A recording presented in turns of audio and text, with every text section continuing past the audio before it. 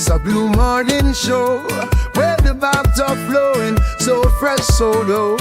Everything's about Chelsea, feel like pride. We repping our team, standing side by side. Win or lose, we carry that blue. Talk Chelsea, see Chelsea, it's all true.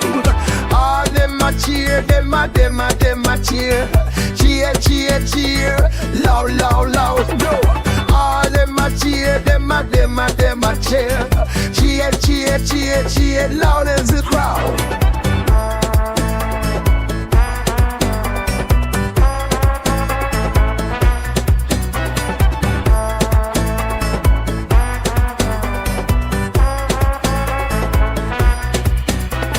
In the stands we jump and sway, feel the beat. Got that rhythm in our hearts, can't take defeat. Every match we rise, watch the game unfold. Blue blood running deep, our story told. With every win we celebrate our crew. Chanting songs for Chelsea all day, it's true. All them a cheer, them a cheer. Cheer, cheer, cheer, loud, loud, loud, no one. All them a cheer, them a cheer. Cheer, cheer, cheer, cheer, loud as the crowd. So the banners fly high under the sun. Every player on that field, together we run. With each kick we feel the passion ignite. For Chelsea our hearts shine forever bright. All them a cheer, them a cheer.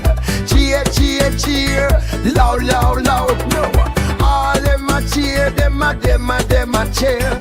Cheer, cheer, cheer, cheer, loud as the crowd.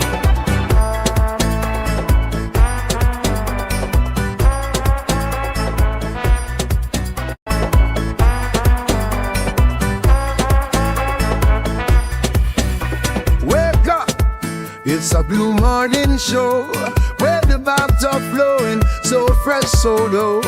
Everything's about Chelsea, feel like pride. We repping our team, standing side by side.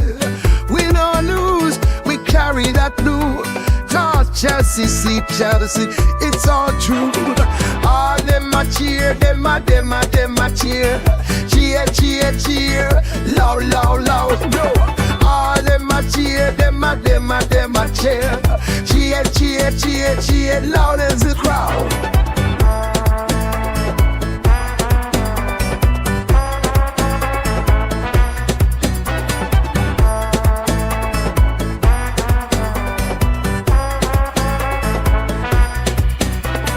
In the stands we jump and sway, feel the beat. Got that rhythm in our hearts, can't take defeat. Every match we rise, watch the game unfold. Blue blood running deep, our story told.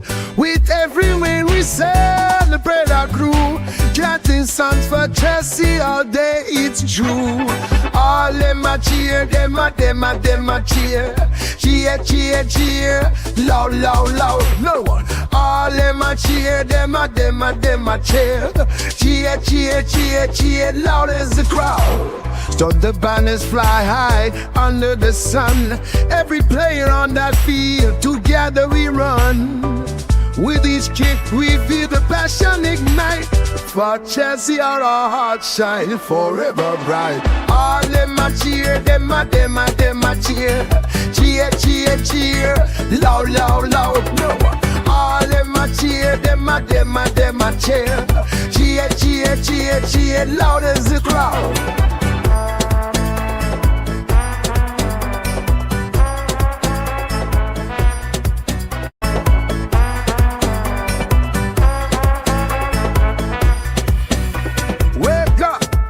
It's a blue morning show where the vibes are flowing, so fresh, so dope.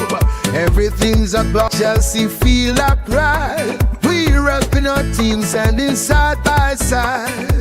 Win or lose, we carry that blue. Talk Chelsea, see Chelsea, it's all true. All them a cheer, them a cheer. Cheer, cheer, cheer, loud, loud, loud, no. All them a cheer, them a cheer. Cheer, cheer, cheer, cheer, loud as the crowd.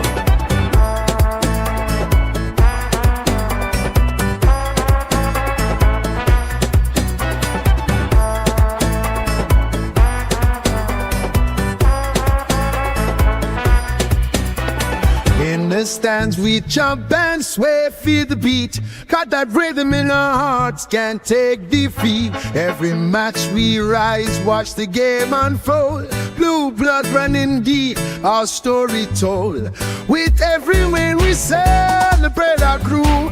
Chanting songs for Chelsea all day, it's true. All them a cheer, them a cheer.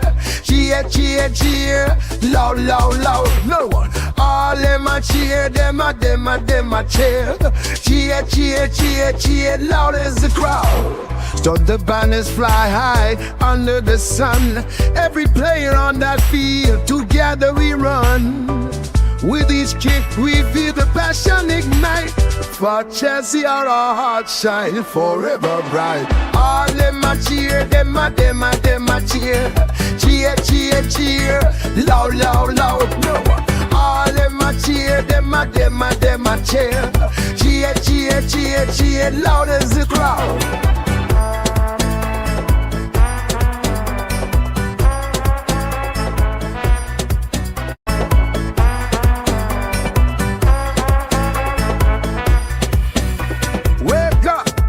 It's a blue morning show where the vibes are flowing, so fresh, so low. Everything's about Chelsea, feel like pride. We're repping our team, standing side by side. Win or lose, we carry that blue.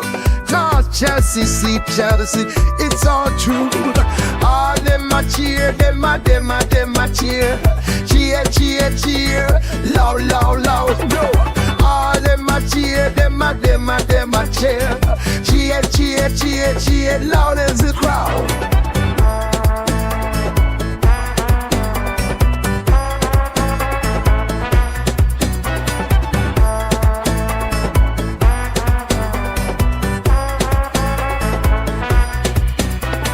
In the stands we jump and sway, feel the beat. Got that rhythm in our hearts, can't take defeat. Every match we rise, watch the game unfold. Blue blood running deep, our story told. With every win we celebrate our crew. Chanting songs for Chelsea all day, it's true. All them a cheer, them a cheer. Cheer, cheer, cheer, loud, loud, loud, no one. All them a cheer, them a cheer. Cheer, cheer, cheer, cheer, loud as the crowd.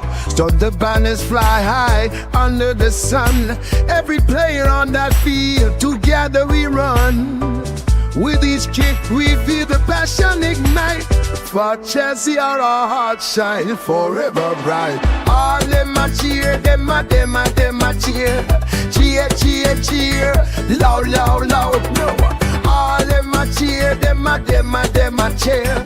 Cheer, cheer, cheer, cheer, loud as the crowd.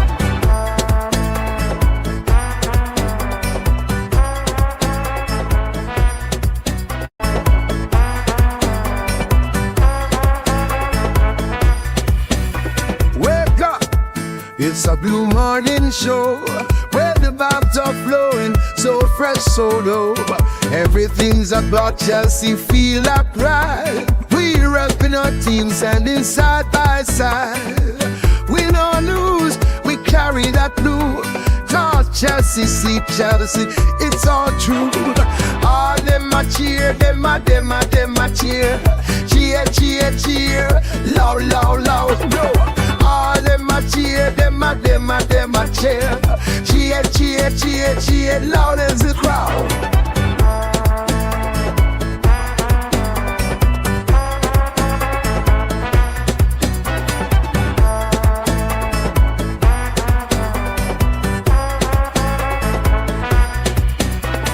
In the stands we jump and sway, feel the beat. Got that rhythm in our hearts, can't take defeat. Every match we rise, watch the game unfold. Blue blood running deep, our story told. With every win we celebrate our crew. Chanting songs for Chelsea all day, it's true. All them a cheer, them a cheer. Cheer, cheer, cheer, loud, loud, loud, no one. All them a cheer, them a cheer. Cheer, cheer, cheer, cheer, loud as the crowd. So the banners fly high under the sun. Every player on that field, together we run. With each kick we feel the passion ignite. For Chelsea our hearts shine forever bright. All them a cheer, them a cheer. Cheer, cheer, cheer, loud, loud, loud. No. All them a cheer, them a cheer. Cheer, cheer, cheer, cheer, loud as the crowd.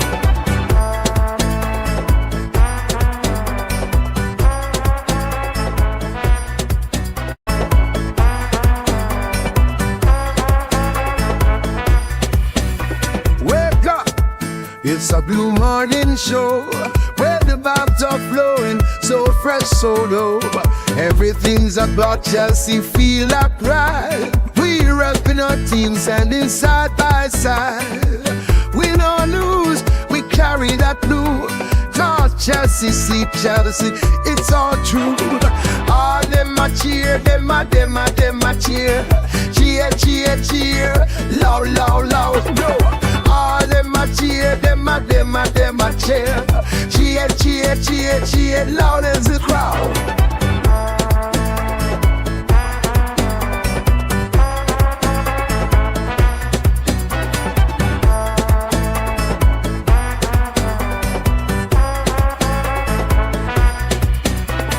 In the stands we jump and sway, feel the beat. Got that rhythm in our hearts, can't take defeat. Every match we rise, watch the game unfold. Blue blood running deep, our story. Yes, good people, big up to all of you. I appreciate you all finding the time to join the show. This particular morning is till 4:45 a.m. for me. More importantly, once again, I do hope you're all doing well. Welcome for another edition of the Blue Morning Show. And today we have quite a lot lined up to talk about. We will talk about discuss comment from the manager's presser. We'll talk about the match itself, discuss what we need to do to beat them, because we do need a result. Yeah, and you know why. But that's, by the way, sorry if I'm sounding a little bit tired. That's because I am, but I'll do my best to keep it energetic as possible, as we like to enjoy it here. But that's, by the way, I'm going to go ahead to look at what we have in the chat and say hello to people. Hello to you too. Nemara Fowler, nice to see you. I do hope you're doing well. And I appreciate you finding the time to join the conversation this particular morning. Yeah, I told him, can you at least like the video, because he's just there whining every time. You have every right to complain about the sporting directors. I have questions about them too, but that doesn't mean every time all I do is whine about them. I think if I've been doing that from the time people started complaining about them, you'd be tired of listening. You'd be tired of hearing from me, or hearing me talk about Chelsea right now. But no matter for all, more importantly, nice to see you. He says Enzo has been terrible. Even Cole Palmer has been awful too. Yeah. So if you like pointing fingers at players, let's get into it. But I don't want to do that really. It's been a poor, you could say, period for us. And I hope we turn it around real quick. I don't want it. I want us to continue in that direction to a measure where it becomes a low confidence issue, which is usually very, very difficult to solve.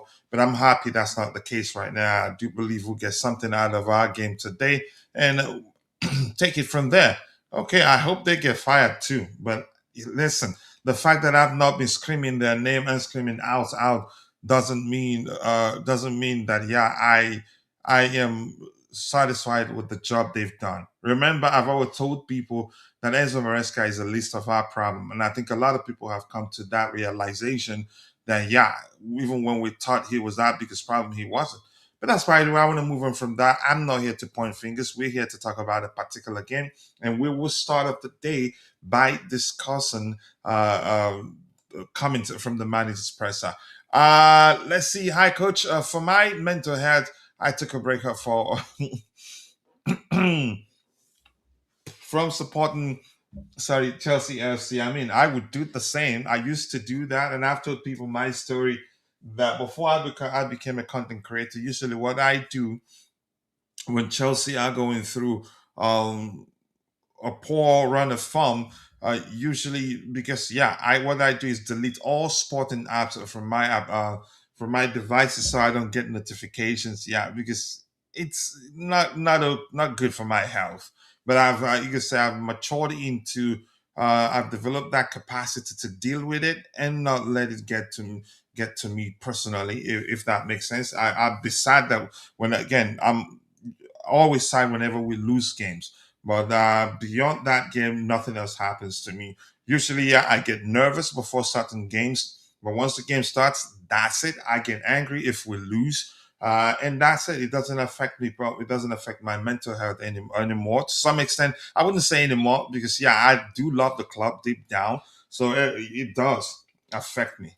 To a considerable, not a considerable measure, but not to a measure where I'd say, I'm concerned that it could lead to anything dangerous.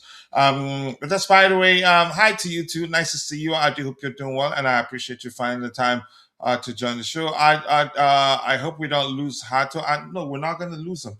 It's not his fault. It's not the manager's fault either. Not the club's fault either. His start to life to Chelsea wasn't that bad. He started off well, was keeping it as he did keep it as simple as possible at the time, not to make too many mistakes. And he was doing well until that game against Karabag away, where yeah, he faltered to a concerning measure. I hope I'm able to get my point across effectively with that language that I used, which you could argue the manager on papers is trying to protect him, which is why we haven't seen him in any what you could consider high profile games. He's an excellent player, and I'm quite sure the club knew that before they signed him. There were other clubs interested, but we pushed hard and got the deal across the line. So I'm not concerned. We're not going to lose him. We will not. And he'd know that the manager is trying to protect him. And I think he's played. More importantly, I did expect him to, you could say, restart his start to life as a Chelsea player with a cup game, and he did that, and he was good on the day actually. But probably because he's injured right now, even if it turns out that Mark Cucurella will not be fully fit to play against Bournemouth, he will not play. So it's a circumstantial thing, not his fault, not the club's fault, not the manager's fault, because he's an excellent player, and I think the club and the manager do know that he's an excellent player. But that's by the way. Let's see. Facts. They cannot sell the CC. Tell you everything you need to know. Yeah, go ahead. There's a chance that's the case. I don't know. I'm not that well acquainted with the situation, other than he's in fact still a Chelsea player and would like to move him on. There are other situations with UEFA and all other factors that I haven't paid attention to that much. Not gonna lie, we might as bring back a Starlin and Mudrik. They are better than Garnacho and Gittins. If that's how you see it, good for you. I don't want to get into that argument. We're here to talk about a particular game. I heard Ajax want him back. I don't think Chelsea will loan him out because he's an excellent player. What else we have? Hi to you, to Centurion. Mokbairi, nice to see you. 8399. I appreciate you finding time to join the conversation. I do hope you're doing well. And please keep dropping the likes on the stream, people. The likes do go a long way. Right now, we have how many likes? Let me see. We have 9 likes. We should be doing a lot better than that. And also in advance, let me say this. We're training an AI that we developed for the community to help police the chat without fear or favor. And we're trying to train it in a way that it has its own character. It doesn't sound too AI-ish. And in the process, sometimes it could say something that you think that he's telling you F you, that he's cursing you and comes across as feisty and all that. Please endure. You can see it there. It's called Mod Manor. We intend to share it with the community, other content creators once we're done with it. You could say we train it to a considerable measure where it starts behaving normal. Let's say, match day energy. Let's go. It's working. Hi to you too, Centurion. I thought I'd say hello to you. I do hope you're doing well, and thank you for finding the time to join the conversation. Without wasting much of your time, I think it's about time we go news hunting. Not necessarily news hunting. I wouldn't call it that because not too many stuff available out there to talk about. But I'm always happy to discuss with you. And please, let's get back into the character of keeping the topics, or you could say the behavior of keeping the topics aligned. As much as I like to interact with you, if we don't keep the topics aligned, if I keep going back and forth, switching topics like that, yeah, my brain will shut down on me, and I'll get tired even by the time we get to an 1 hour mark into the show. So please, let's try as much as we can to keep the topics in line. And my bro Mabas is here. He says, "Big up, good morning. I am disappointed that Chelsea lost to Aston Villa. A bad day at the office. We move on to Bournemouth at home, and hopefully we end the year with a win. I hope we end the year with a win. It was a disappointing loss. A game that didn't look we were going to lose. That didn't look as if we were going to lose it. And I thought, yeah, if we go into the second half with a goal up, then that's it. We're definitely going to win it. Everything, the first 45 minutes looked as if, yeah, definitely a win for us. But Unai Emery had other ideas, but I don't want us to dwell on it. We have other topics lined up, and research show when the topic you present to people during the live show isn't aligned with the description and the title. As the show progresses, Google or YouTube will stop showing it to people. I hope you understand. Yeah, keep dropping the likes on the stream, people. The likes do go a long way. I appreciate you all finding the time to join the conversation this particular morning. It's so 4:55 a.m. for me. Who else do we have here? Let's see. Yeah, Mabasi, yes, Kachila, big up to you too. Big up, big up. He says, I agree, but Maresca's style of play does not work. Will only ever look good against teams that are willing to have an end-to-end game. I don't think that's the issue. I think our biggest problem lies with the fact that, yeah, even though you could say it'd be accurate to say our players and that inexperienced, but to an extent they are experienced too. But they're still lacking in some certain aspect, like controlling games, like not which they've improved better than I think we were better at doing that than we did last season. But one aspect is something that I think still goes on: disrespecting opponents, feeling like that's it. This game, I did send it. Did I send it to the wrong group? But give me 1 second. So we're not quite there yet. I don't think it has anything to do with this approach. No, I think it has to do with what he has to work with, in my opinion. But yeah, you're entitled to see it differently. But that's how I see it. Give me a second here. It turns out I sent it to where the account I used to. I think it'd be accurate to say transport images to my desktop for you or for presentation purposes. The link, I'm gonna get the link separately. So I don't think it's the issue isn't the manager. And as I've been screaming since last season, the manager is the list of our issues. And do I think we have bad players? I'd still say no. What the players we have need is just time. Yep, we had re-signed ready-made players. You could say by now I don't think we'd be experiencing much of the issues we're experiencing right now. But that doesn't mean we have bad players. Well, saying we have bad players is an argument for another day, and I don't want to get into that. But give me a second here. So people keep dropping the likes on the stream, people. The likes do go a long way. I appreciate you all finding the time to join the conversation. I am back from my mini vacay to San Antonio, and it was fun. Honestly, I have to be truthful to you. Let's see what else we have. Yeah, keep dropping the likes on the stream. The likes do go a long way. What else we have? Big up to you too, Tebe. And of course, Constantine Dunn too, the captain of the community. I appreciate you finding time to join the conversation. Big up to you too, my bro. Please send the link as well. Yep, I've done so. I sent it, but I thought I said I did send it. I did send it to the wrong place. Apologies for that. Let's see what else we have here. More, yes, more likes, people. More likes. The likes do go a long way. Let's get the likes up. The likes do go a long way. And Bass, let's see. It's embarrassing that we are 10 points off Villa and level on points with Manchester United, the team we all laughed at. Yeah, it happens, and the season isn't over. I was pissed that we lost. The question what I've been trying to figure out, how can we overcome the issues we're facing right now? So screaming from the directors out will not change anything now.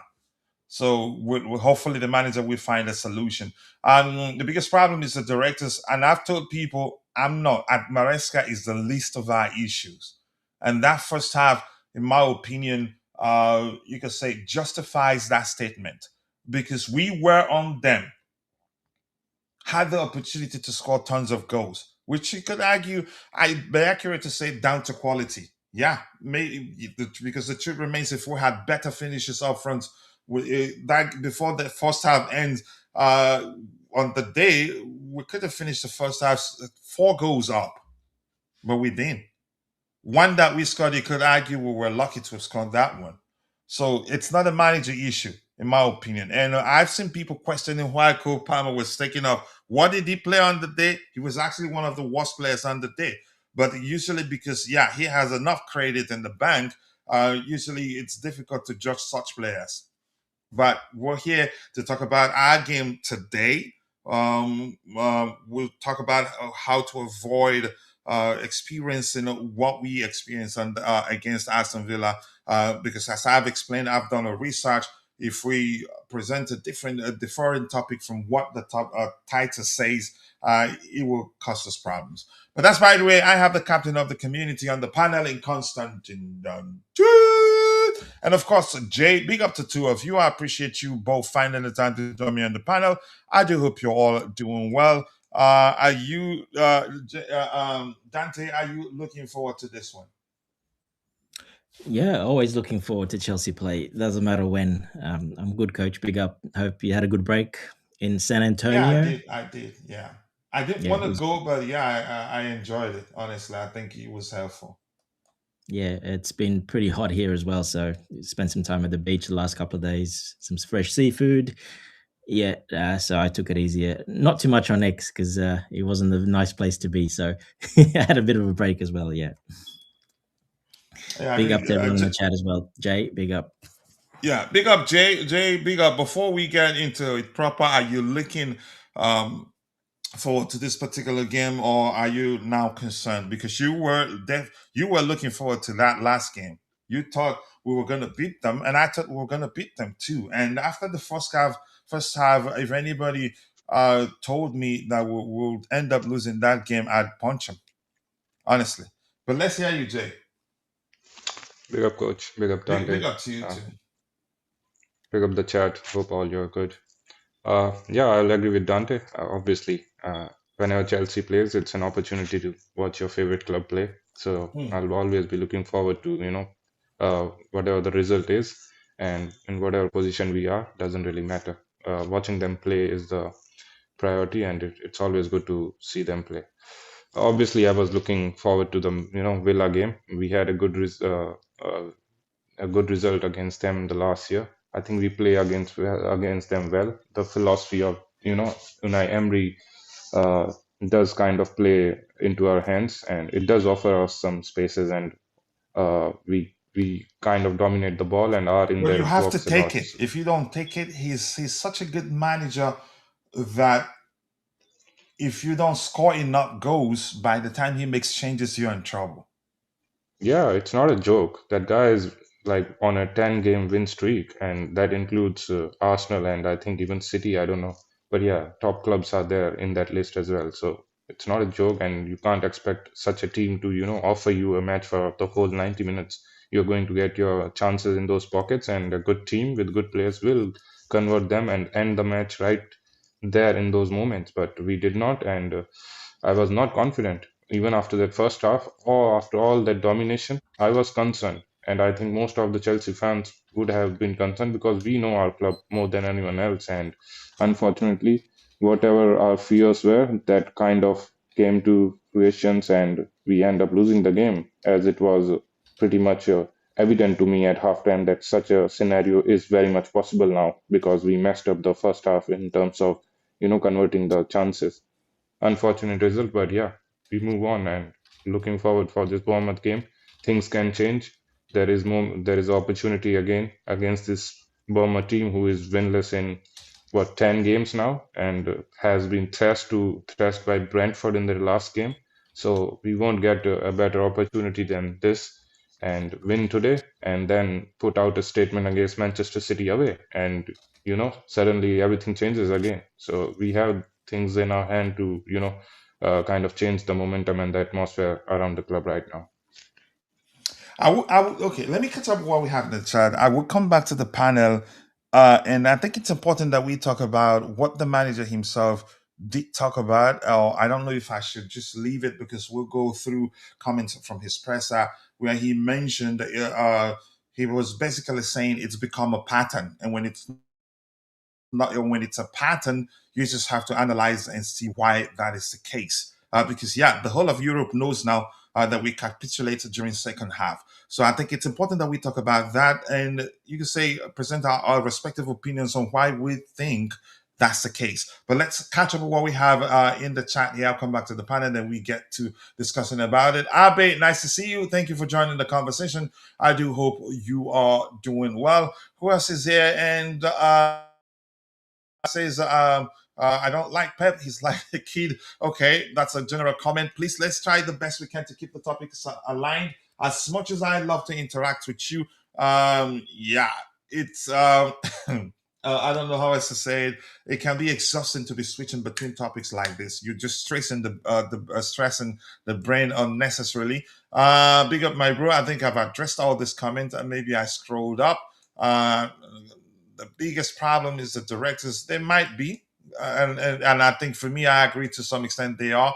But there are other factors. I'm saying that cautiously because there are other factors in play, and I just don't want to be throwing that carelessly. And in the summer 2026 transfer window, we need experienced players like Rudiger, Guirassy, Slaughterback. Rudiger will not come to Chelsea.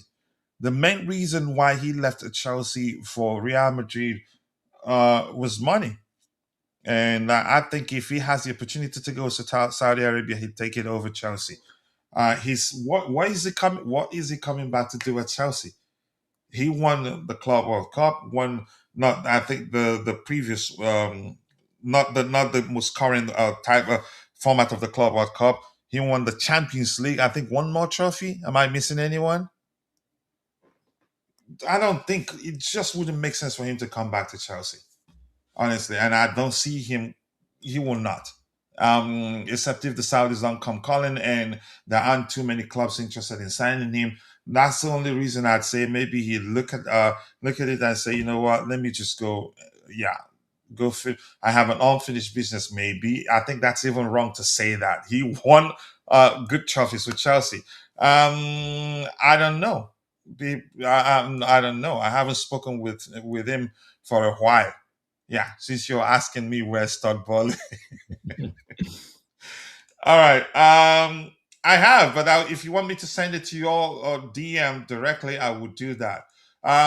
Is Parma going to start? I think he will start. I think the manager is doing the best he can to get him, you can say, to 100% because he's not fully fit.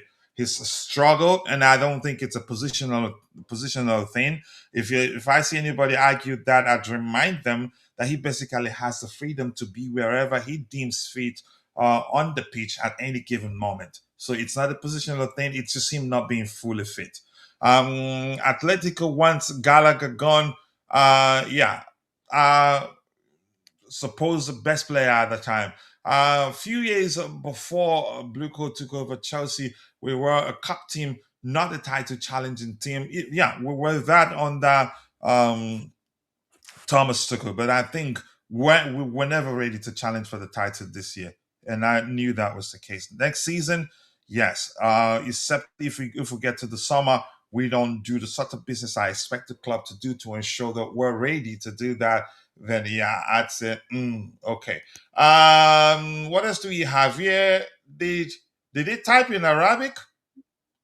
Okay, Mod Manor looks like he responded in Arabic too. Nice. Yeah, Multilingual. nice touch indeed.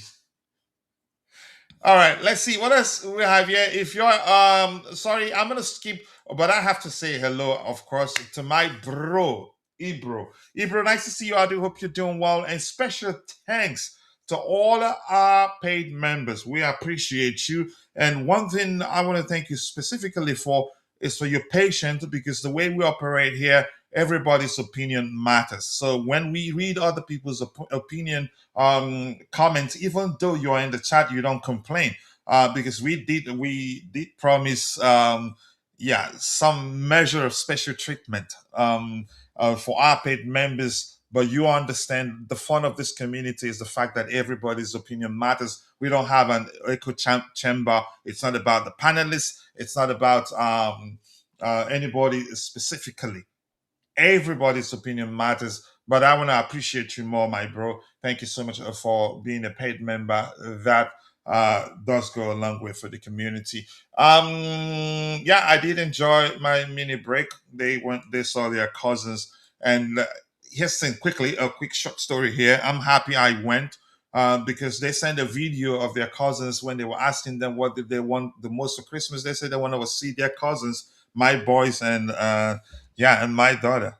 If had I not gone with them, and I saw, and maybe had I refused to go, and it led to them not going, if I see that video, I'd be heartbroken, because I will regret why I didn't go. But I'm happy I went. But that's by the way. We're here to talk about Chelsea. Watch the SDs recall Anselmino or Sa. I think if they recall any of them, it'd be the manager's choice.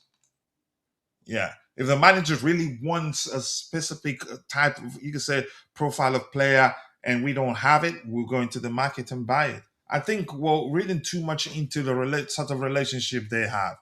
But that's just my opinion anyway. Mod Minor here, proven to be a G. Mod Minor, so to speak. We need leaders at the back. Chalobah is too quiet to be a captain, a leader. Fofana can be at the level, but too injury prone. Tosin and Badiashile, not Chelsea level. The CC can be that in another team. The CC can actually lead, but yeah, the most important aspect of you can say what the manager would want from him. I think he falters in that aspect. We need Christian Romero, Virgil van Dijk type of CB, someone who he isn't afraid to shout, someone that can fight with opponents. Yeah, it is war, right? And Wira is here. What's so puzzling about Maresca? He's such a weirdo. No Cuckoo. Hato takes his place. Gusto right back. Did you not hear that Hato is injured? Did you not hear that? Gusto right back. Midfield with Caicedo, Enzo hopefully benched Palma, Nato, Estevão, and Guy to complete it. Yon, okay, you're tired. Here's the thing. Yeah, Hato is injured. Except, correct me if I'm wrong. If you're in the chat or on the panel and he's not injured, let me know. But that's by the way. Let's start with you, Dante. The manager, he says something that suggests, you could say, yeah, he sees it as a pattern, and I think it's a pattern. If Atalanta knew that we were going to capitulate in the second half, Aston Villa knew, and that wasn't the first time. I don't think it's again, you could say not down to the manager. But I'm glad he's made it clear that yeah, he does see it as a pattern, and it's important that we analyze the situations and find a solution. What do you think is the problem, really? Yeah, look, it's a pattern because of the points we've lost from winning positions. That is a pattern, but the most in the league this season. Yeah, but I don't think normally we're much better in the second half. So normally it's the other way around. We start a bit slower and then we're much better in the second half. So I don't think it's that clear of a pattern. Because it's happened. There's definitely a pattern there, but I'm just saying there's a lot of context behind that. So um, now there's quite a lot. If you want to look into it, there's quite a lot there. Obviously, substitutions, the players available, injuries, red cards, stuff like that, suspensions. There's a lot behind that. It's not just that straight out forward. We're no good in that second half, and we're no good, like that Atalanta player said, that we will tire out. Well, that's not really quite the case, because we finish second halves are usually much better, and we finish pretty well and pretty strong most games. So Yeah, I remember us talking about we usually better second half. yeah, exactly. So it's not really the case. Yes, unfortunately, the points tally shows that it's happened. But like I said, there's a lot of more reasoning behind it, not just straightforward that we capitulate at the end and we give in. No, it's not. It's not that clear. No, definitely not. I don't agree with that. But I mean, Amaresco's asked the question, with the points, etc. So if you look at that, there's a pattern there, of course. But I don't think we're that bad usually. We don't finish that bad. Like I said, we're much stronger second half usually. We finish strong as well. We might have spells, 10, 15 minutes where we turn off, or from set pieces. That's a problem, probably more of a pattern to me than anything. But it's not straight out a direct pattern because of the players, that are playing. Well, like I said, availability, injuries, etc. That's caused it a little bit as well. But it's a whole range of things. It's not that straightforward to me an answer. All right. Let's hear your thoughts. A pattern to you, or do you think is just down to, you could argue, us not taking opponents seriously, especially how well we played in that first half. It didn't look like we were gonna lose. Even I bet a lot of you can say I put a lot on it and swear that there's no way we're going to lose that game on that day. It wasn't the first half. It wasn't even close. Even with the misses and the lucky goal we got, in my opinion, is still a lucky goal. In my opinion, I wouldn't have, you could say, agreed with anybody that suggested that we were going to lose that game. I think for me, I'd say to some measure, it's down to mentality of the player feeling like, this one, all 3 points for us, because they had a lot of fun in the first half. But let's hear you, Jay. Yeah, look, I think there's been a mixture. I agree with Dante that it's not only that the second half that we have thrown away points or things like that. I think there are moments where we actually, have been better in the second half, where we have struggled in the first. But I think that's a And mixture. we've actually But talked about that here too. Yeah, the pattern for me is that we have been poor in one of the halves. It's not necessarily the second one, but it's always like one half we have to be pure. In a few of the matches, we have been poor in one half, and then we will improve it. Whether it's the first, then it's going to be the second. If we are good in the first, then we will lose the intensity in the second one. And there has been patterns into this, and we can't really say that it is out of exhaustion. I think again we have to go to the point that in this high level of professional football, you need players from the bench as well, who can kind of carry on the energy that has been created in the first half, or vice versa. And I think the players that we bring on from the bench are not really up to that quality, and the chemistry between some of these players playing together is also not there. So overall, I think we lose in those small moments. The players from the bench are not able to carry the performance that has been produced in the first half, and they capitulate in the second half or in moments. So it's very important for this team, particular group of players, to really finish the moments whenever they get, which are going to be limited. And I think we got 2 or 3 chances. We should be 2-0 or 3-0. If not 3-0, 2-0 for sure. We should have been, up against Villa in that first half. And these are the patterns. And you can say the Atlanta player, what was his name? D. Kettler, I think he spoke, that video has been going viral, that they expected Chelsea to lose their intensity in the second half. and we I can mean, which kind is of natural. I don't see anything keeping up with such like intensity for 90 minutes. It drops up to a certain measure yeah, always. maybe I think it happens to almost all the teams, but I think the quality of these bigger clubs is there. They will depend on the attacking players to finish the chances in the limited moments. We don't have the quality or the finishing in our forwards or overall that they can finish the chances in the limited amount that we get. And I And think even the likes of when the intensity drops off for some of the teams, they have the experience to still able to manage the game. Go ahead, Jay. I'll just be back, coach. Sorry? He said he'll be back, coach. Sorry. Oh, Yeah. okay. Okay, Tabejo, let's hear your thoughts. A pattern, or do you see it differently?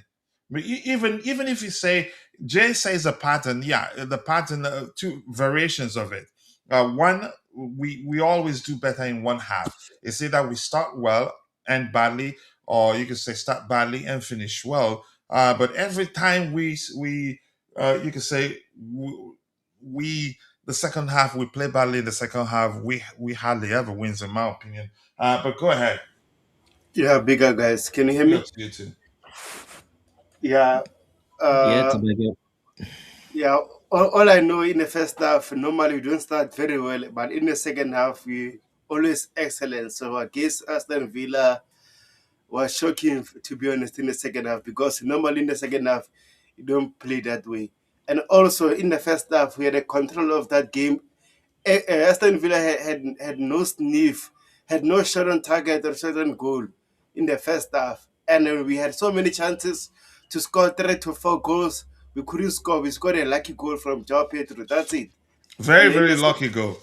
yeah, and in the second half, we just went to sleep. I don't understand the reason why we did that. So, as much as the fans are blaming Enzo Maresca, for me, that game, I don't want to blame the coach because tactically we were very good. Unfortunately, we got into sleep and we messed up. Ah, man. Yeah, I'm not sure what's going on with my white balance. Yes, then I think I agree with you. I don't think it makes sense to blame the manager even for the changes. I'm not even get to the point of asking questions with regards to the changes he made on the day. That's because we controlled the game well enough, created good enough opportunity. We don't. You could say to win the game, to go into the second half 3 goals up or even 4 goals up. But we didn't. And had we done that, I think, irrespective of whether they scored two, whether the game ended 4-2 or not, you can say ended up ending 4-2 in our favor. I don't think anybody would be complaining that much. I don't think. And here's the worst thing. The shocking aspect is people questioning why Cole Palmer was taken off. He was actually one of the worst players on the day, in my Yeah. opinion. 100%. He lost the ball several times in the first half, in the second half. And we're not saying And he's a bad player, but he had a bad day and yeah, had no right being on the feet on the pitch you could say 90 minutes, irrespective of who he is. But go ahead with what you were saying. And also with Cole Palmer, he had an opportunity at the start of the game, a good opportunity, and just to slice it with his side of his foot. I was like, "Why? What are you doing, Cole Palmer? Normally, you don't do that. You just kill it. It's 1-0, and then we are up in a few minutes." But Cole Palmer overall that game, he was awful for me particularly. Not just that, Tobago. 2 chances he wasted 2 chances. They weren't big chances, but he's wasted them. They should have been. They should have been goals. One ball both balls he had to just put across the line. When Garnacho was running in onto it, he just had to pass it, and he under hit it really badly. He did it again as well, twice. Exactly the same thing he did.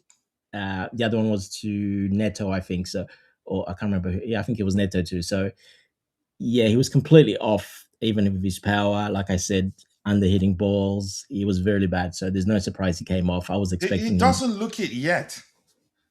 No, and this is with players like that. they would, even if they still have something, they will still probably lie and they'll still play. They're just that competitive, even if they're not quite good. And he, like you said, he's got it in the bank. He's earned that trust, and he's earned that trust from the manager as well. Because Cole Palmer can be bad, and then all of a sudden at the end of the first half or end of the game, he'll score 2 goals and win the game for you because he's got that quality. So yeah, look, he gave him enough time. It was the right call to take him off because, like I said, there was other factors, how he was playing and how he was moving, in my opinion, which were completely off for me. So yeah, look, it was the right decision. Yeah, I still think he's probably playing injured, and he's probably lying about it, not being quite honest about it, because he really wants to play and contribute, because he's that type of guy. He's a competitor, and we know what he's done before, and he can do it. But when your body doesn't meet up with your mind, usually you see that type of game. We saw that game, under hitting passes, not hitting shots correctly. That tells me that he's got a bit of a problem, either with the toe or with the groin, either or. But I think he's still playing a little bit injured for me. Yeah, he's still carrying something, or maybe because I don't think it's about fitness. No, not fitness, because he's still fit and he's a carrying light something. guy. Palmer is still carrying Yeah, something. Yeah. yeah, he's got good fitness and range. It's not that. It's, like I said, under hitting the balls, slicing, like Tobago said. Well, that's something's not allowing him to do that, and that's usually if you're carrying an injury like a groin. I know from experience when I used to do it with my groin injury. Yeah, shooting is not the same, passing is not the same. You under hit stuff because it hurts when you do it. So I think he still probably said he's fine, but I'm pretty sure he's lying, because I know pretty much every single player I've played with or myself, everybody lies because you want to play, especially when you've had a bit of time off. You always want to rush back. Even if you're a bit sore, you're going to say, no, I'm nothing there. And unfortunately, you can't really see it. The medical team clears it because the time's good. He's passed the fitness test, but you can still have pain there and you can hide it. Players are very good at hiding pain, trust me. Yeah, I do agree. Let's see. What else do we have here? Chalobah right back, Gusto at left back. What else do you need to see from Maresca to know he needs to? I'm not sure where that particular comment is coming from. Coach, I have a question for Waira, right? Yeah. Ask him if there's no coach that doesn't play some certain players, maybe 1 or 2 games out of position. Tell me, name one coach for me, please. I just want to Every see single something. coach. Exactly. And he's asking, James and Cucurella are our 2 most tenacious defenders. Why not draft one of them into the CB? Reece James isn't the best aerially. Cucurella also isn't the best aerially. And that's we have done serious that at factor. certain times. We 2 actually factors you have done to that. consider with regards to your CB. If you complained, you're actually going to make it worse, actually. So if you're Maresca, you're going to do that. So tenacity is your main, the main factor you judge your defenders for. I'm not sure. Come on, man, please. Go ahead, Dante. You were saying something. We have done that. We've seen Cucurella has played as a left centre back before, and Reece James has played as right centre back before. So he has done that. When we needed to do it or to mix it up, he has done that. But yeah, you're kind of taking away too much if you're playing them there. You're not really showcasing their full talents. You're restricting them. And like you said, aerially, then there's a problem. And he's complaining about about Gusto not playing, operating in a traditional manner as a right back, but he wants James and Cucurella as centre backs. Yeah, well, it is what it is. And Gusto will play left back. I'm pretty sure he will play left back this game. Anyway, let's see. What else do we have here? Anything else? Coach Enzo Fernandez is a luxury player for the system we play. Am I wrong? Luxury? Maybe I don't understand the phrase in there. I'm not sure, but he's one of the manager's most important player. And if you understand football, he's actually one of our most important player. And I get what he's saying something with regards. Okay, yeah, there you go. He's saying, I have always said Enzo Fernandez is not built for who's built for the Premier League. it's a fact. No, it's not a fact. It's your opinion. Let's be honest here. Saying Enzo Fernandez is not built for the Premier League, it's your opinion. It's not a fact. Yeah. In fact, he's not fast enough. How fast was Fabregas? Jorginho. How fast was Jorginho? How skinny were they compared to Enzo Fernandez? Yeah. How fast was Juan Mata?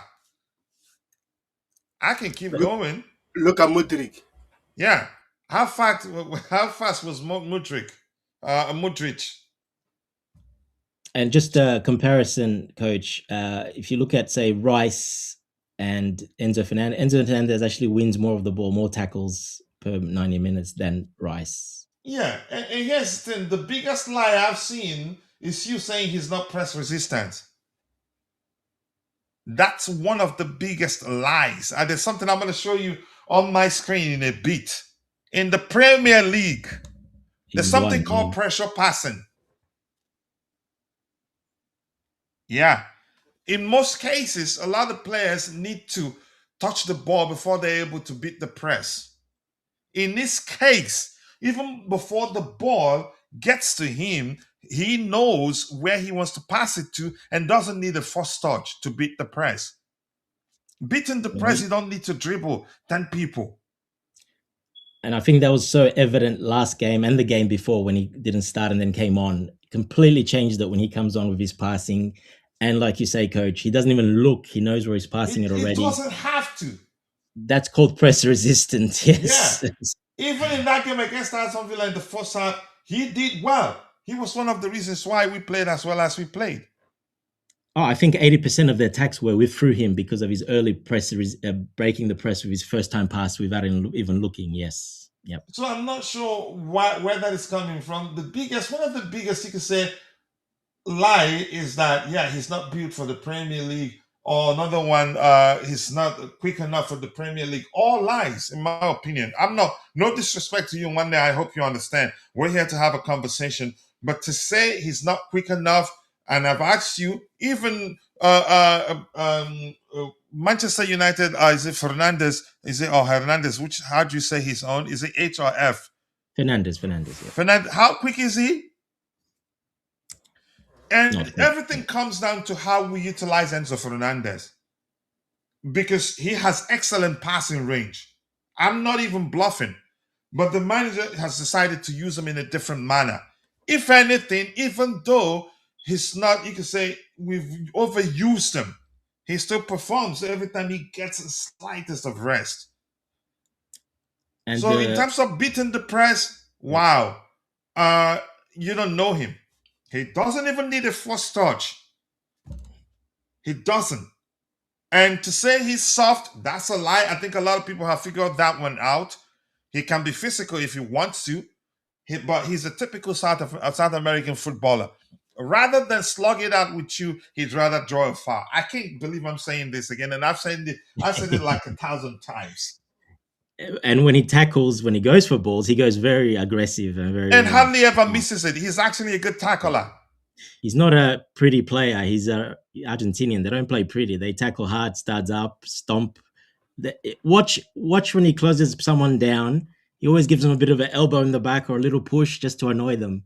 That's how they play. So that's what the Premier League demands, really, to be that. And he does that quite a lot. You just got to watch. I mean, I understand what people say that he's not fast enough. Yes, he's not the fastest.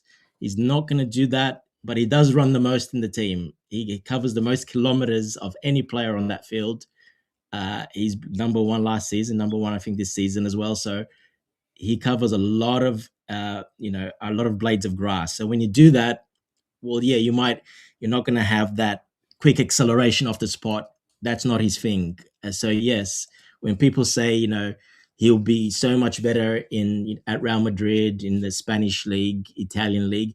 Yeah, that's true. He'll probably be even better there because the league is even slower, and that even makes him 10 times better. But to say he's not suited for the Premier League, yeah, that's wrong, because he clearly was. He had 25 GA for the last season and the start of this season. I mean, from a central midfielder, crashed the box. I mean, was pretty much some of the best numbers in Europe. So yeah, it's a bit hard. I think people dislike him so much that they don't even pay attention to what numbers say. Yeah, and we can say he struggled every now and then when he's had to play extra. Yeah, he's had bad games. He's human. He's going to struggle. He's going to go through form, bad patches, good patches. But he's too good and too much quality for that to continue to happen. And he always had a couple of bad games, then he'll come back and have a good game. So yeah, it's going to happen. He's human. Yes, he's not perfect. He's not going to keep up those numbers forever and do it every single week. People have a bit too much expectation, and they keep bringing up the price. I mean, people need to forget about that price, to be honest. Stop bringing up the price. He didn't force us to pay the price.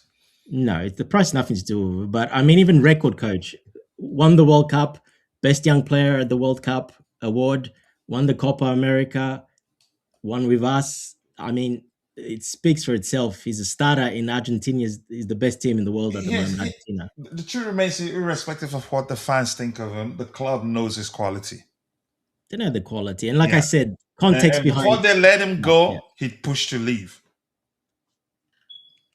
That's the only thing that will lead to the club saying, okay, we're willing to let you go. But yeah, they have to meet our asking price. Pretty much, yeah. But let's see what has gone wrong with Liam Delap. Even though this is not, we're not a Q&A, it's not Q&A time yet. Nothing is wrong with Liam Delap. Pay attention to these factors that I'm going to mention. I get it. He got a chance to play at the Club World Cup. But remember, he didn't have a full preseason and had an injury. Came back, got the card, got suspended. Nothing is wrong with him. But people expect too much of him, and because he's had a rocky start, a roller coaster kind of start, maybe I think people are judging him unfairly. That has led to some what I say redonkulous, not even ridiculous, redonkulous Nicholas Jackson revisionism, which is very, very wrong. And especially when it comes to João Pedro, how many games has he played? He practically, you could argue, I get it, Cole Palmer scored 2 goals in the final. João Pedro was the reason why we made it to the final in the first place. And yeah, scored that beauty in the final too. And this season, he has more GA than Cole Palmer himself. He's got 9 GA, coach. Yeah, the only other player. 9 GAs, 9 now. Ekitike for Liverpool has 10 GA. And he has 9, and everybody's singing Ekitike praises. But because, we sold Nicholas Jackson, who did well, irrespective of what you think of him. Now we brought in these guys. The season, there's still the chances are by the time we end the season, he'd have 25 plus GA. The way he's going.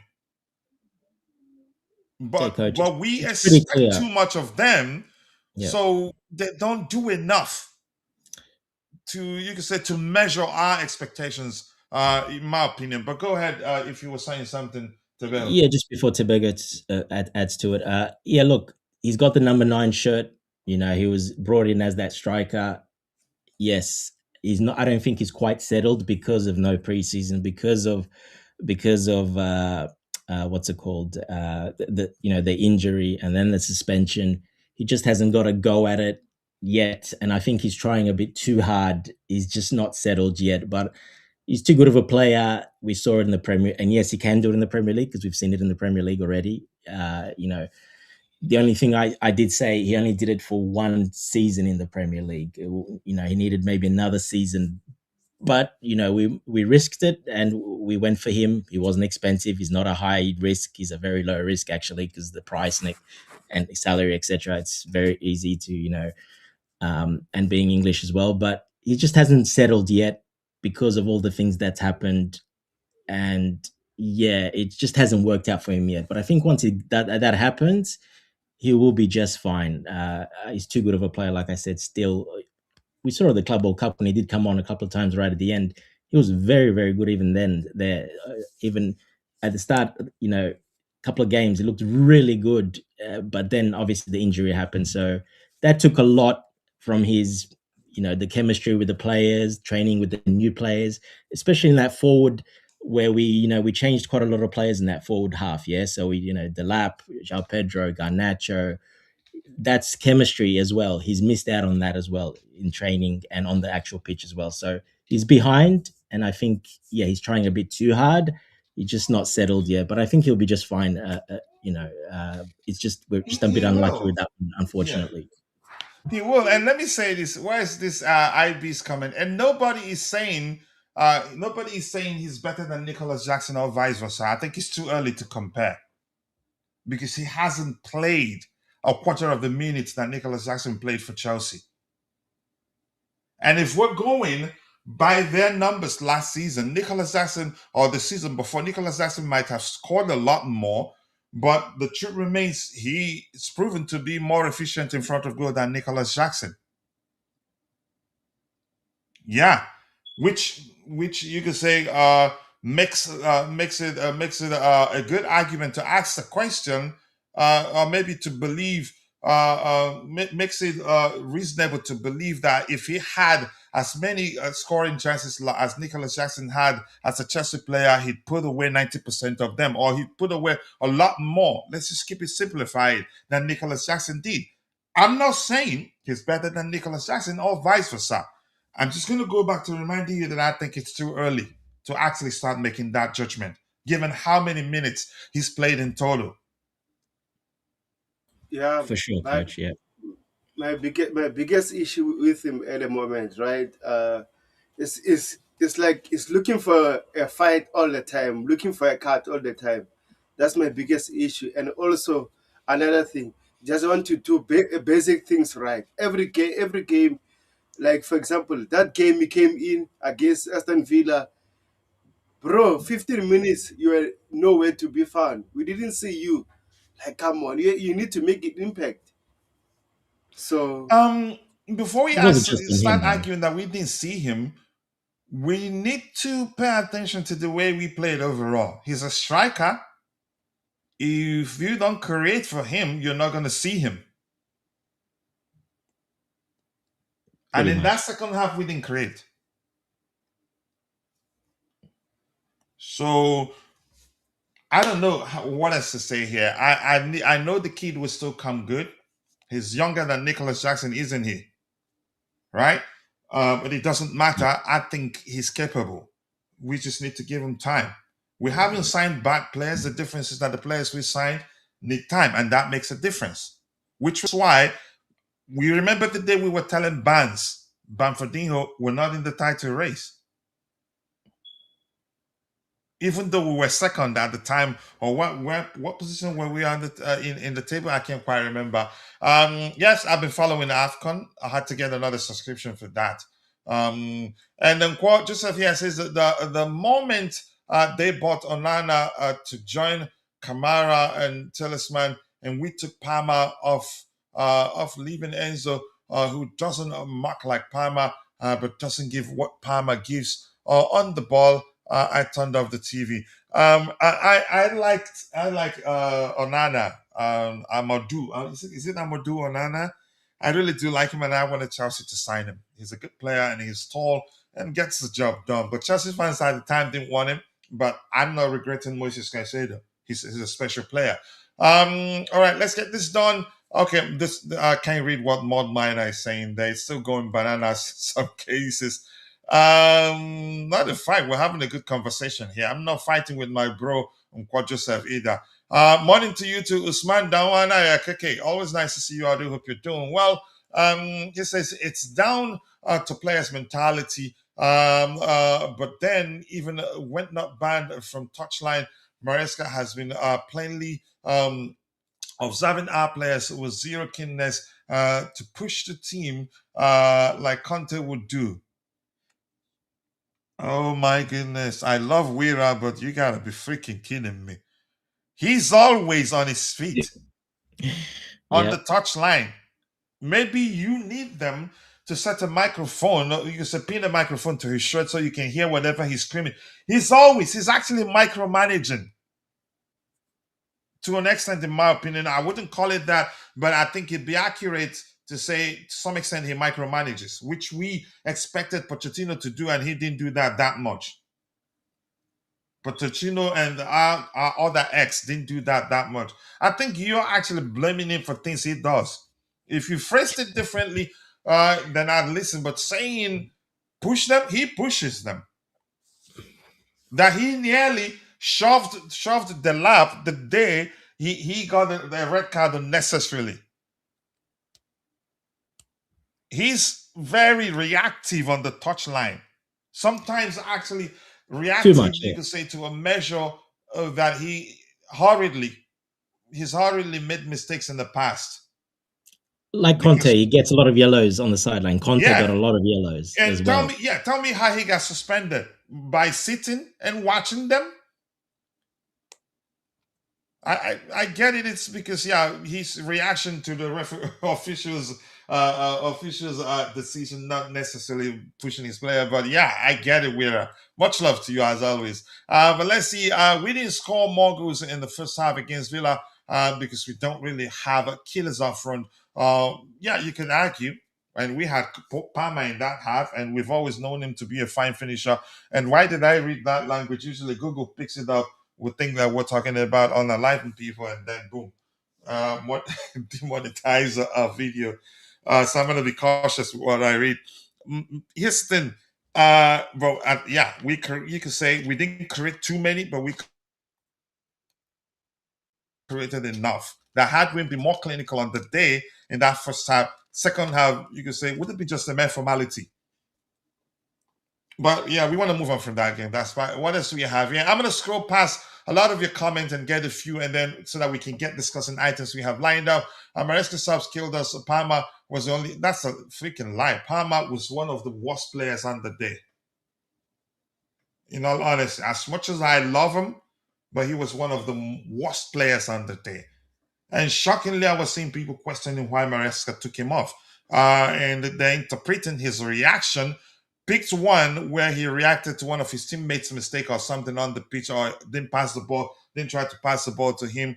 They were saying, he was mad because he was taken off. Using the wrong picture, actually, or frame of picture, whatever you want to call it. He was one of our worst players on the day. Even that game when he scored against Everton, he wasn't close to his best on that day. It's just that the opportunity fell to him. He took that one. Those so-called touchline wingers we have, they're not touchline wingers. They are inside wingers playing as touchline wingers. Okay. If that's how you see it. All right, I'm going to scroll past quite a lot. As much as I like to interact with you, I just can't read everything you have here. I disagree with you, Coach Palmer. I shouldn't be playing as a 10. Listen, there's something you're not paying attention to. Even if Palmer starts as center back, I'm using that as an example. He has the freedom. He's always given the freedom. Even the manager has said it. I think Palmer himself has said it. To be wherever he deems fit on the pitch. And we use a fluid approach. Which is why you see our number 9s dropping deep to participate in the play. And sometimes when our number 9s drop deep, you see someone from the flank in the central area. I'm not sure how else to talk about this. Him, for me, the 10th position is just a starting position. All right? But that's my opinion anyway. Let's see anything else. Big up to you too. Nice to see you. I do hope you're doing well. And Kansen manages comment that he was saving Palmer for Bournemouth. 1-1 was a gold-plated rookie behavior. Even an unprepared Palmer can serve as a threat for the opponent than the dudes. Okay, subs. Okay, if that's how you want to see it. But in my opinion, he was one of our worst players on the day. Maresca out. Okay, let's see. Coach. I hope we hire him and fire him and hire Graham Potter. Go ahead, Dante. Yeah, we'll get Racine from Strasbourg. Look, what was he saying there about the lost my frame of mind at the moment. It's all right, go. I'll think about it. Keep going. Sorry, I lost my frame of mind. All right, here it just says Palmer is just rusty. I agree. Give it 2 to 3 weeks also to add about Palmer. He needs to better control his behavior. That's another thing. It's not about him. And here's something else I've told people, and I'm going to say it again, a bit off context here. But before we're talking about Palmer, it's still kind of aligned.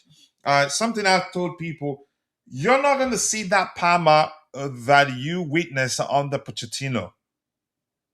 For one obvious reason. We're more of a unit than we were under Pochettino. Under Pochettino, we were a team, you can say we were individuals, not even, we weren't anything close to a unit at the time.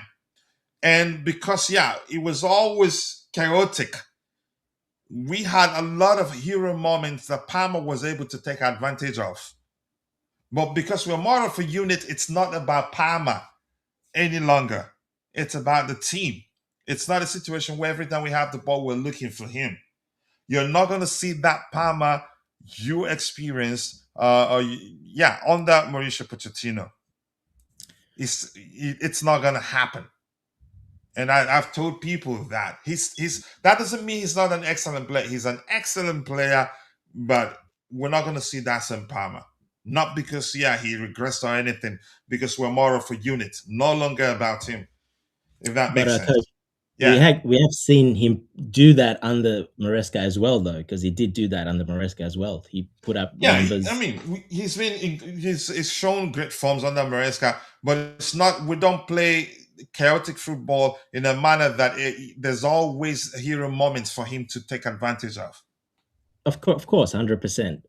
He's a bit. And plus, he's a much more known commodity player. Opposition study him a lot and try to shut him down as well, quite a lot. So, of course, when you're a superstar player, when you in the Ballon d'Or, top at the awards, he had amazing season under Maresca. He's able to do under Maresca as well. I don't understand this. What people are saying he can only do it under Pochettino, because that's false. He's done it under Maresca. He finished. But do you understand? My comment is different from what you're saying. Yeah. No, I understand. And I agree with it 100%. You would have even a little bit more under Pochettino, exactly. But no, he's still done it under Maresca as well. It's not like he can't do it under Maresca, which people are saying. I see it everywhere, that he's not the same player under Maresca. Maresca's putting him down, not using him properly. Well, that's just false, because he has done it under Maresca. Last season he's done it. We got to the Club World Cup, won the Club World Cup. He finished so high in the Ballon d'Or because he had a very good season. Yeah, let's see. Tabohi, if you want to come in anytime, just let me know so I can let you speak. Palmer is just rusty. I agree with you. Never said he was a bad player, and I don't think anybody on the panel thinks the same. It's club. If club strolled around the pitch side in no rush to end the game early, players feed off of that complacency. Don't pardon Maresca. He's paid to cajole, or how'd you pronounce that again? To cajole players to turn it up. Heston, irrespective of how that is pronounced, it's not a word that I'm that familiar with. But I'm gonna say he's doing it. You're just not seeing it, or maybe you've refused to see it because you don't like the manager. And that's how I'm going to stop. Palmer was followed everywhere by Buendia, and Palmer doesn't have the quickest feet to play as a 10 if a player monitors him through the game. And I'm going to say this again, it doesn't matter where he starts. He has the freedom to be whatever he deems fit on the pitch. The manager has said that, and I think he himself has said something to that effect. Ty, nice to see you. Big up to you too. I appreciate you finding the time to join the panel minus coach, he says. All right, I'm going to scroll to the very bottom. I'll try to get your subsequent contributions. Hi, boss. Big up to you too. Maza93, nice to see you. After the recent PR about not wanting to buy in January, do you believe we got a good enough team to get top 4? As long as everybody stays fit, I think we can. Yeah. I think we can. I'd say go to the extent of saying easy peasy, actually, but as long as everybody stays fit, we're fine. And that's just my opinion. But yeah, I'm gonna scroll to the very bottom. Apologies, I can't read everything. If I skipped any of your comments, next time I'll try to get them. There's just too much to read. 109 comments. Yeah, I'm sorry. I'm not gonna even try to do that. Yeah, let's get on to the presentation window and continue. I think we're there already. Maybe I need to change this to like this, but we're not going to do the combined 11 right now. Some items to address from the presser, from the manager presser, some interesting comments from him. Let's see. I think that's where it starts. If I keep it there, it simply means that's where it starts. Let's see. Vince here. Let me just read this. Vince here says, so Semenyo could play for Bournemouth against Chelsea tonight and for Man City against Chelsea over the weekend. And he always scores against us. He didn't score again. The last game against them ended in 0-0. So maybe, yeah, that juju has been broken. Jinx, maybe, if you prefer. Let's see. So, yeah, I'm not concerned about him, really. Enzo Maresca for 1 hour against Aston Villa. We can take many positive things. I think I agree, but I just don't want to see that since we ended up not winning the game. Not many teams create as many chances against Aston Villa, and in the first half they were 0.00 in terms of their XG, and they did the same to us in the second half. Didn't we finish the second half with 0.00 XG? Didn't we? Or 0 shots on target or something to that effect.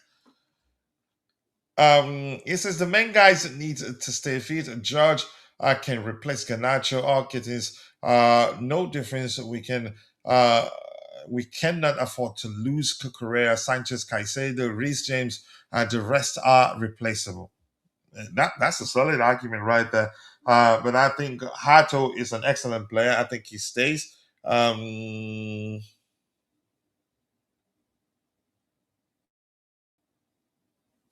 Give me 1 second. I just want to check something here.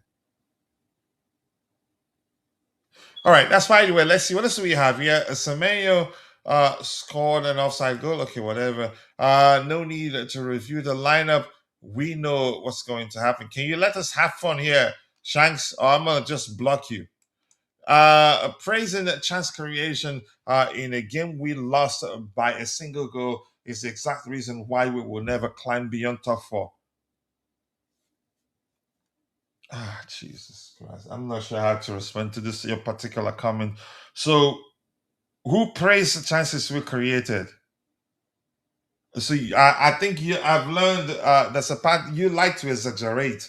We talked about how, had we been clinical, that, yeah, we could have won. We created enough to win the game. So, I'm not sure, but yeah, I'll leave you to your opinion. Enjoy it. I think our season is written off. We should do a lot better. We Chelsea fans need to demand more. Okay, the fans have been demanding more. The question is, the fans, in my opinion, have refused to see things from the perspective of what the owners want to do. And I don't think it's been bad. We've struggled of late, which a lot of people interpret as the reason for the struggles being the poor recruitment. And chances are they're correct. But I wouldn't call it poor recruitment because we signed good players. If anything, I'd just say, yeah, we need to be patient with the new signings. That's all. We haven't signed any bad player, in my opinion. But a lot of people want ready-made players, which you could argue some of those ready-made players we cannot afford.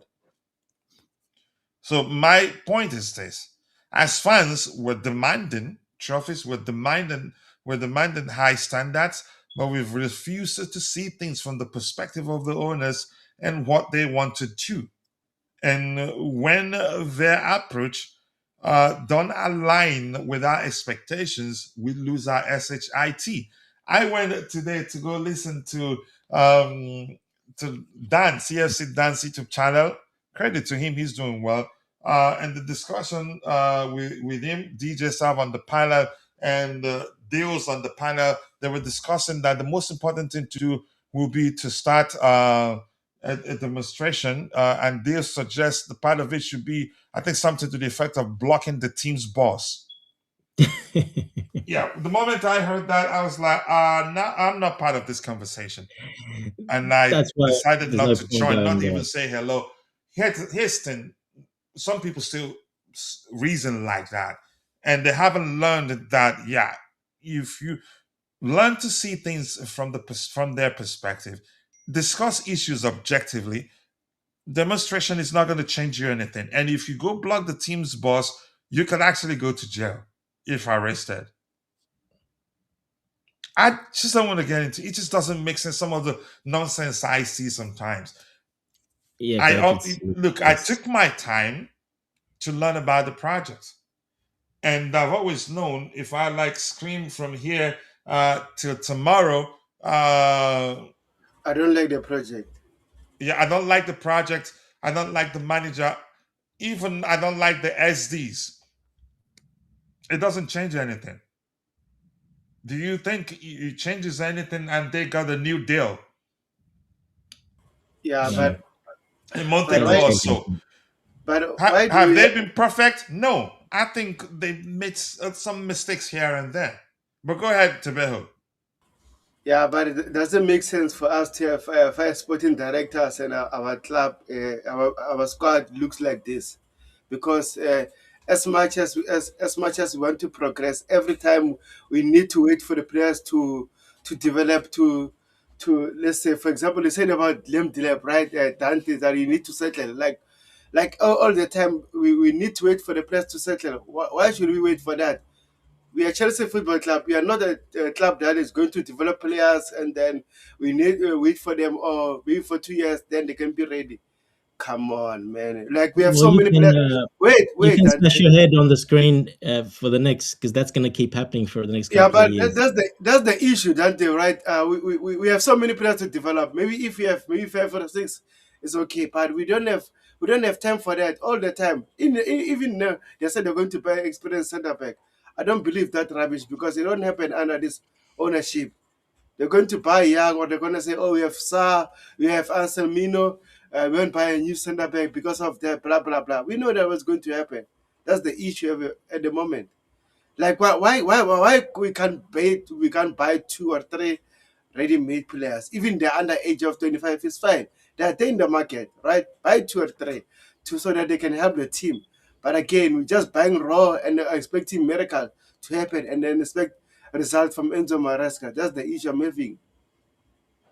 Well, I mean, Maresca knew what he was getting into first. I like Maresca. I back Maresca, but he I think knew that's what he another signed up important for. argument. And he said he likes the squad. He's happy with the squad.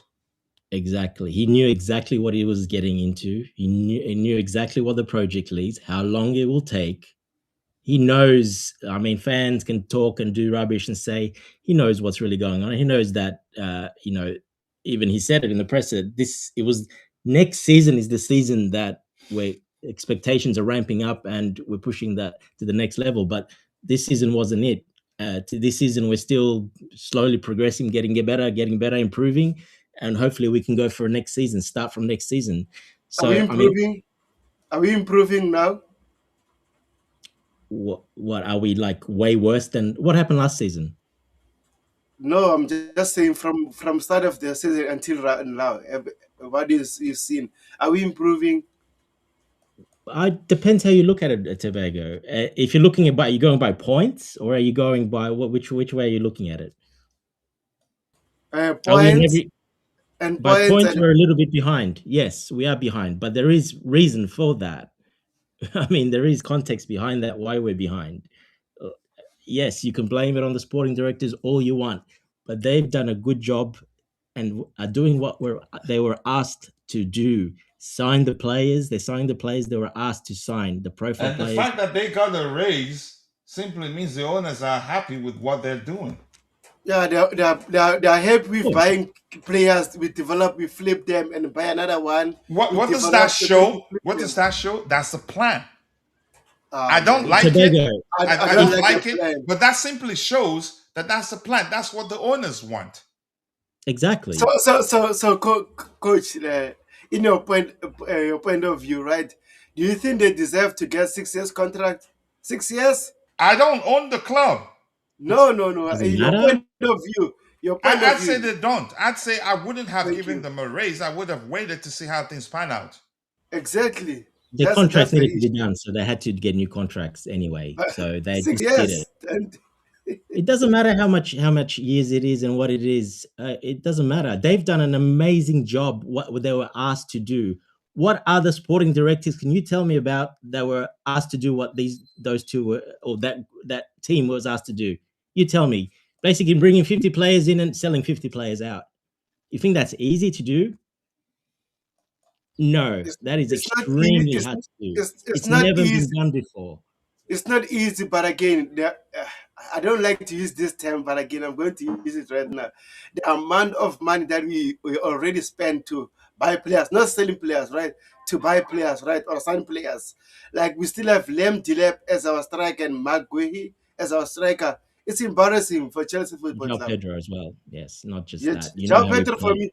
for me, João Pedro, I see him as a 10 and a /9 sometimes. But again, I see him as a 10. And João Pedro, I don't want to complain about him because it's an excellent signing. But Lem Dilem for me I and don't Bailey, think I don't think it'd be accurate to start even judging the last. How many minutes has he played in Yeah, total? exactly. I was going to bring it that up. doesn't it doesn't matter. We needed an upgrade from Nicholas Jackson. Nicholas Jackson was not good enough, so we needed to get a player that is going to be better than Jackson, to produce more numbers than Jackson. But Liam Delep, only what is he introducing right now is more yellow cards than goals. That's the issue. He's hardly played. How many That's minutes has he fair. played, Tobejo? Exactly. That's the Hardly question I'm played. asking. We're having a good conversation here. I think context is important. I like the lab. I'm not saying again, I would not even say he's better than Nicholas Jackson, but one thing is certain, if we're going by his numbers, the season before we signed him and Nicholas Jackson's season, the same season, he was more efficient in front of goal than Nicholas Jackson. We suggest that if he Way had more as many opportunities as Jackson had at Chelsea, he'd score a lot more goals. But I'm not arguing that he's better than Nicholas Jackson or vice versa. My Different point preference, yeah. is, I don't think it makes sense to judge him now. If we're sticking with he should, you could say, focus on being a striker than he is than getting too many yellow No, cards. That's a lot. I'll pay attention to that.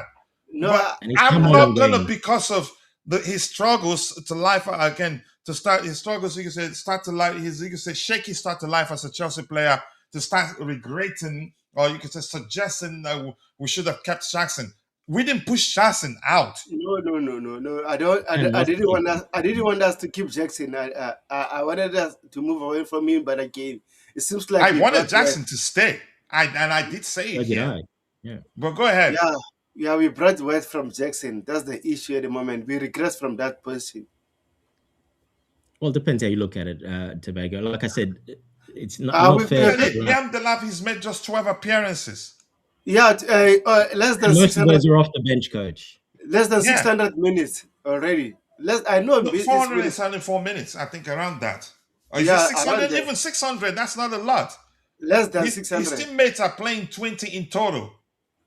And he hasn't started really many games because he hasn't been Let's able be to. fair when we judge him. That's the point I'm saying. The same way I defended Jackson and was only discussing what he had to do, what I believe he has to do to become a better player. That's it. In this case, I don't think there's enough sample size to start judging him. But go ahead, what you were saying, Tobago. Yeah, all I'm saying, for me, I don't hate the player. For me personally, what I'm saying is that we should have brought an upgrade from Nicholas Jackson, because we knew How that do we know he's not an upgrade? How many games has he played? 12 games. Okay, from those 12 games, have you shown enough that he's a good player for us? Oh my goodness. Listen, Tobago, you No. win. You win. He's a bad player. If that's what you want to hear. No, I'm not saying he's not a bad. I'm not saying he's a bad player. He But should I have- don't think it's accurate to just conclude that Nicholas Jackson is a much better player. But go ahead, what you're No. saying. No. We needed an upgrade from Nicholas Jackson, not West from Jackson. Lem Dilep is not ready. That's the issue. He should have went to Fulham, Forest to develop there, then come to Chelsea. From Ipswich Town to Chelsea. Man. Tobago, we bought him, to be a To do different what? profile. What Different is doing? profile. What is doing now? Getting He more was yellow bought at the cards? 9, the more physical 9, the one a different profile from Jackson. Jackson was supposed to stay and be the other. Don't forget, Jackson cannot score against low blocks. He never has, never could, does nothing. Horrible. So he was a different profile to have another option. Jackson was supposed to stay, but Jackson unfortunately changed his mind in the end and he moved on. Yes, maybe we should have signed another striker, but we did. João Pedro was the other one. We did sign João Pedro, and he is a striker. I disagree with that. João Pedro, we signed him to be as a number 10, and then No, after we Jackson, didn't. Come on, wait, buddy. Are you telling me João Pedro came here to sit on the bench behind Palmer? No, not sit on the bench. We know sometimes we play with two number 10, so that is possible as well. Before No, remember, we've not done we that. No. we signed him before. We signed him before we signed Garnacho and Gitting, so that was possible. And also, Where did he play at the Club World Cup? You know why he was playing as a number 10? Where did João Pedro play the World Cup? Was Jackson there? Was Delap there? They were both there. And where did João Pedro play?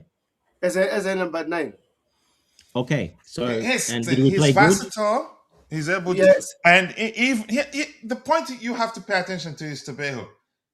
We almost always play with a fluid approach.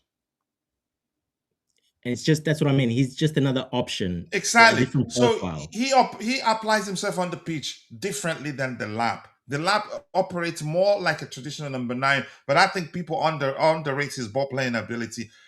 Irrespective of how João Pedro starts, even if he starts as a number 9, you see him even deep participating in the play and creating for others.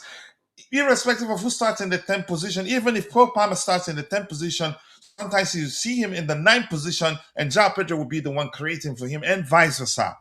So the most important thing to pay attention to is the fact that we almost always play with a fluid approach. We don't operate in a traditional manner in terms of that front area, which is why sometimes you see Gusto in the 10th position or Cucurella in the 10th position. Yeah, I can't wait for us to have this conversation at the end of the season. It's important. Yeah, exactly. That's you can say the end of the season is the most accurate time to have this conversation. That's when we'd look back at how many games he's played. We'd have enough sample size to say, yeah, have we really upgraded? Yeah, because the revisionism, my goodness, I wanted to throw up. And especially when I see it from people who were condemning Nicholas Jackson, weren't even actually calling for the club to sign a player to compete with Jackson. They were outright asking for the club to sell him. And all of a sudden, they love Jackson. No. For me, Jackson, I wanted someone to compete with him. Unfortunately, he decided to leave. And then we are, at the moment, we are in a SHET situation. But again, delay for me. And now, man, I disagree. But again, hopefully, at the end of the season, he'll prove me wrong. But again, what I'm seeing at the moment is not good enough. More yellow cards than goals is fine. All right, let's see. What else do we have here? We need a mix of young and established, not just babies playing. Heston, do I think we need more we can do with more? Let me just phrase it this way. Do I think we can do with more experienced players? I'd say yes. Is it a make or break thing? No, in my opinion. And the problem people are, again, some people aren't paying attention to the fact that we actually have experienced players right now. But because we use experience and age interchangeably, a lot of people don't believe we have experience because we have one of the youngest squads in the Premier League. But you're entitled to your opinion. Okay, he wants Unai Emery. Let's keep the topics aligned now. When Unai Emery at Chelsea, those players under Maresca are soon are going to be losing their mojo. I blame Maresca a bit, not the players. Maresca needs to do his homework. Okay, if that's how you feel, run with it. Let's see what else we have here. We need a mix of established. Yeah, I think you said that before. Keep dropping the likes on the stream, people. The likes do go a long way. Let's see what else we have here. I won't start to the yap people. I just controlling myself. The standards are inside the grounds I don't even know who I am anymore. What standards, really? That if you speak objectively, you don't have standards. The only time people believe you have standards, if they say Enzo Maresca is the fault and you say, yes, I agree, Enzo Maresca is the fault, fire him, or you have standards only when they say these owners earn it, we're not winning anything for the next 10 years. You say, yes, win Stanley, what's his name? Todd Bowley, Igbali, out. When you know they're not going anywhere for at least 10 years. And he's told you guys that they're here for the long run or long haul. How did he phrase it? So it's actually stupid to continuously, senselessly continue screaming owners out when you know they're not going anywhere. If you like, go hog transformer. The best thing you can do is speak about situations, speak about it objectively, present what you think is a solution. And I've told people, I don't think they've been perfect. I can mention a few areas where I believe, a few times that I believe they've made mistakes, but I moved on past them and I'm able to see things from the project's perspective. And this whole thing is, because we didn't beat Aston Villa.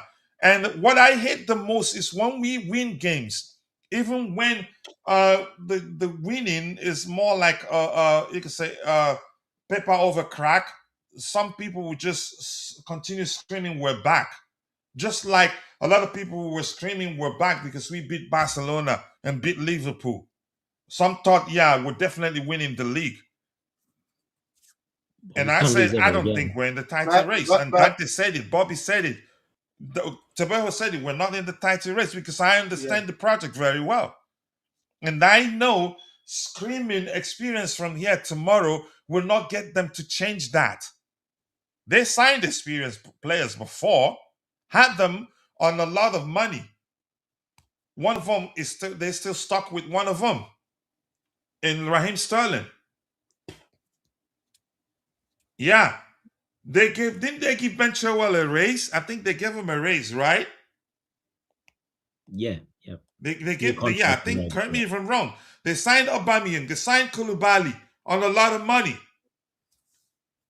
And then, if you're not paying attention, go do your research. Realize that football is changing from a financial perspective. There's PSI, there's FFP. You cannot spend because you have it. And they've proven the issue isn't about spending money.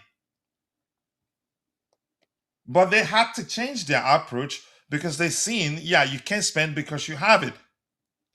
You cannot tell me they're penny pinching in terms of signing players. That's an argument that you can say dead on arrival. You cannot argue they don't want to win. That argument doesn't make sense. You cannot also come out and argue that all they want is to make profit. Make profit from where? All they want to do is to buy players, sell them, make profit. Sell how many players and break even after spending 2-point-something billion, or I don't know the number of the bat. How many players are they going to sell?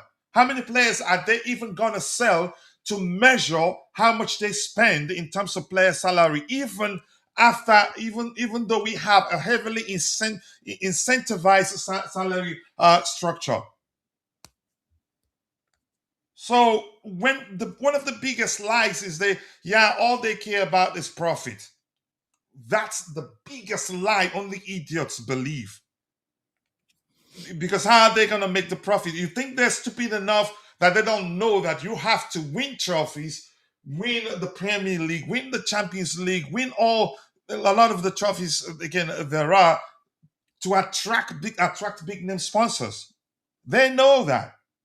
So it's not like when one speaks, you can say objectively, then that person doesn't have standards because they're not here screaming orders out. Yeah, but do you think I'm happy with everything they do? I'm not. But I don't think it makes any measure of sense to waste my energy screaming Todd Bowley out, Igbali out, knowing that they're not going anywhere. And that's fact. I don't know how else to say this. Yeah, but again, Coachella, I'm gonna ask you this right now, right? Yeah, go ahead, bro. I don't go along with those saying they're here for profits and everything overall. But again, Because as a it's a stupid argument. yeah, but again, as a Chelsea fan right It is now, now, yes. yeah, as a Chelsea fan right now, if you look at the squad that we have at the moment, eh, after we spend that money, is the squad good enough after spending that money? No, not quite. And you've The heard me squad's not say that. complete. Why do you think I said, I know you know me very well. Why did I say we're not in the title race even when we were second? Yeah, Because It's I not we complete. know we're not quite there. I know we still need a few signings to get there. I'm just Exactly. yeah, saying there are some things when you see it, it just doesn't make sense. But go ahead, what you're saying. yeah. I think what they need to do from the summer, because they said in January they want sign players, right? We Do all you we really need to believe that? Yeah, I'm just saying, I'm just guessing right now, and then I'm trying to figure out something, right? All what we need to do from right now, for example, we just need to buy one or two players in the summer. Don't sell five players and bring six players. Like, bro, you're disturbing the progress. That's the issue at the moment. So I don't want that anymore. But again, I'm not the owners. I'm not the sporting directors. I don't see that with them. But again, that's another issue we're having at the moment. We need consistency. We need these players to build chemistry. But every time, every summer, we sell six, we buy new six. How we are going to be consistent? What club Yeah, doesn't do I that? don't think we'll be signing a lot of players. And something Uh, else I want to say quickly. They're saying the briefs, if you want to call it that, that we're not probably not going to sign any player in the January transfer window, might just be them downplaying maybe a desperation for a centre back or whatever position you have, or the midfield position. I'm not sure. Because if desperation means if club sense that you're desperate, you have to give them an arm and a leg to get the player you want. And as they've proven, they don't like people knowing that they want to sign a player until they are on the verge of completing the deal. But go ahead with what you're saying. Dante says which club does that? How many players did Strasbourg sign No, in no. the What summer? you said before, Tobago, pretty much every club gets rid of 4 or 5 players and signs 5 players every season. That's normal. That's very normal. No, Number no, one, did we want to sell Madueke? No. Did we want to sell um what's his name? Jackson. Jackson? No. They were supposed to stay and add to that. But players will always, there's new players coming in. They're always going to, some of them are not going to be happy and they're going to go because their ego, because of whatever, game time, whatever, for whatever in the where they're in their career.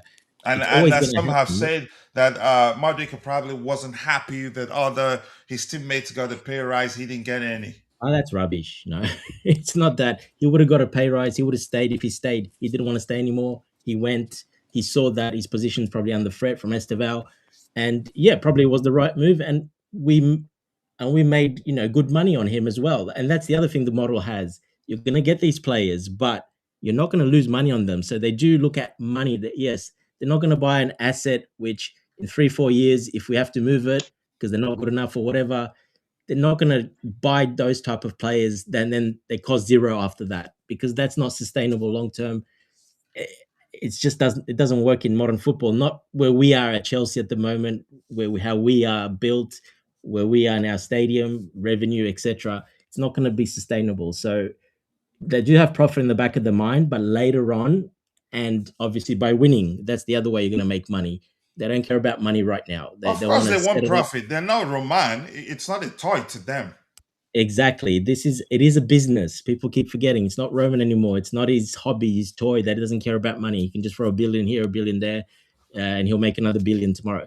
This is not, But saying that's all they finished. want is profit, as if they don't know that they have to win. They have to, you could say, be performing at the highest level to attract big name sponsors. It just doesn't make Sure. sense. Go ahead, Dante. And if they wanted profit, Enzo would have been sold already. Cucurella, Caicedo, all our top players would be sold now for a massive when their prices were highest. They would have been Even sold Pedro already. Neto. There were They clubs would that have were been flipped. interested last summer. They would have been flipped already, those players. No, they're just waiting for those players to enter their prime. And from the project from the start, they said that will take a good 5 seasons probably. And then we will add to it more. They will sign players when they're the same age. This is what they said they'll do, that they will sign players to add to the squad and take it to the next level and keep it at that high level. But when these players come in their prime, and when is that? That is probably next season or the season after. That's when those players will hit their prime. The ones that stay and that are good enough. And once again, yes, they want profit, but they know the only way they can make the profit is doing well. They know that. But that's, by the way, I appreciate Max for finding the time to join us on the panel this particular morning. It's 6:24 a.m. For me. A lot of comments, I think 129 comments in total to catch. I'm going to be highlighting a few, but a few of them I just have to read out of respect as OG is here. Ty is in the chat with a lot of good comment. My bro IB and also Shanks is there. And we also do have Juju 0452.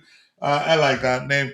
But that's right, way. Max, big up to you. I'm quite sure you've been listening. Where do you want to comment? Yeah, can you hear me? Crystal clear, Max. Yeah. Okay, guys. Yeah, I've been hearing your discussion. I came in about 5 minutes ago, so I thought I'll come onto the channel. In the past, I've been one of the most patient, level-headed supporters, but I always try and give things time. But over the time, I can't. For me, the way they're going about this project is wrong, in my opinion. I don't think it's working, and these guys are being stubborn, I feel, in that all we need for this project to take off is 2 or 3 players in key areas with experience, and they haven't addressed that situation. Okay, if you look at the how we've been buying players, we've been buying. We've got 8 centre backs, so don't tell me that we're not buying some of these to flip. You know, we've got 8 centre backs on our books at the moment. We've got we're buying wingers like they're going out of business. But what we haven't addressed is the striker situation. We still haven't got an elite striker. We had Osherman on our door. I know people are going to say about the wages and things like that, but with a model to work, you need at least 2 or 3 players who are going to be on big wages. You've got to break that wage structure. Okay, I understand it. I get that football's changed now, and you can't have like 10, 15 players on 250,000, 300,000 a week. But if you have 2 or 3 elite players, the younger players would understand it. If you're getting a 25 or 26-year-old on big wages to help them through, and this could have accelerated the project. We've got a situation. I heard Dante what he's saying about, oh, we've got to wait 4 or 5 years. But okay, as fans, is Cole Palmer going to wait 4 or 5 years? Is Estevão going to wait 4 or 5 years? Is He hasn't Reece been here that James long. going to? Yeah. But I'm saying even Real Madrid will come knocking in 3 or 4 years' time. If is Reece Well, he's got James to going keep to? that form up. Can Let's I see if that talk? Can I happens talk? first. And you can respond after. Reece James, is he going to wait another 3 or 4 years? This guy's elite. He wants to win. You know, someone of his talent. He needs to get some like a Premier League trophy. And that's my problem is if we keep saying we're going to wait 3 or 4 years, 3 or 4 years, are these players going to be there in 3 or 4 years' time? And the other thing is we've like, for instance, take Noni Madueke, for instance, or Nicholas Jackson. We've developed them. We spent time developing them, but yet they go. You know, we flip them. So we've sold him to Arsenal, Noni, for a profit, and we've bought in more. So we've gone back. If we were looking at developing these players together in a project, why are we flipping players after 2 seasons? Why don't we let them grow? Can You I know, ask you something quickly, evidence. We haven't seen Max? Pretty evidence obvious, of that Max. yet. Okay, go ahead. When you drop, I have a question for you. Go ahead. Yeah. We haven't seen the evidence of that yet because we used to seen us getting in players and then selling them on 1 or 2 years later. So we're not seeing that particular evidence. What you're saying about allowing these players to grow. Yeah. What's the question? The question I was going to ask you, you said we flipped them for profit. We didn't after developing them. Yeah. How do you see Madueke's situation? Do you see it as us pushing him out, or do you see it as him wanting to leave? Because everything, in my opinion, I've read about the situation. Even Nicholas Jackson's case, both players wanted to leave. Didn't want Nicholas to. Jackson You didn't can want say to in leave. Jackson's Nicholas case, in my Jackson didn't opinion, want to my leave. conclusion is that he didn't want to compete. Why should we force a player that didn't want to stay at the club to stay? Even at some point during the process of, you can say, the loan process to Bayern, when Delap got injured, we said no, we don't want to loan you to No, Bayern come on, anymore. no, And but come on. had we been the one that decided, yeah, we're done with you, I don't think we go to the measure of saying, yeah, we don't want to loan him out anymore. There was a And I report can reference a yesterday. few It depends what report reports you want to believe. we saw at the time, even from the best of sources. No, it depends what report you want to believe. Because yesterday another report came out, and we saw it. If you look with your own eyes, we don't have to look at reports. We can see, if we're intelligent enough to see what is going on with our own eyes. Okay. Well, no, So no. But my narrative. question is, No. Bobby, Listen.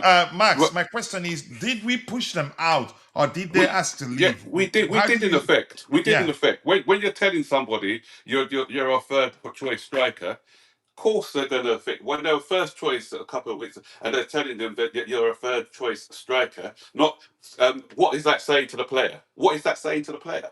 Because Nobody told him anything. they did. They said that No, you no, did. I They don't did believe so. say Here's the thing, they Max. did. Here's They the thing, did. Max. Here's the Listen, thing. who We started the had a season? Who situation started the where season? Nicholas Jackson was the Hold on. only, you could Who say, started the relatively. season? Go ahead, Max. Go ahead. I'll Who let you finish. started? Who started the season up front?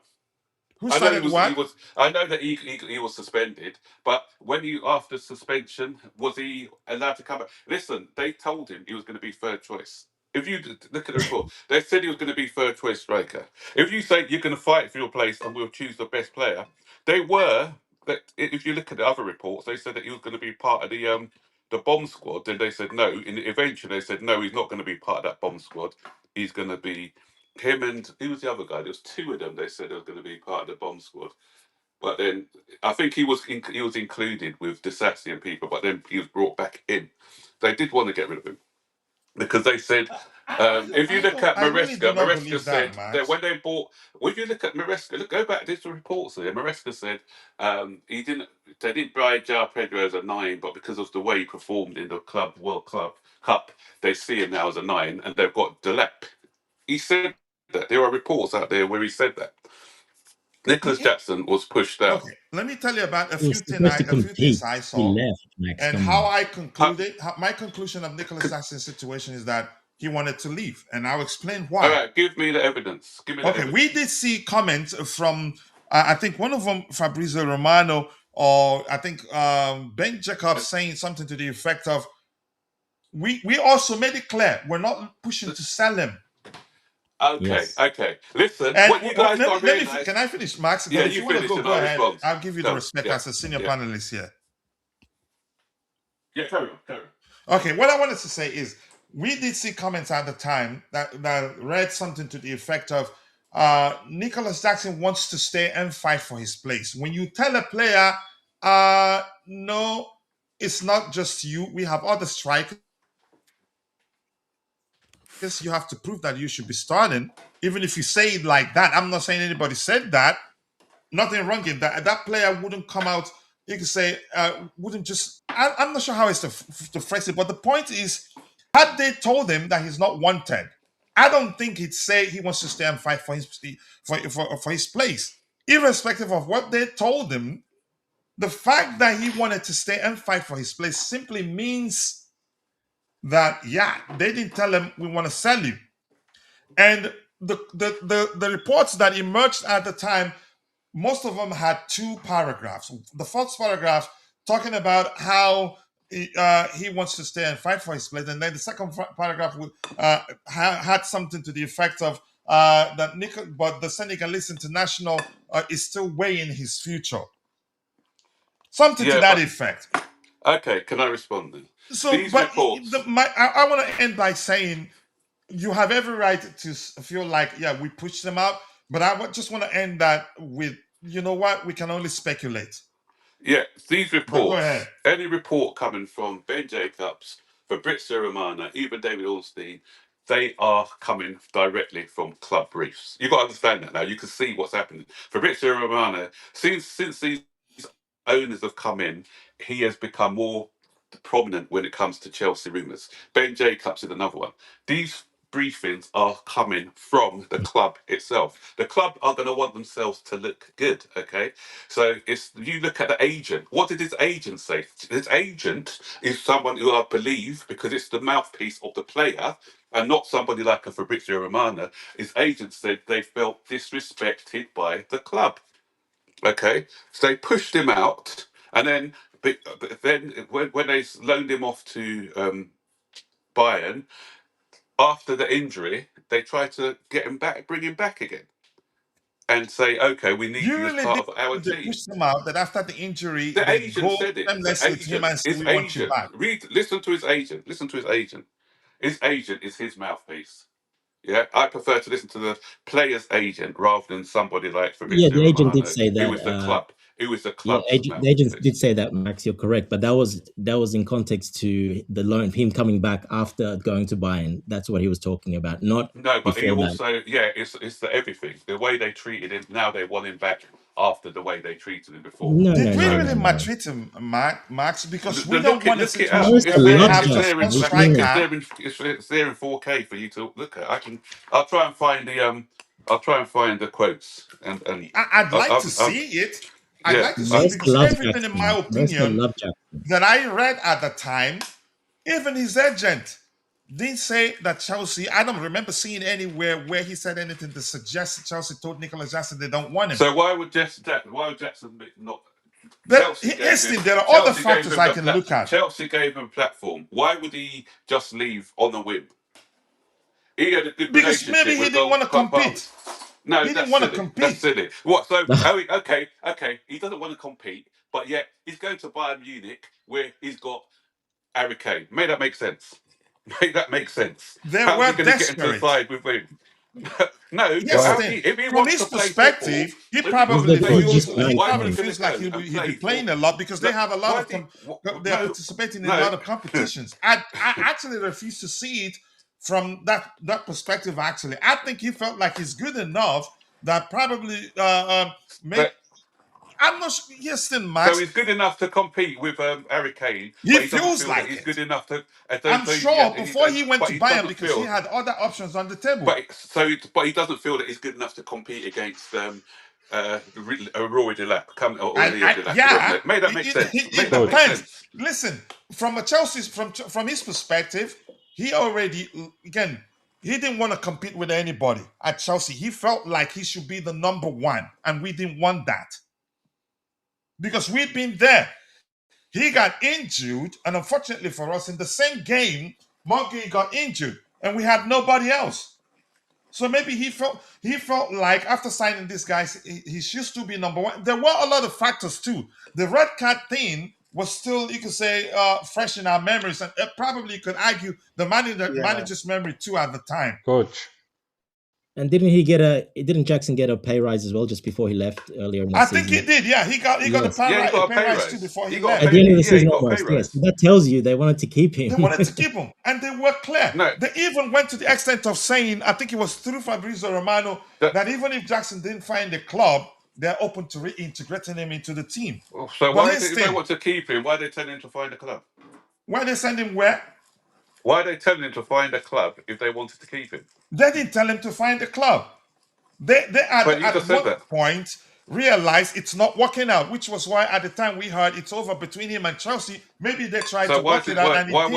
wasn't it working out? Why I wasn't it don't working out? know. I don't work for the club.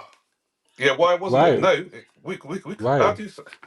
Yeah, I want to ask, why wasn't it working out? Why? Like I Why said, are we? Max, I don't know. I don't work for the club. But I choose to believe that the reason he left was that he wanted to be the main guy, and yeah, we weren't having it because we'd been there where he was the main guy, got into the only option we had at the time was Matt Gee got into But two, and we suffered. again, that doesn't make sense. If he wants to be the main guy, why is he going to Bayern? If he wants to be the main guy, you go to somewhere like Everton, or you go to somewhere like I don't know. Maybe it Leverkusen. makes sense to him. But he doesn't want to be the main guy. But You, Well, he but wants to, he there's no wants to way go to to a confirm big that club. wasn't He the didn't want case. to go no, so backwards. he's at a good club at Guys, Chelsea already. So everything's not making sense. That's not making Let's sense. get I'm Jay sorry. up Who on a cares anyway? perspective. He's gone. Let's hear you, Jay. I can't understand why are we actually arguing over Jackson. He was outright not good enough, and the current squad, I mean the current attackers are not good enough. They had the chance. Yes, Jackson was going, whether he wanted to leave or they wanted to push him out, whatever the situation was, he was gone. They had the opportunity to improve it. It was their duty, and they did not improve it. I asked this question in the group. Collectively, our attack has not improved from the likes of Nkunku, Jackson, Felix, and Sancho. We have not really progressed well in terms of attack. I think that's a collective squad planning issue rather than a single Jackson issue. Okay, Not Jay, quite. do I you agree think with you. Jackson was I agree with pushed you. I don't out, think Jackson or do was you good think enough. Jackson But decided to Thank leave? you, Jay. Thank you, Jay. It doesn't matter, coach. Doesn't matter whether he wanted to It go or doesn't not. really I think matter right now. Okay. he wasn't told directly that he needs to go. But indirectly, if you're saying someone or kind of, putting an image that you're going to be the third striker, then I think that guy or that striker would want to go out. He went to Bayern exactly. because at least he had a chance to be the second striker there and not the third striker at Chelsea. I think that's the reason that he wanted to try his options. But that doesn't concern me. My Yeah, concern is they had the chance to improve on Jackson by signing someone who could have helped Chelsea. And by signing Delap, who's not a bad player, but in the current situation, he's not helping Chelsea because he's not developed at the moment. He needs time as well. And that is the whole issue that I have with I, the sporting directors. I said the same thing, Jay, that I don't have a problem with Liam Delap. For me personally, I think he moved very far from his development. He should have went to Fulham, Nottingham Forest to develop, then come to Chelsea. From Ipswich Town to Chelsea, for me that was not good enough. But let's just wait for until the end of the season. We're going to have this kind of conversation again. And also with Nicholas Jackson, for me personally, I think overall his agent failed him as an agent because as a player, you need to know that you're going to have challenges at football club. He should have stayed at Chelsea to grab his chance challenge with Lem Delap. But again, as soon as Lem Delap and Ja Pedro came in, we had the reports that Jason wants to leave Chelsea. And so that's why the club led him to find a new club. So overall, with Jackson, I don't feel like he was pushed out. I think him and his agent, they pushed a move away from the club. And then look at him at Bayern. I know he's playing sometimes, but again, as it's not a many minute Bayern, and it won't be a many minute Bayern. That's the issue. Can you be Yeah, specific? Use a more, you can say, a specific language. Now, are you saying the club pushed him out, or you think he left? I think he left. He wanted to leave because we brought some new players to challenge him on striker position. For me, It that's doesn't my really opinion. matter. For me, it doesn't really matter whether he felt like he should be number one at Chelsea and go to Bayern. Yeah, Bayern would be paying him more. I think so. coach. That is if they even on loan. I think they agreed to be paying a lot more than Chelsea were paying him on loan. That's a lot more money for him. And here's the thing: under certain circumstances, it doesn't really matter. We as humans, it doesn't matter where we end up, but because we've cornered ourselves, because we want to prove that, yeah, I'm going to show something like, I'm going to show you that you need me or you cannot do without me. I would, something in some cases, humans are capable of, you could say, going to a Coach. place that don't even for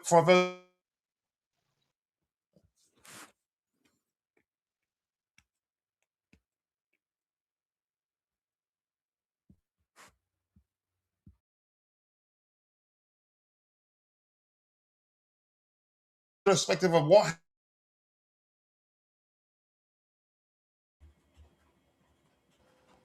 Did we lose Is it coach or only is me? me? Is it only Yeah. me? Yeah, we lost him. Oh, Yeah. No, we've I lost thought him. it was We've me. lost him. Yeah, Yeah. Jay, So continue, bro. Continue, JB, till he comes back. Yeah. But I we made think a mistake by I'll repeat again. letting I him think we go. are arguing over Nice the back. wrong question. Yeah, coach, go on. You were cut off. Sorry? Yeah, We lost back. you, coach. We just got you back. We lost you for the last 30 seconds. No. I was saying it's a human thing that Oh, we even lost though, you. for me, in my opinion, it was a mistake leaving Chelsea because Maresca loved him. He did, Even yeah. He did. when he was underperforming week in, week out, Maresca kept playing him. At some point, the fans were arguing that Nkunku should be given a chance. Maresca didn't do it. 100%. And you could argue that was one of the main reasons why Nkunku wasn't happy, as we heard at the time, and wanted to leave. But he was a consummate professional, in my opinion, which was why the manager gave him a chance. He played in the Club World Cup, right? Yeah, he played some. Yeah, he few did, games. and scored a crucial goal. Actually, he carried himself well. But Jackson, a lot of you could sense that he wasn't happy at some point. He played at the Club World Cup as well, don't forget. Yeah, he got a chance to play. But then he got sent off again, and yeah. Yeah, in that game we lost against Flamingo. No, my point is a lot of factors for me were in play that led to him leaving. Not necessarily down to just us signing 2 new players who are capable of fulfilling the striker role. I'd say But maybe he as looked Jay at said, it. we're labouring this point on Jackson. Yeah, we'll We move need on to a get bit. back- I think he back looked at onto it, the felt like directors. Vic would say, felt like he's the third choice and was like, no, I'm out of here. And would rather be a second choice at Bayern. But that's by the way anyway. In my opinion, I don't work for the club, but I don't think the club wanted him gone. I just want to end this topic with asking you all guys a question, and the question is kind of related to the Jackson inquiry. Yes, whether we pushed him or he wanted to go, he's gone now. Whose duty it is to improve on this situation and to give ourselves a striker or a forward who will at least give us what Nicholas Jackson gave, or maybe we could have improved it. Did they do that? No, they did not. There were options. We had Osterman begging to come to Chelsea. And I know people are going to talk about the wages, but listen, from what Mikel was saying, I don't know, but I'll just go by what Mikel was saying. He said the wages he wasn't asking for astronomical wages. Even if we're going to be giving him something close to what Sterling's getting, then you pay, if you want elite results, you pay for the best players out there. Okay. Max, listen, I don't know if you're getting this. The project, they're not going to do that at this time of the project. You know what the project is, right? We're 4 years into this project now. We're 4 years You're a smart guy. You know what this project is. They're not going to bring an Osman I do know now. what this project is. Getting in to players. If they're good enough, you keep them. If not, you flip them. That's what this project looks like. Yeah. And when these players hit that, they're not even in the prime, by the way. Some the players that we had but as I said to you earlier, players are not going to wait until everyone reaches their prime. My issue and a lot of hold on, Nanta, let's hear what he's saying. My issue and a lot of other people's issue is this project could work if the owners weren't stubborn enough not to get in 2 or 3 elite players in their team. Even if you look at somebody like a Real Madrid or Barcelona, or let's look closer to this era. I would agree with you, and you look at 100% agree with you. PSG, you've got 2 or 3 players. With PSG, you've got players like Dembele at front, elite. You've got at the back Marquinhos and people like that. That's why it's a similar project to what we're doing with a lot of young players, but they've got elite players in elite positions who can make the difference. That's all I'm asking for this project. Okay, but the project, they're not backing away from the project. The sooner you guys get that, I don't understand why it's so hard. But then I agree with you. We need 2 to 3 carry on players, but that is going to happen. It's not working. It wasn't going to happen last year, and it wasn't going to happen this year. It might happen next year or the year after, but not now. They're sticking to the project. Yeah, but they said give us 4 years, and it will start to bear fruit. Is it 4 years now? Actually, it's 3 years, 3 seasons, basically 3 full seasons. Yes, this is the 3rd season. Here's something I want to say, Jay, with regards to your question. And we're still short. We're still very short in key areas. We're nearly there. You're saying we're 2 to 3 not nearly players there. away. Is that you know what? short? You know what my issue is as well? You know what my issue is with this project? Is the reason why we've been handicapped from buying players, because obviously we're being hit with that FIFA rule, or UEFA rule, Yeah. sorry, where it's a 1 in, 1 out situation. This didn't have to be the case. Had we not wasted money on your Dacho Fofanas, your Dijon Whispers, your all these other players, we spent Washington. 20 million here, 20 million there, Casadei and people like that. And But again, you're going we've away only from the made a project. What the profit. project We've only is. made a profit on 3 of the players. We spent about we bought about 40 players, and the players we sold, we've only made a profit on 3 of them. Max, I understand your frustrations. I get it, but they're not backing away. They put that project into motion. They're not backing away from it. They're going to stick to it. I know to the they're end. not backing away, but does it mean they're not backing away? So I can't be frustrated because they're not backing away. Is that what you're saying? You can be frustrated, and that's exactly understandable. But you keep coming and saying all these things that they should have done. It's not going to happen. They haven't done it. They showed they're not going to have it. They put at 4 games. You've seen letters. If you go to the games, they're telling you what's happening. They're sticking to it. They're going to keep doing it. I actually believe they're making progress. Dante, Everybody sees it. I think it's fair, and I agree with Dante. But they've got a plan, and they're not going to change it anytime. But then I think it's our responsibility to not at least say that they are doing a fantastic job. You literally say this 4 times that they are doing a fantastic job. The sporting director. How is this a fantastic job? You tell me what other sporting directors have signed 50 players and sold another 50 players. Here's the thing. You tell me what. That's good. Has that ever been done before? No. Specific to what they were asked to do. They were not asked to sign superstar players and bring in Osimhen. That's not a job. Yeah. What was their job? Asked to do it, and they refused to do it. That's the thing. I will counter that within. Yeah, even in that framework, you could have signed Ekitike, you could have signed Rancherki. These are young players who are doing fantastic. They have made. Let me say this. Let me say this. We were in for every young player. Doesn't mean they want to come any player they signed today was because Maresca said, yes, I can work with that player. I disagree. Come away. I won't fully agree with that. Obviously, he's going to say that. Has he not said that himself? Has Maresca not said that himself? He's not going to say, I don't want to work with Garnacho, is he? Come on, let's be honest there. Why not? I don't think. Has Maresca not said that himself? Who's ever said, I don't want to work with this player or I don't want to work with that player? Why would Maresca want to work with Lap? I'm not saying he's the one.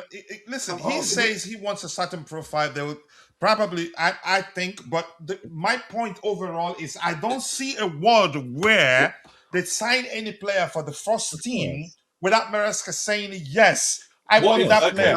If he says, no, this particular player isn't good enough, I don't see the club signing that player. Okay, let me see. Okay, you guys know Maresca. Okay, so what is ask for a winner? Tell me what his ask is for a winner.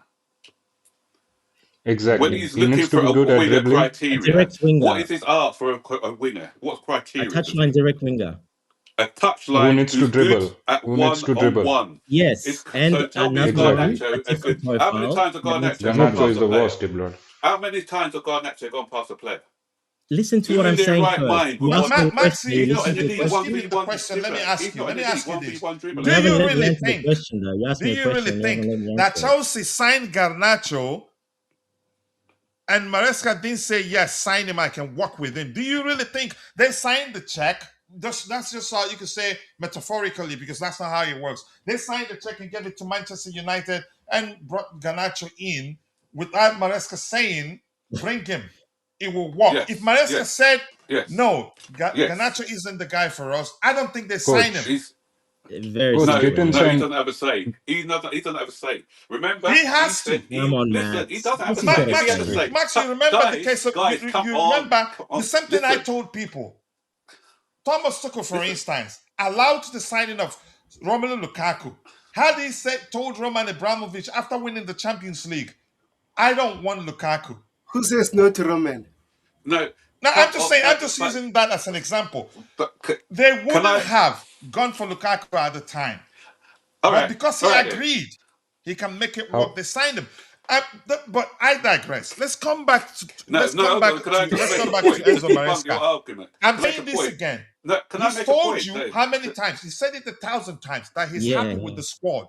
Even after signing Yeah, the and you new believe that. players, And you he's believe made that. it clear Yeah. he's Yeah. happy with it. And you believe I'm that. just going to say this again. I don't see a Come- world where we complete the signing of a player for the first team The PR, without Maresca saying, the yes, PR I that has can got you work guys. with that player. Come on, you got eyes. Listen, okay, right. conspiracy theories has got you, Max. We can say Hold the on. same Let me thing as well. debunk that myth. Let me debunk that myth straight away. Okay, Levi Colwill got injured, right? When Levi Colwill got injured, he was crying out for a centre back. He said, "I need a new centre back who can play between the lines." What did the director say? No, work with what you got and improve the players. If they were listening to him, they'd have got him a centre back. But that's a different Point thing done. altogether. No, it's not a different thing. It's the same thing. No. You said you That's told a him what you different want. thing altogether, No, it isn't. Max. How's it I'm different? talking about us How's signing it a different? player, completing the signing of a player without him saying he can work with that player. That's a different thing.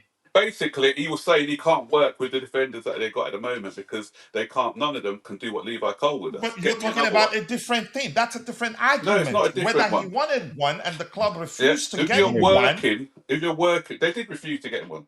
They said work with what you got. That's a different thing. And I can. Do you want me to debunk that too? Like the way you believe you debunked my argument. Here's how I'll debunk that. The next day, what did he say during his presser? Yeah. After being briefed by them to say that. Then he's a yes man if he did that. But yeah. I don't think so because probably they explained the reason why they weren't able to sign one. Remember, we had issues. Even if we wanted to sign one, I think it was a bit too late at the time, in my opinion. I've actually worked in PR before. Okay, I've worked in PR, so I know what I'm talking about. So what we do with a press, we manage expectations. We come with PR to make it look as if we put a spin on it, just to make the company look better. That's what we do in PR. Okay. So Here's my point, Max. He's got the job. He's got to toe the party line. They said, "Look, we don't want that. You go out there and tell them that you're happy with the squad." So he doesn't let have me get to. this straight. Let me get this straight. So they said we're going to get Garnacho. We need another direct. We haven't got wingers. We needed another new winger, left winger. He wanted a direct and winger. wingers were the priority before that window. Yeah. And we lost one. Exactly. We needed wingers. Maresca, if they told him the Sporting, we're getting Garnacho. If Maresca said no, I don't want Garnacho, I can't work with him, he's not the profile I want, do you think they still get him? They still. That's what the director of football does now. The director of football gets the players in. Yes, they do. Yes, they do. Okay, if he wanted why is he not playing Gittins more often? Listen. Okay, Buonanotte. What do you mean he's not playing Gittins? Buonanotte. Let's use him. Okay. Yeah, Buonanotte. Oh my gosh. Is somebody they've given. How many games has this guy played? If he wanted him, with Palmer out, and when we were crying out, did he for not play at the start? Why has Buonanotte not been playing? You're forgetting, obviously, that he didn't play at the start when he came in first. Why did they sign Buonanotte? What for? He played him, and even before we stopped seeing him. We had the conversation here how how Facundo, let me just go with Facundo, how he at the time looked good on the eyes, but numbers say productivity-wise, he isn't quite there. Even before we stopped seeing him. Maybe we didn't know he was going to work or not. But yeah, exactly. That's a loan anyway. Here's the thing, Max. It doesn't matter. I'm just sticking with. Maresca's not playing him because obviously he's somebody he doesn't want. I love Maresca, and I'm just sticking with. If we sign, I don't see a world where we sign a player for the first team without Maresca saying yes. Even Buonanotte, you're naive then. You're naive. You're naive if you think that way. No, that's how I reason. I don't have to reason like you, Max. Listen. I reason differently. That's how I reason. I don't see a world where they'd force a player on him. You're living in I think you're living in what's that program called? You're saying that he's naive. Let me ask you this. You're living in Pleasantville. Hold on, let's hear Max. Go ahead, Max. I think you're living in there's a film called Pleasantville where everything's perfect and everything's done. I think you're living in that area. Listen, you're thinking, Max, it's the other way around. I'm the most skeptical person I do a lot of you will ever meet because I don't believe everything I see. I do a lot of reading. I've read read as much as you want. Go ahead, Max. No. I know more about football than you, Dante. politics. Listen, I play Oh football. I yeah, know you the. do. You I know. think you do? Yeah, Yeah. I That's know the fine. That's fine. politics. Dante, let I him know the speak. Let politics him of talk. That's football. fine. I know the things what people do. I've read autobiographies of people. I've known people say this Wow. person was bought Impressive. over my head. Okay, so you're trying to think that the directors don't buy players over the manager's head without his say so. You're naive if you think that. Sorry, Okay, I'm fine. I that's agree. I'm naivety. naive, but I'm making a point. Here's what I want to tell you now, Max. I am actually the most skeptical person you ever meet because I don't suck up to everything I read or see. Even from David Austin Premium, I'd still be skeptical. That's how I reason. My point is, I'm still not changing my stance on, especially Enzo Maresca as it is, and given the small history he's had as a manager, how he left the club he coached in Italy and everything. He's not that sort of person you will impose on player on. He will leave, No, he's not that type. Can I make a especially point? after winning Club World Cup. Really? And that's my Can opinion. I? By the way, So, I'm not saying hold on, definitely that's hold a on. fact. Why is he? You've read. Listen, you got to read between the lines when you're looking at press conferences and some of the veil. He doesn't say it outright, but if you're listening to what he's saying we haven't got experience in this squad. We haven't got experience in this squad. He's saying that time and time again. That's a Yeah, different and thing, Max. no, That's a and different remember thing he from said my that argument. that 48 hours was the most difficult in my time. Of course, he's having disagreements with them in the background. He's saying I want X, Y, Z, and they're giving him. He wants ABC. They're giving him X, Y, and Z. Yeah, they're not giving him the players he wants. That's a different, Max. Yeah, Here's my I have point. a I question now. think my point is, I'm gonna say it again, and I'm gonna close it again. I'm not gonna talk about that again. I'm I just have gonna a move on from it, except if you ask me a question on that. Okay, I'm go. just gonna Let me say this finish. one more time. You have every right to believe they can go sign Adama Traore tomorrow and then impose him on Maresca, and he'll be okay with it. I'm just saying, I don't see a world they can sign a 16-year-old, send him to Strasbourg without Maresca having an input. I agree. But I'm saying this. If we sign any player for the first team, complete the signing, and the player becomes part of the first team, Maresca definitely has a say in it. The Uh, question will be, what measure of say does he had in the signing of the player, whether he and had a lot to say or not. But I'm saying I don't see a world where we sign a check, complete the signing of a player, that player becomes a Chelsea player and a part of the first team without Maresca saying a yes to that player. Oh my right, God. That's listen. who I Okay, am. no, That's my no, no. opinion. That's That's how not I what happens in operate. football. Listen, there's a reason why nowadays. Back in the day, that's why it used to be. That's why they're called football managers. What was his position? Head coach. His position is head coach. You've got a Nice. system now where you've got a director of football who then says, "What profile of player do you want?" And he tells him, "Okay," and Mhm. then this is a player he wants. Even Jurgen Klopp didn't want, was it Salah? I think it was. Look back. There were certain players that he Yeah, wanted that they said no. This is the player we feel is better for the club. So they gave him Salah, and Salah proved better. He didn't want Salah. You can read that anyway. Look it up. yeah, that's So true. this is what happens Max, in I football understand now. how I'm not expert with, again, in terms of there's no. Let me just face it this way: there is no one uniform structure in terms of how clubs operate. Not a I lot have of a clubs, for instance, not a lot of clubs has two SDS, and plus us having two SDS, we hired a new man that worked for And Liverpool formerly. and that itself is flawed as well, the two SDs. Because you've got, Exactly. it's So very flawed. I actually hired one more person We that had three would SDs be at one point. overseeing uh, the SDs, Sa- You got right? Sa- Joel as Sa- well. Sam You got Jones, Yeah. four. yes. So exactly. You got So four. my point is this. Here's the thing. There's no one uniform structure in terms of how clubs run football. You can tweak it, you can make up a role and start it. But in all honesty, I'm not sure how Yeah, else to say this. Even with the structure coach. we have the sporting directors, we have It's very good. all name the positions in that within the hierarchy. a lot of people decide together what player to sign and what player not to sign, but the manager is part of the process. And if he says this one doesn't work for me, that's it. You know why I disagree? I just want to say this, right, Max? Remember, under Graham Potter, how many players did we have at Chelsea? 40 players. About 40, yeah. Did Graham Potter say yes to 40 players? Or just putting Oh, the of right? course Just, not. Of course not. Yeah, by context. come- Graham Context. Potter come isn't on, Enzo What's the Maresca. context? What is the no, context? no, you're Dante, not. what's the context? No, Dante's saying context. Yeah. What's the context? What is the context? When Yeah, was tell that? us. Tell When us. was that?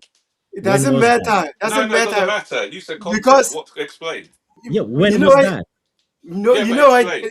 No, Max, Kabay, let let him me- explain the context. He said context. Let him explain. Go Okay, ahead, Dante. context. Go ahead. That was the Go ahead, first so we season can hear where we turned Francis over is 40 on players. the panel. Dante, Can I make a point? doesn't matter. No, Jay, wait. No, You Jay, know you what? don't have to make a point. You know Okay, what? okay. Get off the panel. Jay, you know what? Doesn't matter. Coachella said there's no way a player will be signed at Chelsea Football Club without the coach's opinion. So all I'm saying right now, did Graham Potter say yes to those players? I want to coach 40 players. Yes, sir. How many I of want to them did we sign But after Tabago, Potter signed? Tabago, we don't have to go that back. This point No, can be no, proved right now also. Yeah, but nah, that point man. doesn't.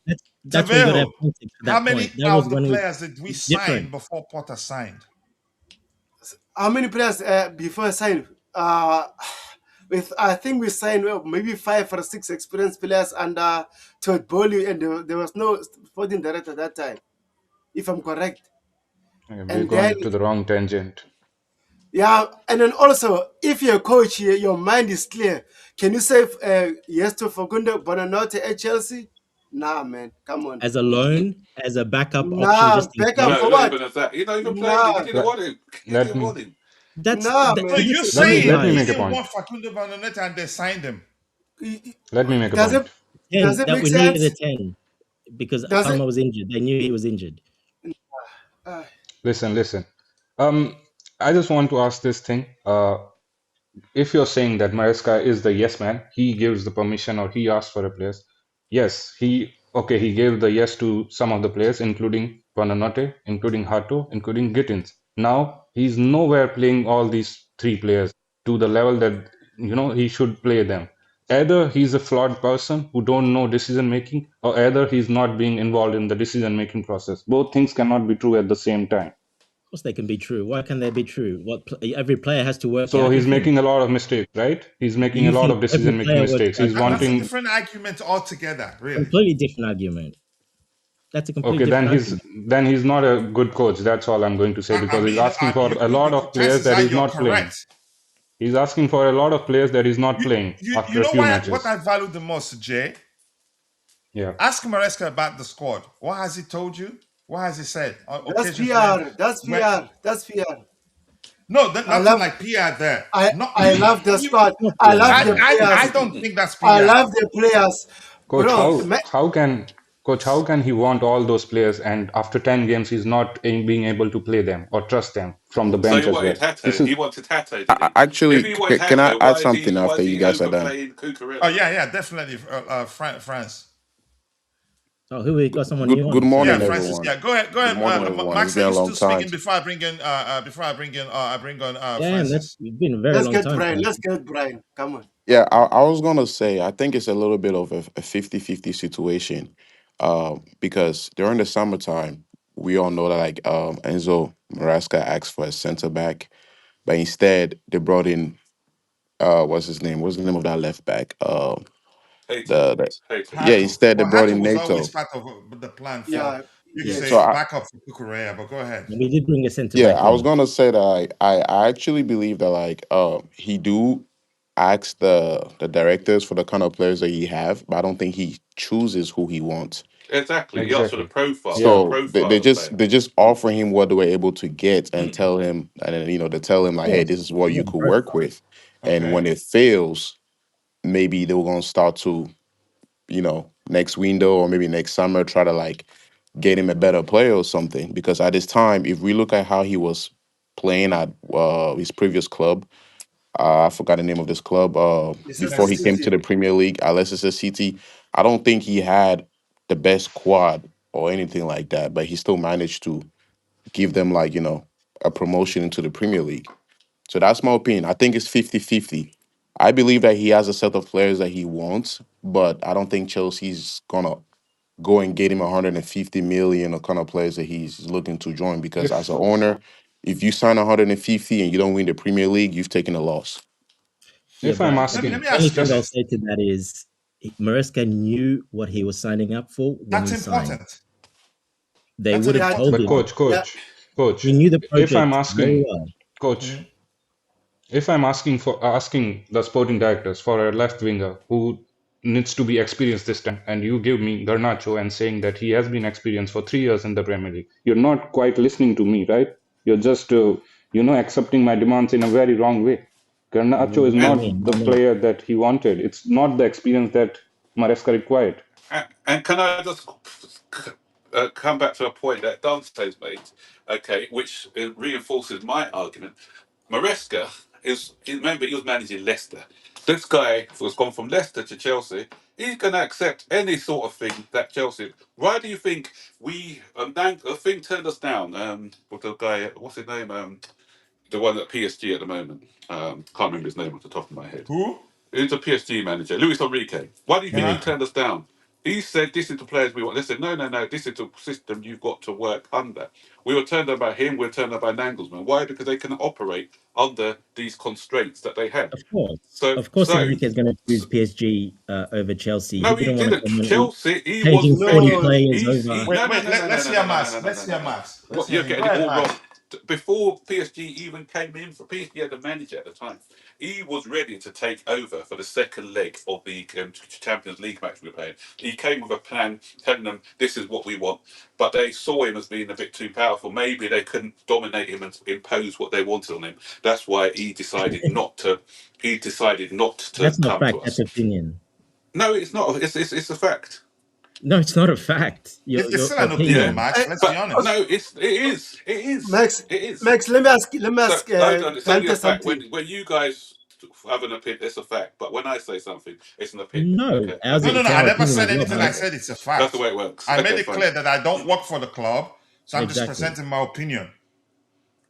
Yeah, I just But want to ask he Dante something. yeah, go on. Oh, go Yeah, ahead. yeah, go on. Yeah, Talk. as a Chelsea fan, right? Since we start Thomas Tuchel, the coaches that we've been linked to Chelsea, are you happy with that?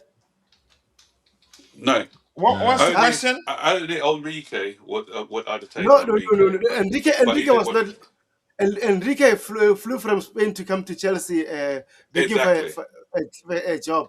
All I'm Yeah, saying, Dante, but they didn't want him because he's too powerful. as a Chelsea fan, we've been linked to McKenna, Thomas Frank, Yes. Pochettino. Were you Why? happy with that? Why is that? Why are we willing to Can those I say coaches? something after you, please? Yeah, sure. I, Why we're willing to those coaches and not the big coaches in Tobago? Why? Because because they're the only ones who can put we are, up with this nonsense. yeah, because exactly we are aggressive. We are being linked with mediocre coaches. That's the thing. Okay, if you think Maresca's a mediocre coach, but No, we no, know he's not. yeah, Maresca's not, because I've seen it last season. He proved that's Okay, my issue right there with we were Enzo never Maresca. going to sign an experienced coach. No experienced coach was going to come to this project where it Why was. why Luis Enrique went to PSG? Because PSG are signing young players, but he is there. What do you mean why Luis Enrique went PSG? Maybe look at what of his pay packet, how much he got Are paid, first you of and all. Taboho actually, you're not disagreeing right now. First of all, go look how much he got paid compared to It what. doesn't matter. He went to Chelsea first We before looked at PSG. him. What's your argument? What's your He So you argument? say chose he went there for the PSG over money? Chelsea. Okay, Yes. whatever. Yes, he said no to Chelsea. He didn't want it in this project. He found the PSG one better because he's going to get paid No, $20 he wasn't million. even linked with the No, PSG one Dante. before he said no to Chelsea. He went to Yes, he was PSG a few months later. Come on, what exactly. are we doing here? What do you mean? It He wasn't a came to choice London between Chelsea or apparently. PSG. He was Yeah, not but it linked to wasn't a choice PSG. between Chelsea He or came for an PSG. interview. All right, PSG already had a let's hear manager. you. He came for an Francis, interview. what What, were you you think saying? he said yes to Chelsea? How do you guys know he said yes to Chelsea? We Say that never again. Is said that, he. What I did he heard, say what that I in an remember interview? Have people you were seen him say that saying yes, he was said that yes to Chelsea said Chelsea? no. Chelsea He's didn't never offer said him yes the to job. Chelsea ever. Yeah, He Chelsea came said for an no. Yes. interview Chelsea to said see. no, not the other way around. That's Yeah, what I Chelsea said remember. no. And Yes, again, Chelsea said that's just no. what we heard happen. But LeFrancis, let's hear you. What were you saying? I was gonna say like someone mentioned something about Enzo Maresca not being what you call it like an Elite. alpha or elite coach. But also let's remember that like during Thomas Tuchel's season, like he had experienced players. And Yeah. after the coming up second season, these experienced players got sold, like Espilicueta and many more experienced players. And then they brought in Koulibaly and some guys all around. But Thomas Tuchel was still working with like a young attack. If you guys remember, it was like Macy Mount, Kai Havertz, Timo Werner, and I'm even writing out of names. But my point here is that like, I believe that ever since we've let Thomas Tuchel go, we still haven't fixed the main issue with the type of players that we are bringing into the club. Exactly. But Tuchel was never going to stay if they were going to change the project. He was never going to stay for something like that. I Yeah, mean, They didn't. also even if we bring Thomas Tuchel into Chelsea squad right now, like, are we gonna be able to win the Premier League with this current squad? No, no. I don't think so. no, no, we're not. But that's the project. We're not there But yet. but This is, but no And I one's think the no project here one's is All right. no that one is actually arguing about the Chelsea wants manager. to be very cheap. So Dante, we're yeah, I not was gonna cheap. say like Dante, a they You want question. to can't be say that we're very very cheap cheap. How much money we spend? We're not cheap. by It's maybe coming highly. across more the next gen and then maybe see if we could win the Premier League with it or the Champions League, which are Max, playing I a was going to very ask you this risky question, Max, before we move on, um because we have to still Yeah, I get to just want to the. ask Dante a question. Yeah, Okay. go ahead. Go ahead. Ask And him. maybe you too, Kurt. No, When, no, go ahead. Go ahead. Yeah. yeah, Oh, both two of of you actually. us. Both of you then. When do Okay. you think The this two sixes. project, when do you think this project is going to start 15. bearing fruit? How long Can would I you give it start? to start bearing fruit? Yeah, yeah. It's already bearing fruit. And I'll finish answering my question. How's You it want bearing proof? fruit? You want proof? Yeah, go on. Top four last season, European trophy, the biggest club trophy in the world, in style. And this project, the managers people were clamoring for the club to sign to hire over Enzo Maresca. He's beaten nearly all of them. I'd say all of them. Yeah, yeah. That one is He's Coachella. beaten, and he's beaten them. He's beaten what's his name, Enrique, Lucho. A lot of Yeah, people didn't give us a chance, and people thought coach, when we lost that one game in the group We, stage that Look, people coach, Auntie, were look, acting as if that was it. all Coachella. right. That's not my Let issue. me finish, bro. Let me finish, Tabeho. And by the way, Tabeho, you're not on my side tonight. You're on Max's side tonight. yeah, stay on that side, Tobago. Yeah, Yeah, stay that side. Stay on no, that no, side. no, no, no, no, So, no, no. Max, You know, the you know. club. You, Let go me ahead, go finish. ahead. For the European trophy, which is the Conference League Cup, nobody gave us a chance. People thought the moment let's get what? we get to the knockout Are you stage, for real? Do I'm no coming. Let one me gave finish. us the Let me no, finish. yeah, I'll Okay, ask you let me just afterwards. Talk. rephrase No, that you one. talk first, Not and a then lot of Fine. yeah, people. let him Let me finish. finish, Let him Max. finish. Not a lot of people gave us a chance in terms of the Conference League. A lot of people, some people believed we will win it hands down because there weren't too many strong teams. Some people thought the moment we get to the quarterfinal, semifinal stage, we'll be knocked out. And once they got to the final, I remember my bro, Grintoff, saying, what's his name? Former Manchester City manager, Pellegrini, Pellegrini, Pellegrini. that he will, something that mop the floor. suggests, what's the term, the language he used? That he'll mop the floor with him, yes. Something, but mop the floor is the language Oh where I my like to phrase gosh. it. But what he was suggesting that we don't have a chance because Maresca is a one-trick pony. That was You're talking about 0.1%, coach. That's very less exactly. population. okay. All Then for right, then Club let World me Cup, go on. nobody gave us No, a there was chance, a lot of especially people against like that, and a PSG. lot of people in the chat and people on the panel here that agreed with that. And Yeah, probably Max didn't give us a chance against PSG. I did, I did. Listen. Can I go So back to that? let, Okay. let me let me say Listen. that's progress. Let me finish, Max. Yep. That's Yes. progress. Another thing is that the season before, once we concede first, we're losing that game in most of the games. We've Yeah, matured that's to an extent where right now scoring first against us doesn't mean you've won. It's the We've made opposite Yeah, way. progress. coach, We're When I'm not when we score perfect. first, that means that we've lost. It's got And the the opposite. fact coach. remains, had it not been for injuries we had at the start of the season, chances are we'd be better. You could say we'd be in a much better position in the table. Everyone has Coach, injuries. I'm That's the coach. thing. Coach, Can can I add let me something in talk? there, right? Let me talk. Go back because All right, it's after you. I'm and then coach. a I'm couple of Listen, waiting for if the you parts. feel part. like winning No, the Club World 'cause- Cup isn't a progress, that's fine by me. no. Okay, let No, me no, go back and listen, Go on, with the Max. Yeah. counter arguments. Okay, fair enough. Right. So first of all, let's just dismiss the the European conference. trophy. Listen, if we didn't win that, there'll be serious questions asked. So I mean, serious questions. I don't know I don't know what Chelsea supporters you're following I who give you thought an that we example. My who bro, Green Tough, come didn't on. believe we were going to win it. He seems to be delusional. Then, if it. you It didn't was think we had out a of chance, respect that I if didn't you believe guys it. didn't think Even we had a chance I against a even searched Ty, top ten even team, on Ty on here, the you Chelsea internet, are a Max. sessions. delusional person. There's been quite a lot So of people. really, really, come on now. And But go listen, ahead, I could Max. have. Go ahead. We won that game. We won that trophy playing our under 18, under 21 teams. We did, you know, we could afford to swap our 11. We were beating teams 11-0, 8-0, sorry, and I think we scored about 30 odd goals in that competition. Come on, this Chelsea team winning that trophy is like when I was growing up, because I'm probably a bit older than a lot of you. The ZDS, when we won the ZDS trophy back in the day, if you guys don't know what it is, look it up.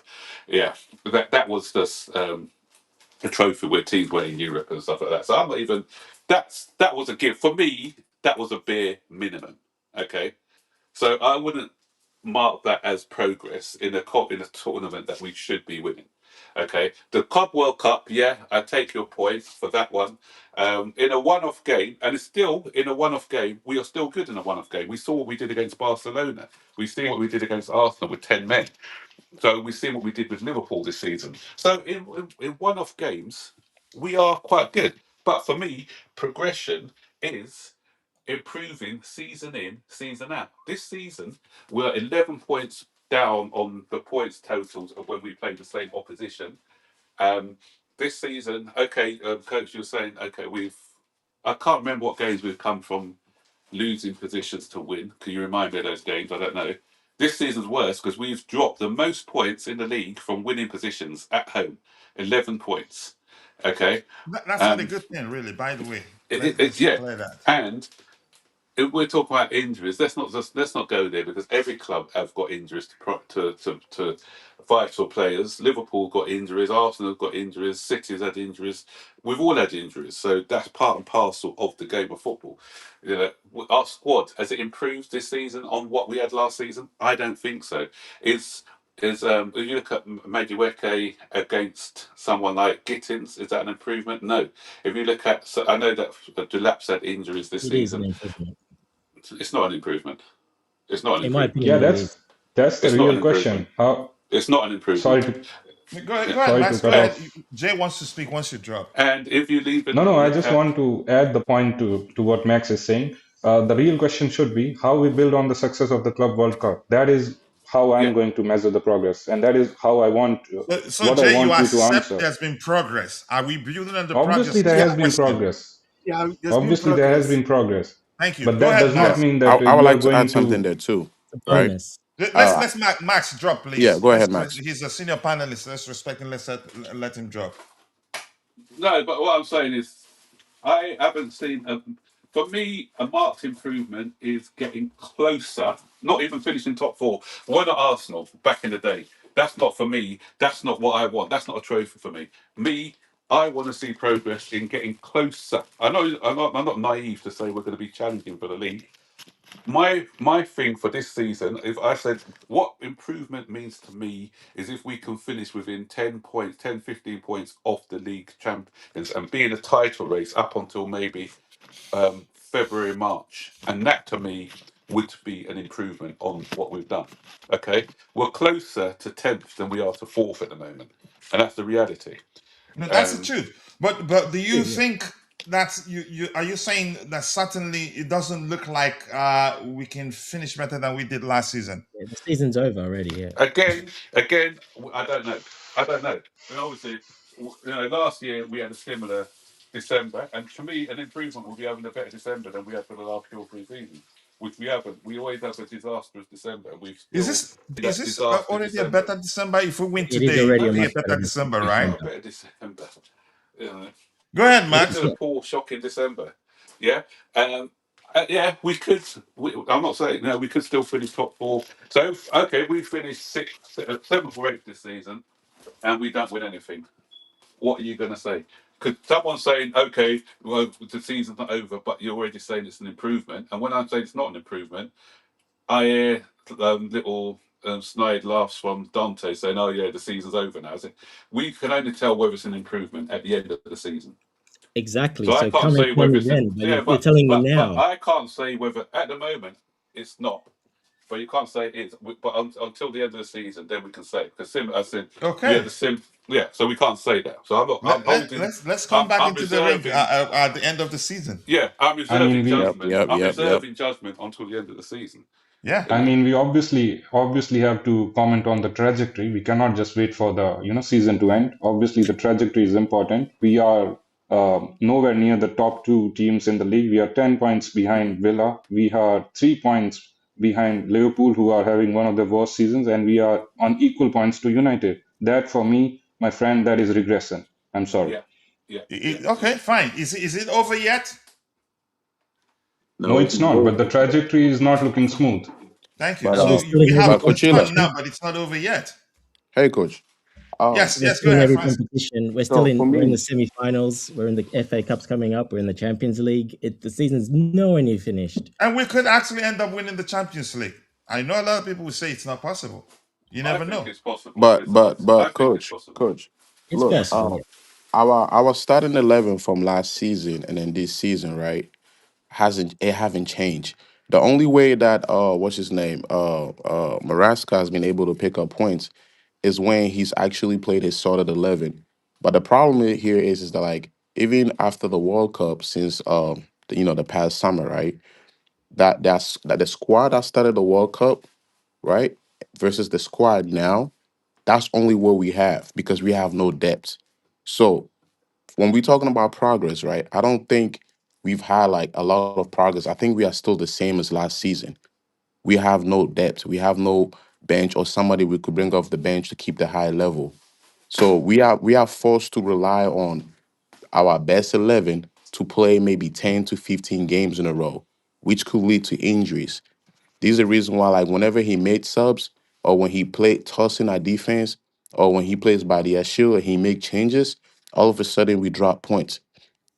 I believe that the project has given us fruit, but it's at the same time a dangerous project because process wise, I don't think we are really too different from what we've played last season. And then so far, every time that Enzo Maresca has tried to bring in the signings that we've signed after our summer transfer window, we've dropped points compared to like if he's decided to not keep the best squad that we have when he's kept like our starting 11, which some of you guys will all know what is our best 11, right? We've actually challenged. We've drew games or probably we've picked up points. But that's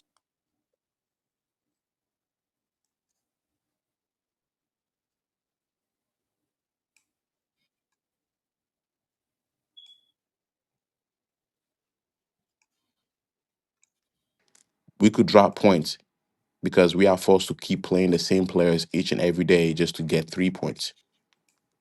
That's all I have to say there. Good. I mean, good comment there. And the question I want to ask you: do you think the Gittins and Garnachos, the back players, or do you think they just need time? I think they need time, but at Chelsea we don't give time. That's the thing Yeah, because at the time that they're gonna get at their best, we're probably gonna be eighth or 10th. exactly, and that's my point in all of this, right? Why are we Mhm. getting, and that's the other issue. Why are we getting Gittins and Garnacho, both players who need time to develop their game? Why are we getting two in the same position? So if one plays, the other one doesn't develop. Okay, so and when we rotate, we become incohesive. What would have been We had better no is left even wingers getting back. What do you somebody mean? Why with are a we bit more rotating? experience on that side and then let them develop with that other player rather than getting two players who are the same And then we're getting in Quenda next season. Doesn't make sense. We're getting all these players who need to. The only way you start to improve is by playing games. Yeah, we saw that with Levi Colwell. When Levi Colwell first came into the side, a lot of people didn't rate. I rated him from his youth days because I saw how good he could become. But on the fan base were having a go at him. But once the season went on and he started to play week in, week out, then you realised how important of a player he can become.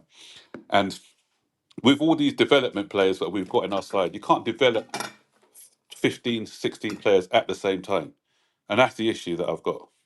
And also, when we do get find out, right, and Maresca have to change something, he's still gonna use the best 11 to try to change something to work. It's almost as if he has no depth, because if he has to change a style of play because we've been figured it out, it becomes more complicated for him because he doesn't even have a different option to really change something, because each time that he's tried it, we've dropped points. So at Here's this my time, opinion on the rotation. Look, he does what he wants. It's his job. He gets paid to rotate the team, or you can say to pick the best 11 to represent Chelsea for games. What I want to say is that I feel like we shouldn't have two 11s where one is unfairly better than the other if he's going to be rotating week in, week each game. He should balance it out a bit and then have players always have good players from the other 11 on the bench in case if the starting 11 on the day falters or fail to, or you could say deliver and make changes in time. As much as I like him, I can't keep saying that. I don't think I've said that enough, that we need to have two balanced 11s. And right now, clearly, unfairly, you can say one is unfairly better than the other, which is say something that suggests he wants to keep it that way. Because it doesn't make sense that you have too many, you could say, players that aren't quite yet properly integrated into the squad starting together. You have almost always have disjointed displays, some of which will lead to us conceding unnecessary goals or have us chasing games and all that. As much as I like him, I think he needs to do that. But that's my opinion anyway. Let's catch up with what we have on And the side. can I I don't say think we'll one be more able to thing catch up. quickly? Go ahead. Just, just on that point, I'm not even a Raheem Sterling fan, yeah.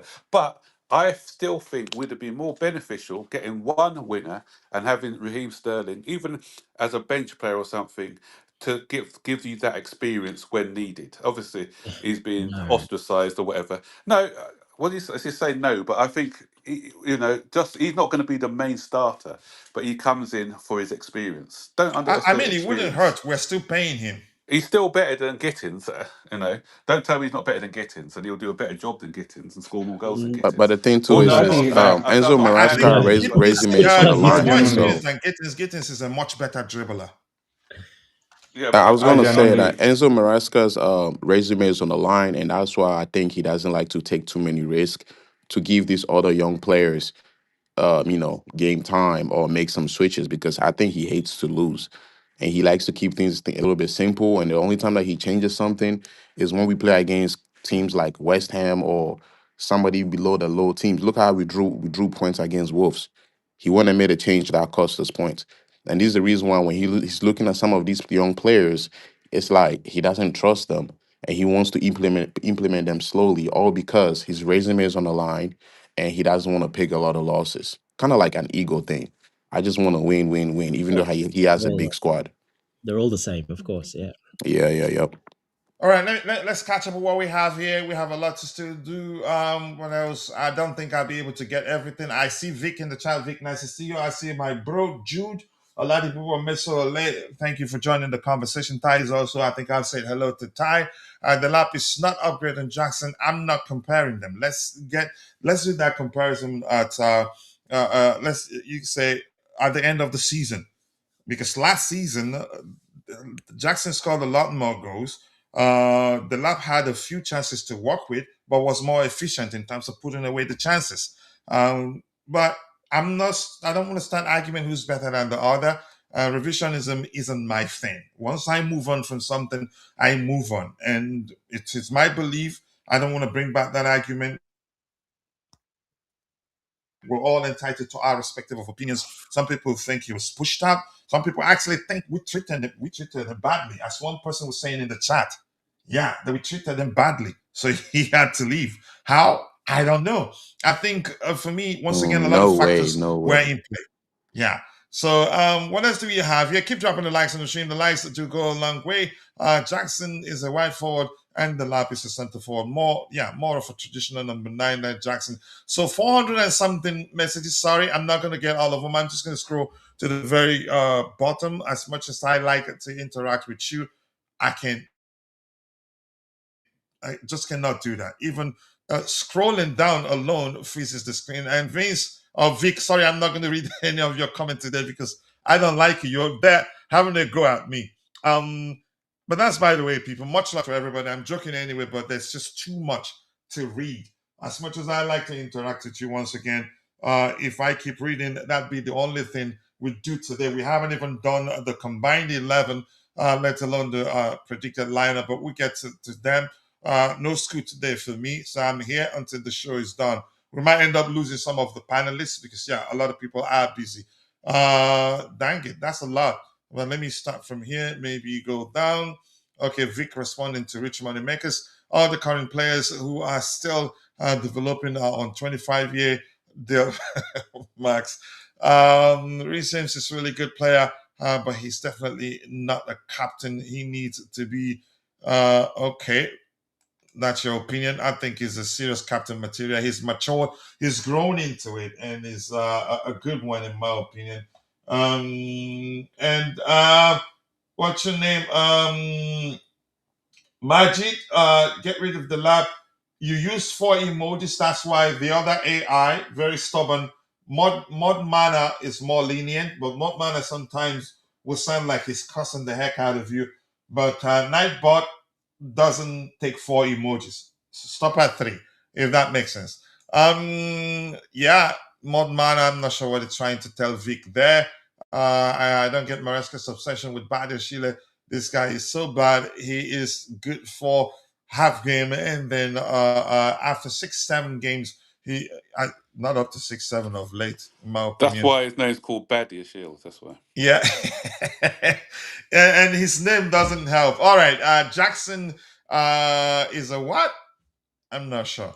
All right, here Enzo Maresca. I think we've read this for 1 hour. We were good. Him talking about that us capitulating in second half has become more. It hasn't. It's something that has happened on several occasions. So he wants to analyze it and find a solution to it. Enzo Maresca, it's very important to finish the year in the best way. For sure, it will be another tough game because they are all tough in the Premier League, but we need to win games as soon as possible. And hopefully we get a win today. And Rich Money Makers, nice to see you. I appreciate you finding the time to join the conversation.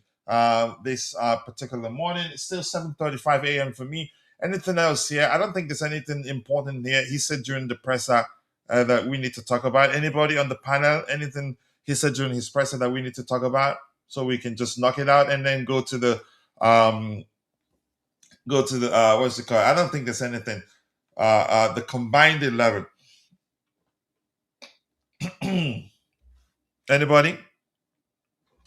All right. Here's the thing. We're using Chelsea Perspective app, web app. Right now, if you go to it on your mobile device, you have an option to download it. It's not native. Something called a PWA.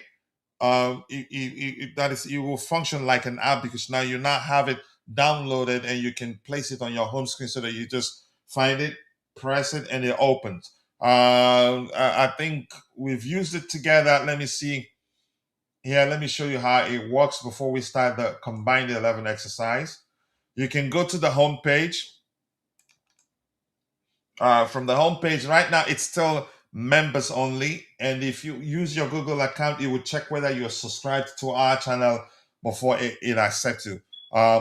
Before we get your email and then approve your access. So this is the home page, chelseaperspective.com. If you're logged in, non-logged in users can now see the countdown to our next game. The game comes on in 5 hours, 52 minutes and some seconds, and there you can also use the compare feature to compare the two teams and see what numbers will tell you will be the most likely outcome. And I'm going to say this again. Numbers can suggest what the most likely outcome of a particular game would be, but that doesn't necessarily mean that certainly that game ends in that way. For instance, look at this. Chelsea practically is enveloping Bournemouth in terms of how the disparity in percentile per metric. As you can see, 67 goals, 0.0 goals to their 6.0, attacking 40.0, that's 25.0, possession 84.0, that's 52.0. But that doesn't necessarily mean we're definitely beating them because the game is played over 90 minutes plus added time. So you can see team form. In 5 games, we've lost 1, drew 1, win 1-2, drew 1, lost another 1. So we lost 2 in 5 games. There's the in 5 games they drew 3 and lost 2. So you can see a lot of other metrics. In the last 5 games, we won 2 and we drew 3 against them. So other stuff, there's a lot of stuff to play around with here, but I'm not gonna walk you through all of them. There's also something that comes on for when you log in for the first time. There's something that will walk you through the features that are available on the web app. All right. So we have what we call Juju Predictor. We're still training it. It's been close so far, missing out by 1 goal also. But let's see what Juju Predictor says. Chelsea's home game against Bournemouth, what it predicts. It takes into account injured players, team form, and everything. It's predicting that Chelsea would beat them 1-0. And you could argue, better recent form gives Chelsea the edge at home. Bournemouth will need to be at their best. You can say, both teams are in the greatest of form, but they're not in the greatest of form. But Chelsea are in a much, you can say, better form because we have 2 wins in 5 games. They have no win in 5 games, 3 draws, 2 losses. But I get concerned whenever we play such teams. But that's by the way. Let's go to the lineup building tool to do the combined 11. So Juju Predictor says Chelsea will beat them by 1-0. We'll see what happens. We're still training the AI to consider a lot of stuff. So let's go lineup builder. And content creators can also download it and use it. When you go to the lineup builder, if you're a content creator, just go full screen like this. That way you have tactics, presets, like you have game pressing, pack the balls, high press, and all that. So I'm not a salesman. Let's get into it, please. So, all right, Dante, let's get into it. The lineup, combined 11, we get done. Then we'll do Chelsea predicted lineup. Did anybody go out and come back in? It needs to be added again. Who? Anybody here? Okay, we're all in. So that's good. So let's get into the combined 11. Goalkeeper, Dante. Do we have a better goalkeeper than them? Coach, I need to go now. Sorry? I need to go. So all right. Thank you, Max. It was nice being part of the debate. Yeah. Thank you. It was a good debate. It was. Take care. It's all love, everyone, even if, so, yeah. All right, thank you. For my quick lineup, I'll just say Senesi and Semenyo are the only 2 Bournemouth players who are getting into my team. Who has Semenyo? Senesi, the centre back. Yeah. Ooh, is he that good? I think he's better than what we've got on the left side at the moment. Yeah. All right. Yeah, all right. that's my lineup. Anyway, cheers, guys. Take care. All right, thank you, Max. Nice to have you on the panel. I'll reach out again whenever I get a chance. I just need to talk with you about a lot of stuff here. Thank you. All right, cheers. Bye-bye. Bye. Thank you. So goalkeeper. Do we have a better goalkeeper, Dante? Sorry? Do we have a better goalkeeper than them? Well, obviously, yes. Come on, coach. All right, let me choose the opponent team. Let me move it on quickly. Sorry. Move it on. Come on. Next. Come on. We know that. Let me choose the opponent team. The opponent team will be Bournemouth. I have to search. How do you spell it again? Bourne, right? Is that the correct spelling? Yeah, Bourne. Then MOUT what? Mouth, like a mouth. No E. MOUTH. No E, just mouth, like mouth. Yeah. Why is it not showing up? Why is it not in the database? Wow, that sucks. Let me go again. BOUR. It's not there. I'm not sure why it's not showing. BOUR. You're putting it right, yeah. Sorry? BOUR. Yeah, that's what I did. Yeah, maybe you spelled it wrong in there. Who knows? No, I Try did not. BOR. I did not. So there's a bug that we probably need to fix. If it was Arsenal now, look at Arsenal. AR, it's there. Just put B. What about just start with the B? Any teams who come up with B? Maybe start with AFC. There's Barcelona, Bayern Munich, Borussia Dortmund. We'll go down. Try to go down. So there's a bug. Yeah, go to O. Go down. It's in alphabetical order. No, it's not there. No, it's not there. So there's a bug there. There are not many players. I think we can bypass it. Well, just no, there isn't. That's why I said coach. That's disrespectful, Jay. So let's just go with that old lineup. No need. I think like the center back that Max mentioned. Do you think he gets his starts ahead of our center backs? Who did he say? Sorry, I got cut out for a bit. Senesi. Yeah, Senesi was the name he mentioned. Yeah. If you look how much goals they're conceding, no need. Know. Yeah, he's a good player, but I think Chaluba and Fofana are better. Yeah, he's old. He's older. He's more mature. He will be a free agent next season, I think. So, but yeah, he's an older, more mature player. But I don't know. He's a bit slow. He's a slow player. And the fact that we just get two players from them, I think let's just go ahead. I'm not going to do vintage. I like Frost. I'm sorry. Well, Coach Semenyo, obviously on the left wing. Definitely. So, but we're not. It's not. There's a bug I need to fix. That's it. That's the only one. Yeah. So let's pick our goalkeeper here, Sanchez. Definitely, right? Two center backs. Dante, let's hear you. If I plug it in, if the panelists disagree, we'll hear from them. Let's say you Dante, two center backs. Well, yeah, still Chalobah and Fofana. Yeah, I think that's the best we can do, really.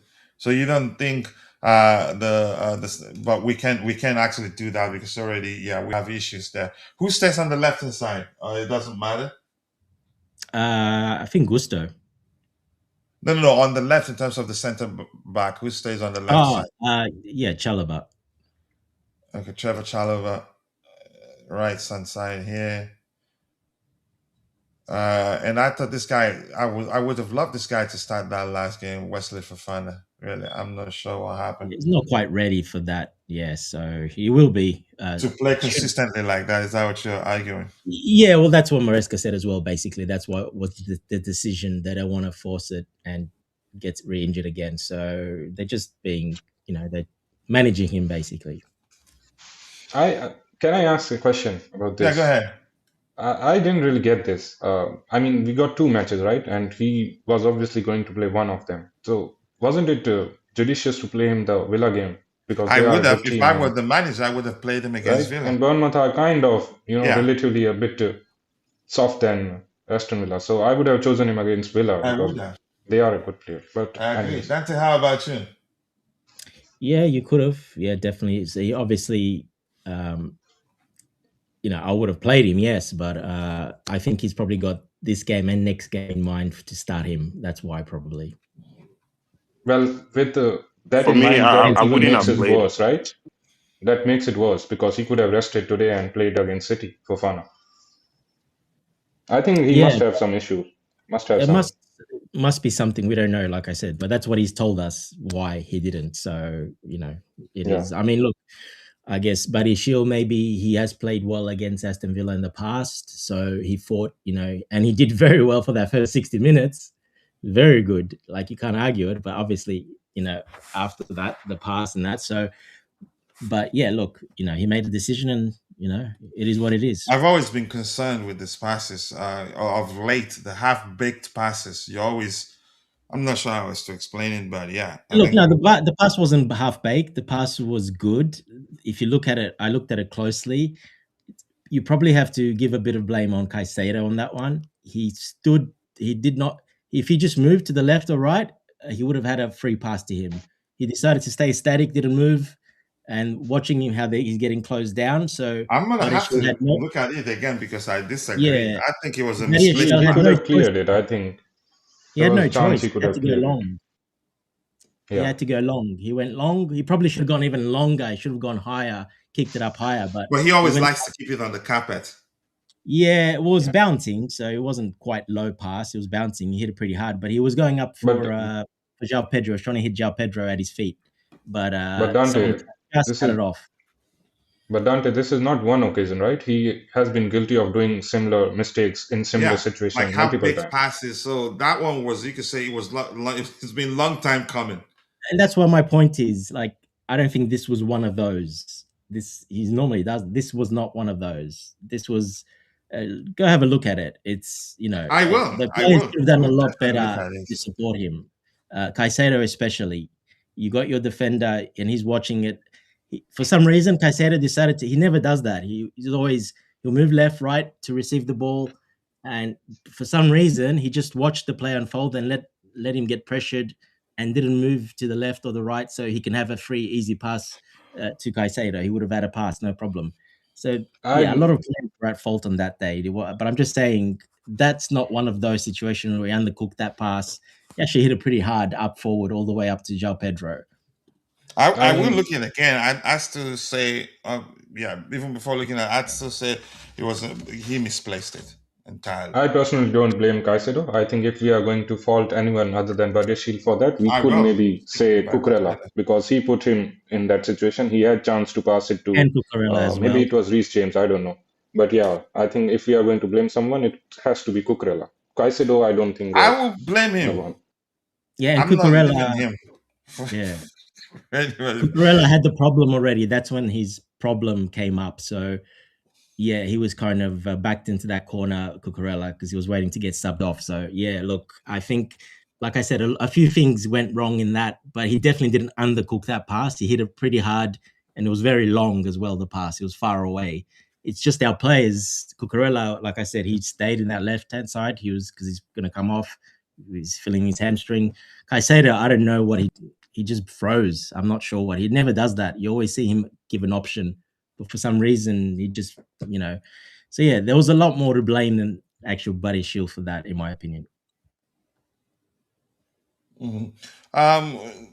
Tebejo, do you agree to centre-backs? I think we can all agree. I don't think he drops Chalobah. Chalobah probably one of his most trusted centre-backs right now. Yeah, I agree. So you agree, Chalobah? Okay. We're not sure. I checked the status of Marco Correa's injury. Fortmob has it as was it the status I saw? Doubtful. He won't play, coach. He won't play, right? And also Hatta won't play. No, Gusto is going to be the left back. I think it makes sense that it's going to be Gusto, yeah. So yeah, okay, I already updated that. Where's Malo Gusto? How about right back? James. Right? James, sorry, it was James, yeah. We'll probably move. Will he bring Achapong in? I don't know. That might be an option. I mean, it's a possibility. You never know. Yeah, so that could be an option as well. Achapong on the right, maybe, but for now, I think James is, because there is a question mark if James can play again and then play again Man City. So, as in 3 games really quickly. Wait, he played last game, right?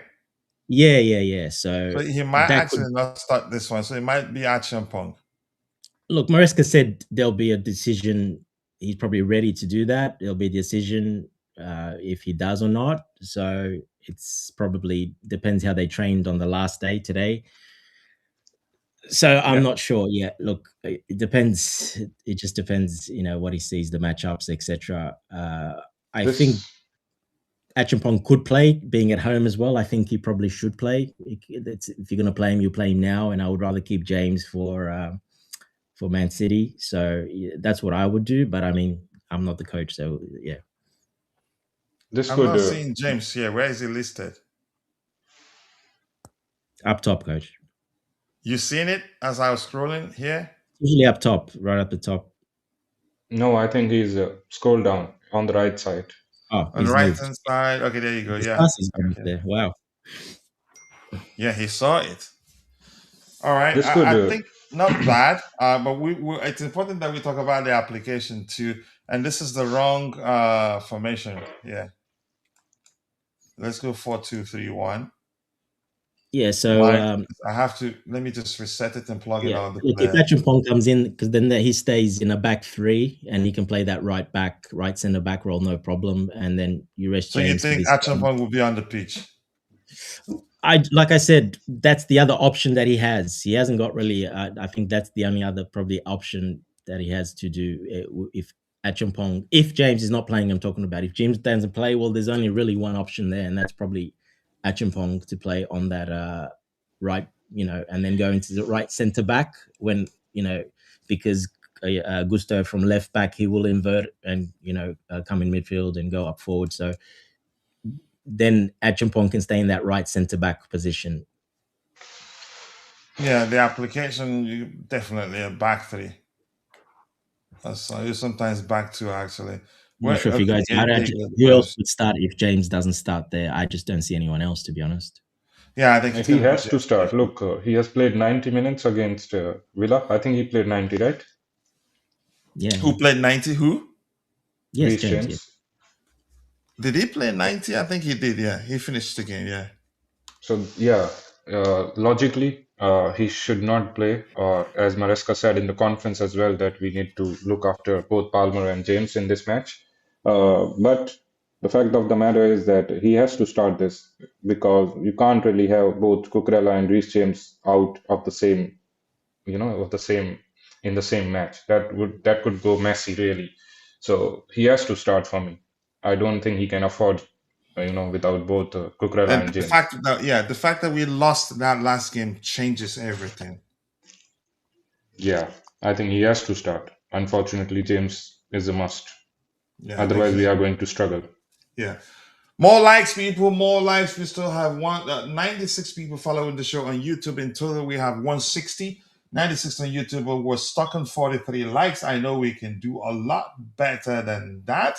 I was going to say if half of you liked the video, but for 96, 43, nearly, you can say just 5 more at least to get it to half of it. But if you haven't, please take a second, drop a like on the video, and also do subscribe to the channel if you haven't.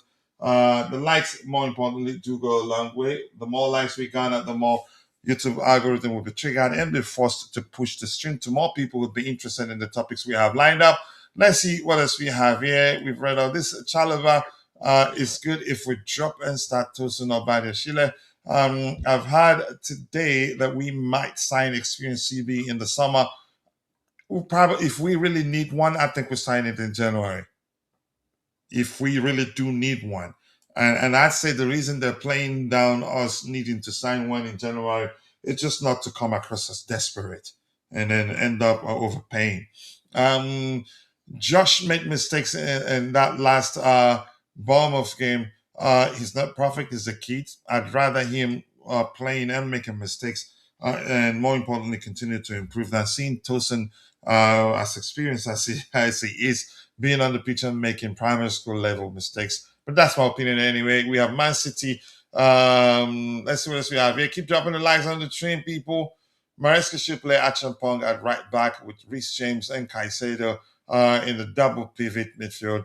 Let's see what he does today.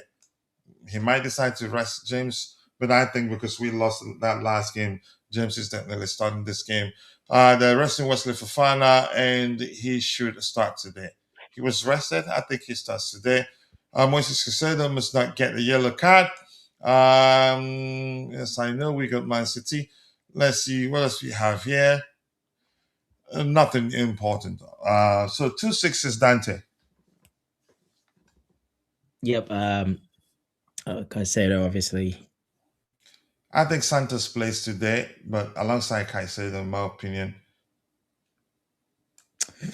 Yeah, I was thinking maybe he comes in, but yeah, I mean, look, we're gonna have more possession in this game, and we really need Enzo Fernandez on that field because of that. They're gonna sit more back. We're gonna press them. We're gonna attack. We need his passing and his vision and his, crashing of the box, etc. I think we need him on that field. So I think Caicedo, Enzo, and Palmer's definitely playing, I think, as well. So I don't see Santos. I mean, we might see him, but that's too defensive. It's too defensive for Bournemouth to play Santos. He just doesn't give you that going But forward like Maresca, Enzo he's does. tried, you can say, he's had him operate like a box crasher too, just like Enzo Fernandez.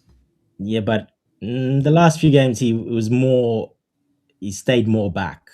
Like he boxed. I think twice he ran into the box only. So that's not he can't do that like at the level Enzo Fernandez does. Now that's down to fitness as well, obviously the running power and how much kilometers he can get. So I think for this game Enzo needs to start. Definitely, we need his passing to break down Bournemouth and get the ball out quickly, and his vision. We need him on that field. We need that, and like I said, an attacking phase definitely in that box as well. Okay, so you think it's going to be Enzo Fernandez? I do, yes. All right, let's hear from you, Jay. We still have Francis actually. Okay, Francis is gone. Okay, no wonder. Jay, your thoughts? 2-6 do you see Enzo Fernandez starting? He wasn't bad in that last game. He was bad when everyone else was bad. I mean, that's the performance. That's a different thing. But yeah, in physicality wise and fitness wise, there's no reason why Enzo, should be rested or anything like that. He's not one of those players who needs rest. I think he have the fatigue problem also might have gone away because he has been rested in a few matches. So I think there's no reason for Enzo to not start this game. And Caicedo and Enzo will be that dual midfield partnership we will see. Yeah. So this could maybe turn into a back three, and Gusto could also, join as a proper inverted midfielder. Oh, of course, yeah. In possession, yes. Yeah, Enzo goes in possession. Most likely a back three. Yeah, that's especially. Yeah, go ahead. By the way, I just want to add that Caicedo needs to be very careful. I hope you guys are aware that he's just one yellow away from missing 2 games, and that will include the City away trip. So it's very important for him to not get a yellow today. Very, very crucial. Do you see the manager dropping him for Santos? No, I don't think that could be the reason for him dropping, but he personally has to be very careful because he does take unnecessary yellows, and his playing style also sometimes makes him in positions or, in situations where the refs does target him for cards. So he has to be very careful because if he gets a yellow and we miss him, we don't have him against City, that could be a big miss. He's fine. You can't change him, unfortunately. He plays the way he plays, and that's why he's good at what he does, because he plays that way. So he will play that. He'll continue playing that way. He's done it before when he was on yellow. I remember last time, still played the same way. He still put in the tackles, didn't get a yellow, was good. But then after that, he did get a yellow. So I think he's not changing. I've seen that before. He's not going to be careful. I mean, if he's not changing, or if anyone has not told him, a thing about this yellow, which obviously they have. He's going to know himself and they're going to show him, but it doesn't matter. You don't change a player like that. I'm just saying mentality wise, he doesn't change. He won't change. You'll still see him putting the tackles in. Well, if he's the usual Caicedo, then we can pretty much guarantee that he's getting a yellow. And we look, if he gets it, he gets it. It is what it is. The count restarts again. He misses City, someone else plays, but he's not the type of guy that would change the way his approach because of a yellow card. He's not that type of guy. And I wouldn't want him to be changing that. And I guarantee you Maresca wouldn't want that either. Yeah, fair. It's an interesting situation. I'd argue I don't see him finishing the game without considering a yellow. Well, he's done it before, so that's what I said. He's done it before when he was on a yellow and he was going to get suspended and stuff, and he didn't get a yellow, and he still played the same. So he can, he can do it. He doesn't get a yellow every single game. So yeah, he can do it, but yeah, it's not something that he would be thinking in the back of his mind when he goes in for a challenge, because then you doubt yourself, and that player, he loses all his value and what he's good at, and that's his game basically. So he's not backing down. He's not that type of player. Let's Go ahead. let's put it that way, this way, that he should avoid the unnecessary, foolish yellows. Okay, as that's in fine, I guess, talking because to the he does ref. that against Cardiff. If we remember, he took a really silly yellow. Yeah, he took a silly yellow, correct. That was the only one. The rest have all been tackles. So, I mean, yeah, you don't have a problem with those. Him getting a silly yellow, but like that doesn't happen. I've only seen it that time. I can't remember before that when he copped one for something like that. The rest was all challenges and, being aggressive. Yeah. It's an interesting situation anyway. But Bas, once again, thank you for all your contributions there. I'm not going to read everything you're saying. He says Ibrahim is a bad Sheila fanboy. He's not. He crosses the heck out of him. So I see Estevão starting this game. And something I don't understand from the fan base. We learned that the kid was out with a muscle injury, and they're not happy that he didn't start the last game. We don't even know how fully fit he is.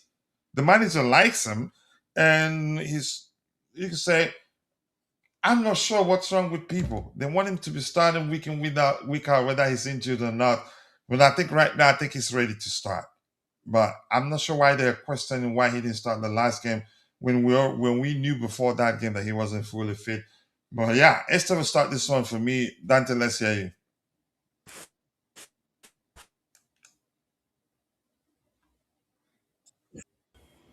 Do we still have? Okay, Dante is gone. He's back. He's back now.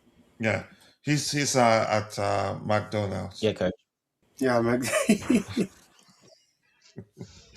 Dante, let's say your thoughts. He's not giving you a second, Tobago.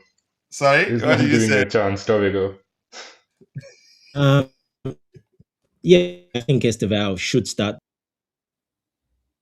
Do you think he starts? Really?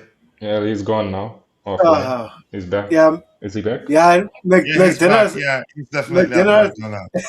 McDonald's. Many just plug and play with the Wi-Fi. That's why it's on and off. Dante, are you back?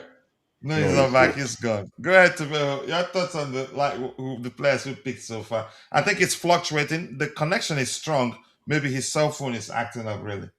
Yeah, McDonald's joke aside. But Tobago, let's hear you until he's fully back. Dante, you back? Yeah. I'm here. Okay, go ahead, Estevão. Bye, Tobago. You were having problems, coach. I think I didn't see your screen. Anyway, no, not me. It was you that went out and came back. Oh, okay. Anyway, yeah, I think Estevão should start, especially against Bournemouth. The way he plays, more dribbling, technical. He'll sit a bit deeper. Yeah, he definitely needs to start this game, in my opinion, just to help us break them down. I think he starts too. The fact that he didn't start the last game for me, I think he's definitely starting this one. But let's hear you, Tobago, if you're there before I go to Jay. I don't know why Jay's saying bye bye. Maybe you said you want to go. No. No, yeah, I agree. I think Estevão should start this game for me personally.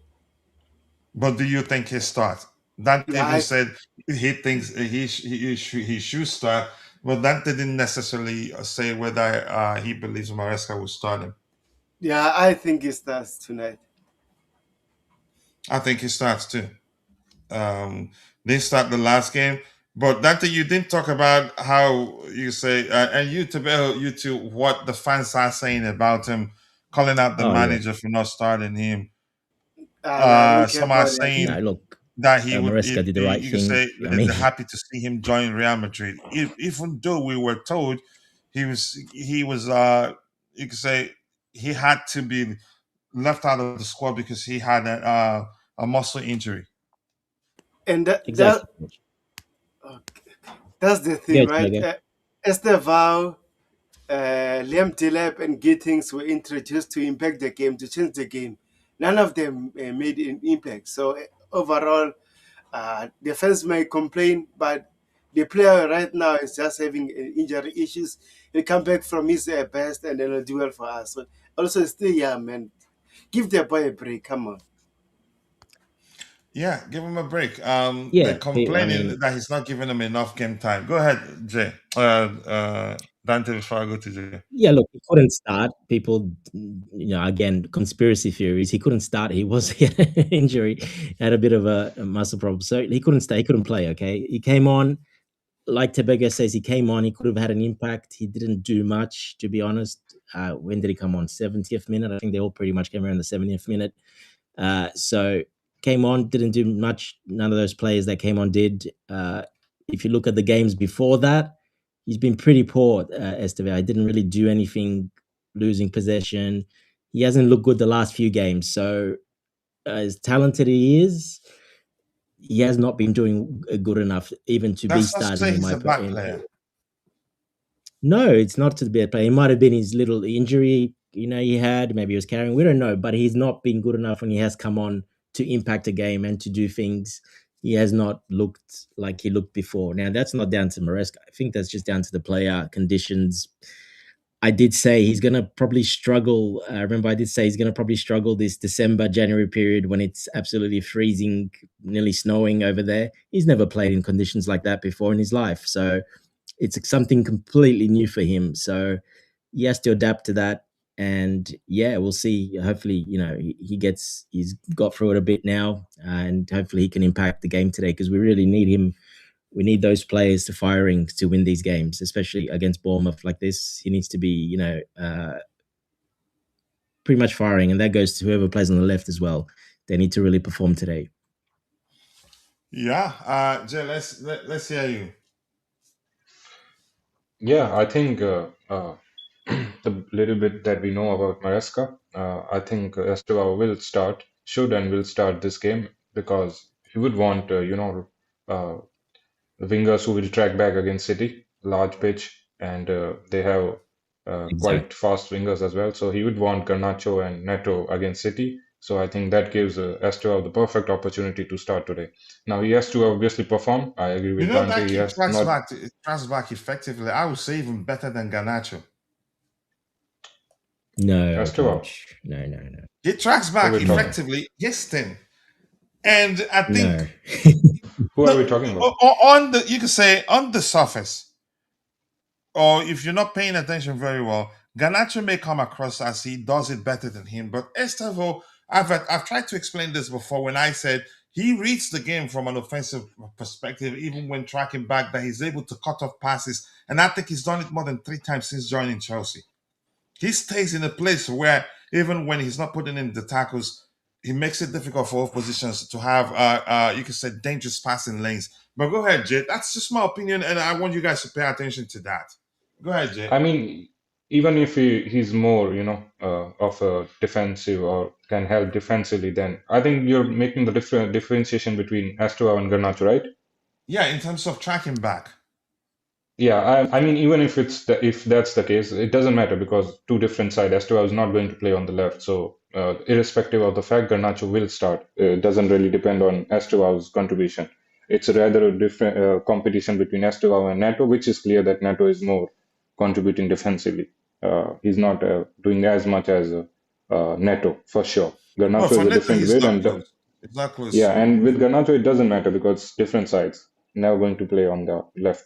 So Astro is going to start and he needs to perform. I think I agree with Dante that he is not really helping the team or contributing that much from the bench or whenever he's getting the opportunity from the last few matches, and it will be perfect. And remember, he actually struggled against Bournemouth when we played them away. So it will be.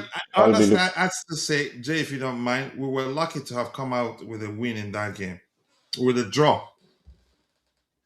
Yeah, exactly. So yeah, I'll be looking forward to him, and maybe home crowd and the pitch, everything about Stamford Bridge could help him.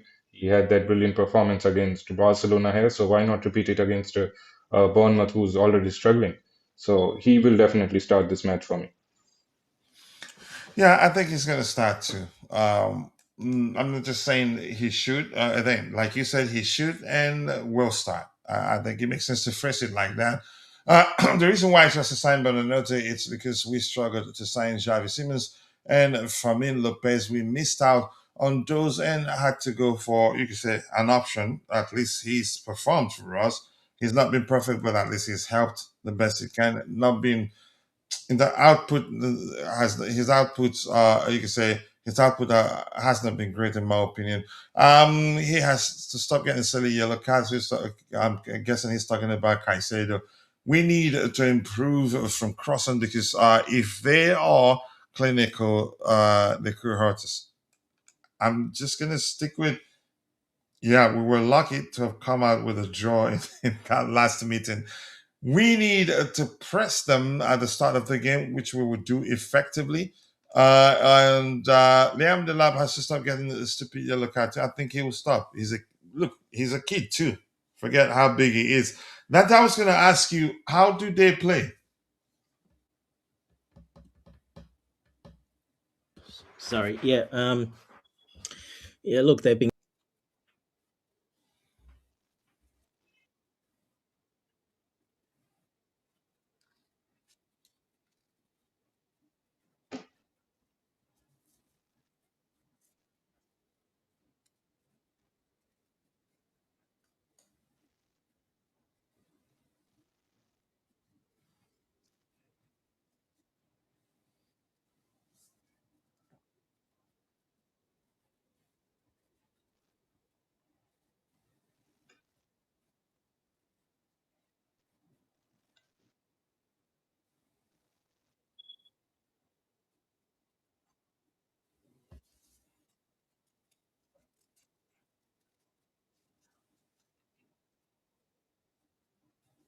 Is it certain that he's leaving? Likely. Yeah, it's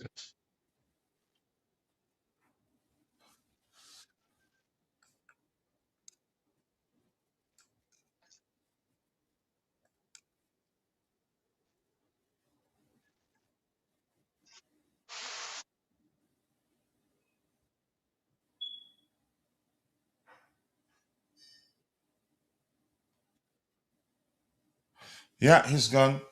He's back.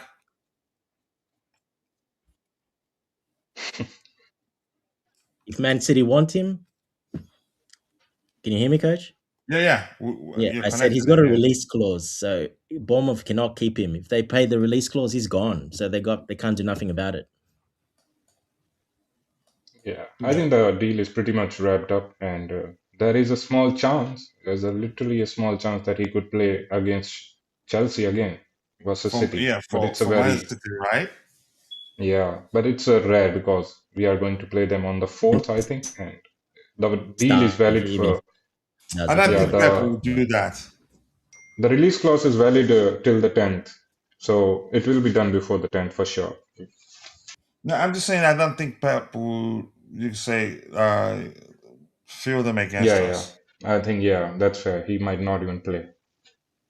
Yeah, he's not going to chuck him in straight away. No, I don't think so either. No. Unless he scores a hat trick against us, maybe, or 4 or 5 goals against us tomorrow. Today, then, Yeah, yeah, he's maybe okay. then. Undo your thing again against them. If I see Tosin and Bediasil anywhere near the starting 11, I think what you're saying is not far from reality. You know what? I think one of they hesitant. I think probably we'll see them. One of them, at least. No, God they're damn. not starting. They've got their forward as well. He moves very well as well. So no, you won't see. I don't think you'll see Tosin play So this we game. need good mobility.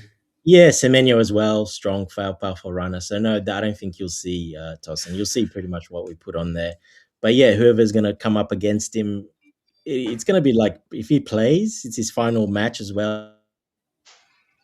I don't know how for the Bournemouth fans and for his teammates, coach, etc. So yeah, look. I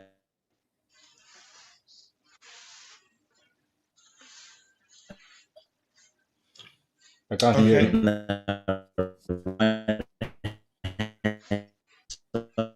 We'll have a job. Yeah. Oh, Max Donald. Yeah, The my He's management. giving me Wi-Fi. competition It's in Sorry, terms yeah. of Dante, not internet. me. He's giving me competition in I terms of had internet connection. to move. I had to move to The signal looks another room strong. because I'm not sure why. Maybe it's my fluctuating. charger. So Oh, I see. Okay. I don't have the Okay. best. They don't have good connection where they sell the cheap burgers, right? I'm getting a Big Mac right now. All right, Jay. I'm ordering a On Big the Mac left right hand now. side, who for you? I think it's pretty obvious that the left-hand side is dying, but Garnacho will start. I don't think Gittins and Estevão will start the same game. Garnacho has to start, and I think he can play 2 games. He will start against City, and he will start this game as well. I really do think Neto starts this game too. On the Yeah, left, I think. no. Yeah, I Yeah, think he could Enzo start on the Maresca. left, but Semenyo stands mainly where? He plays on the left, or a striker or a left, I think. Left hand side, left. Yep. Yeah.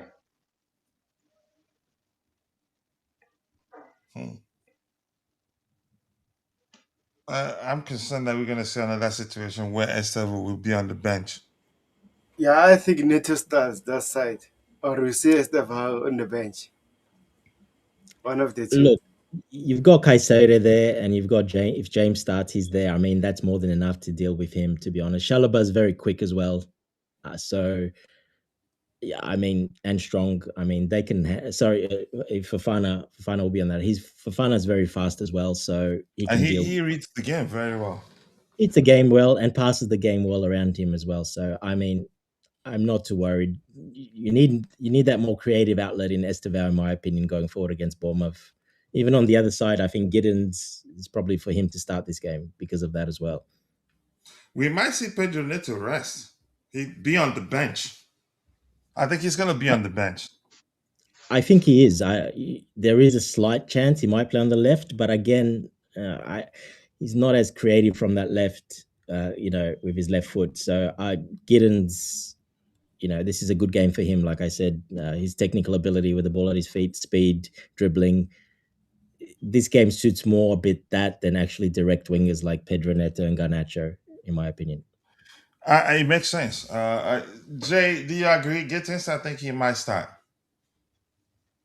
Well, obviously, it's a 50-50 between him and Garnacho, but I think Garnacho will start. I don't see this happening. I think it's an important game. There has been a lot of criticism. I think Maresca would want to go with the one who he trusted a bit more, and that is Garnacho for me. I But don't the see a issue is possibility that of. if they defend deep, Garnacho will be practically useless. Well, you're taking two wingers who are helping you in defense at the same time. That is Neto and Garnacho, and you're going with Estevão and Gittins together. So that makes a bit more changes to the lineup and weakens you defensively. So I think one of Garnacho or Neto will start for sure, but there is a chance that Gittins could start. I don't know. I think Gittins. Let's say you, Tabel. I think Neto starts for me.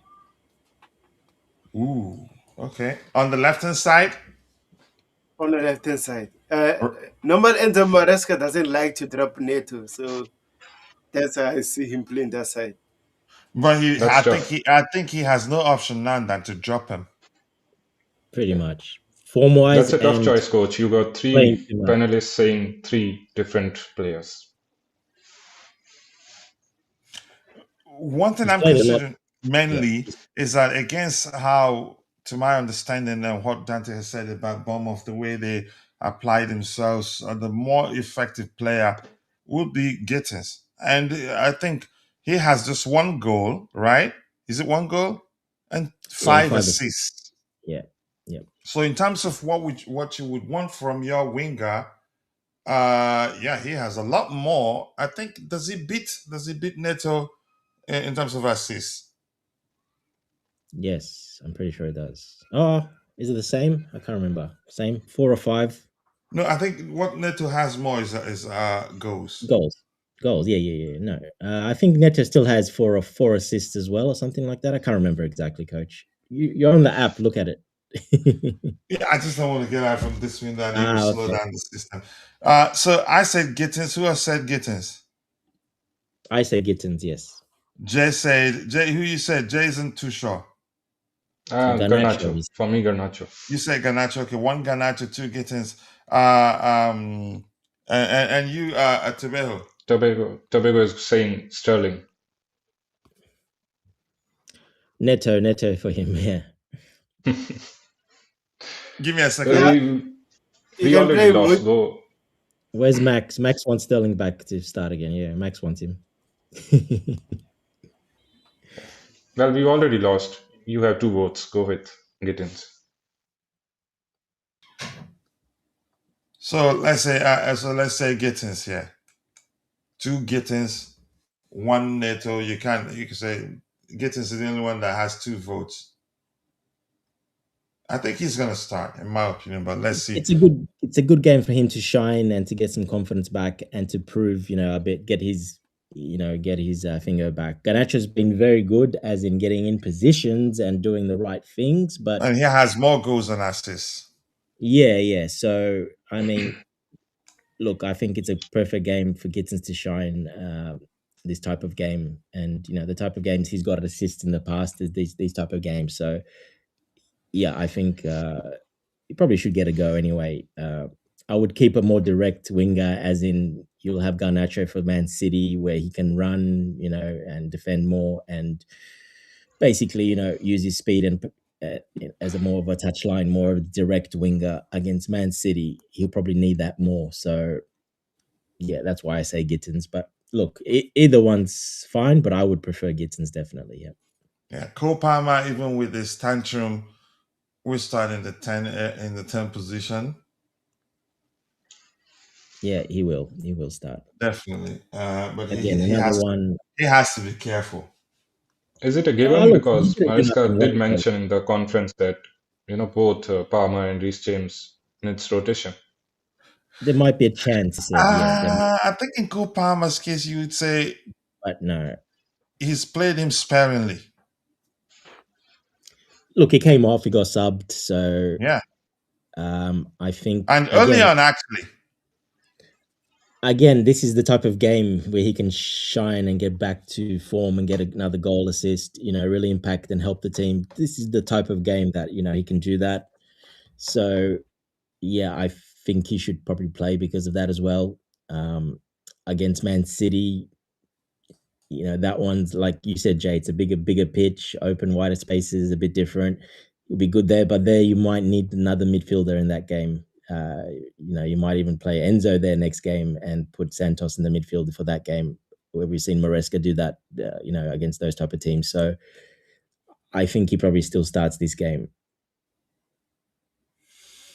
Yeah. What else do we have? Yeah, number 9. The lap isn't gonna. I don't see the. Do you see the lap starting? I think João Pedro might be on the bench and not start this one. It's a 50-50 for me, so it just depends what you guys think. I think the lap starts because we're gonna be spamming the box with crosses. Could be, yeah, it could be. Look, either one of them's fine. To be honest, either one of them. I mean, João Pedro. Delap probably needs it more. Needs those minutes, and against teams like this to really get his confidence up and play again. Like I said, him and Giddens, etc., and Palmer. So I wouldn't mind see Delap start, to be honest, because of that. But I mean, João Pedro, he's doing very well again. He's got back to a bit of form the last couple of games, so more that's more guarantee, and plus the link up with Palmer as well. That link up is very good with Palmer as well. So either's good. I would choose the lap probably just because of what I said, just to get him going. Yeah, and I have to apologize to all the members and everybody. The crediting that I did, I tried to bring it up where at the end of the show, it rose like in the movie, say special thanks to these panelists. I have to recreate it again, and it took me hours to create it. I searched for it, I can't find it. So I apologize. It's going to be basic. So yeah, Jay, number 9. Look, I think all the points that Dante mentioned is fair. I think he needs minute, and before the City game, it crucial for your number 9 to actually get in a bit of fitness and form. But I think Pedro has been in a decent form in terms of goals. I think he scored against Newcastle. He scored against Aston Villa as well, although that was very lucky. But still, he's getting goals, and that's 2 games in a row where he's getting the goals. So I don't see why you would replace a player who's scoring goals for you in continuous matches. So Pedro for me starts. Okay, let's go with Pedro. But I'm going to say What this. about you, coach? Who did you say? I think it's going to be the lap. Oh, well, then you got to put the lap. Yeah, Did you Pedro choose the for lap? me. Yeah, I did. You're not listening, obviously. Okay. What did you? Who did you choose? Tebejo. He's gone. Okay. Tebega, don't worry about Tebega. He's gone. He's gone. Oh, he's back. He's gone. He's back. He's gone. He's back. Tebejo, who do you think it is? It will be. Pedro. You think it's going to be Pedro Neto? João Pedro. Okay. João I'll leave it Pedro. for you and Jay, but I think it's going to be the lap. Then João Pedro to start starting our next game. 2-2. Well, it's a So tie, what do we do 2-2. now? Exactly. Sorry? I think I guess the veto. What do we do now? Can we put half and half? Yeah, maybe half and half. Maybe half and half. It's 2-2, but let's give it to you guys. But I'm quite sure I think it's we going to should. be the lap with João Pedro. I think we resting should, for the next game. Coach. I think we should listen to the voice of reason that is me. So I think Okay, we should go with. okay. If that makes you happy. Dante, what do you make about the comment on the screen that reads, "Why don't this team have a killer instinct?" Well, I mean, they do. You've seen it. You've seen it before. Sometimes they lack it. You're not going to have it every single game, unfortunately. It's just not, and we're not quite at that level yet to be that type of team to do it every single game. But there is players there that have it, in my opinion. So we can definitely improve on that a lot, and I think it will improve next year. It will improve the year after. It will be even better. So we'll get better at it, and that's players. Integration is a problem, obviously. Like we said, Gittins, Garnacho, João Pedro, the lap. These are all new attackers this season. We had to change and we had to add a couple of attackers as well. So it is new. It is new for them. So it's a bit. That's why we're a little bit disjointed in that attacking phase. So they can only get better with time. Basically, it is what it is for now. We had no other choice but to do that. I think everybody wanted the lap, like a profile of that. The lap, we needed it. Maresca said he wants that profile. He brought in the lap. Obviously, João Pedro came in. He wanted that profile as well. Someone that can drop deep, play a bit deeper, and as a false 9, like a 9 as well. He wanted that. So we needed wingers. We needed 2 wingers as well. We needed a more direct winger, which we got in Garnacho, and we needed a more technical winger, which we got in Gittins. So the quality is there. They just need to, take it to the next level. And that's unfortunately, hate saying it, but when you're introducing those players, new, all of them 4 up front, basically. Actually, add Estevão to that because he's new as well. So basically, 5 players you're introducing in that forward line. Yeah, and yes, we did have to do that. We had to introduce new players because 2 wanted to leave, in my opinion, and we needed to add a couple more anyway. So I knew we might have a little problem there up front till we get it right, the combinations right, until they know each other a bit better. And obviously, Palmer not being there at all to help glue that together, well, that was a problem as well. All right, with that, we've come to the natural end of this show. I want to say thank you to Jay for finding the time to join the conversation.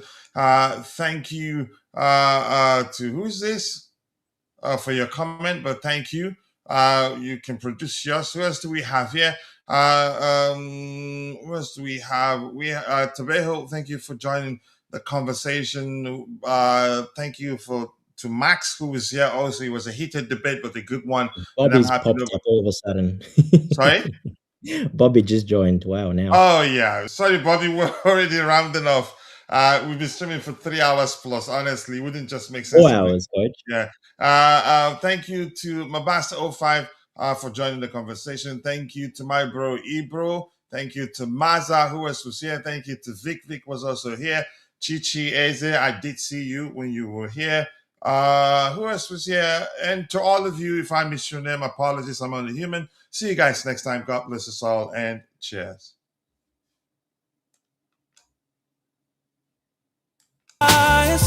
Chelsea fans, we won't stop believing. New knock with every chant and roar. We rise for the fight. The blue flag in the air, let it fly with pride. We're gonna show the world that all hearts open wide. From Stamford Bridge, share our voices to the light. We love for the team stand strong by our side. Every challenge we will never ignore. In unity we trust. Our hopes on the rise. Chelsea spirit shines. Bright lights up the skies. And if a cowboy said, for real does, and I would love this storm. Every phone's Estevão, there was a strife. You, my heart, keep the blue flame inside like a sword. Through every challenge, we will never ignore. In unity we trust. Our hopes on the rise. Chelsea spirit shines. Bright lights up the sky.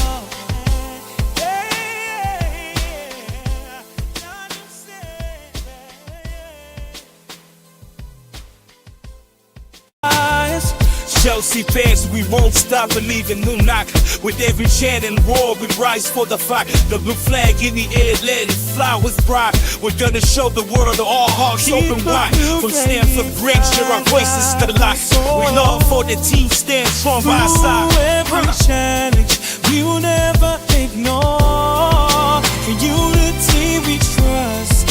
Our hopes on the rise. Chelsea spirit shines. Bright lights up the skies.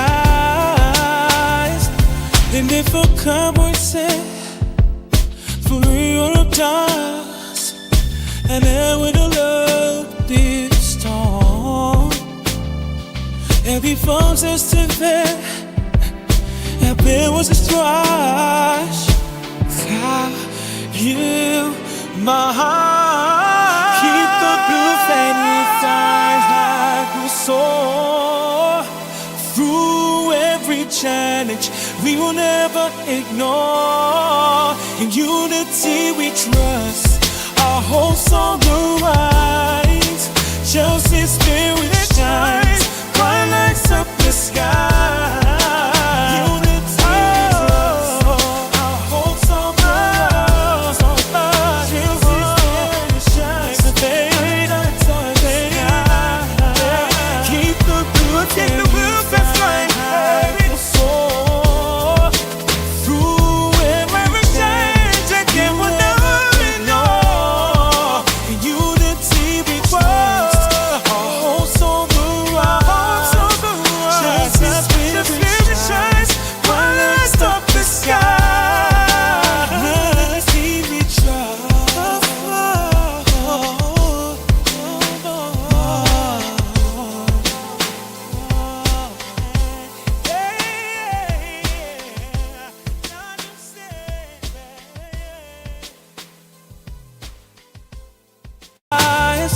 Chelsea fans, we won't stop believing. New knock with every chant and roar. We rise for the fight. The blue flag in the air, let it fly with pride. We're gonna show the world that all hearts open wide. From Stamford Bridge, share our voices to the light.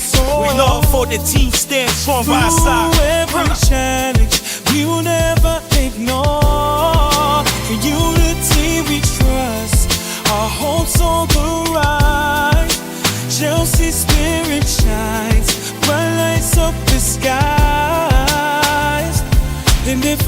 come and say, for Europe does, and then with a love this storm. Every phone says to bed, there was a strife. You, my heart, keep the blue flame inside like you soar. Through every challenge, we will never ignore. In unity we trust, our hopes on the rise. Chelsea spirit shines, bright lights up the sky.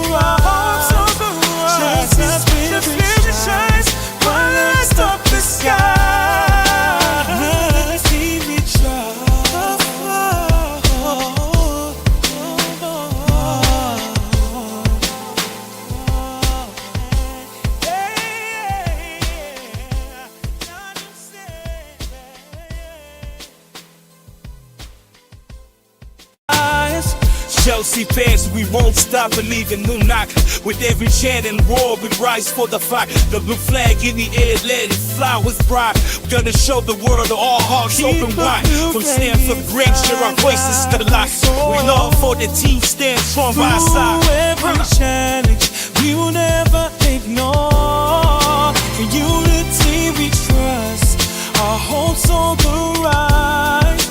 Chelsea spirit shines, bright lights up the skies.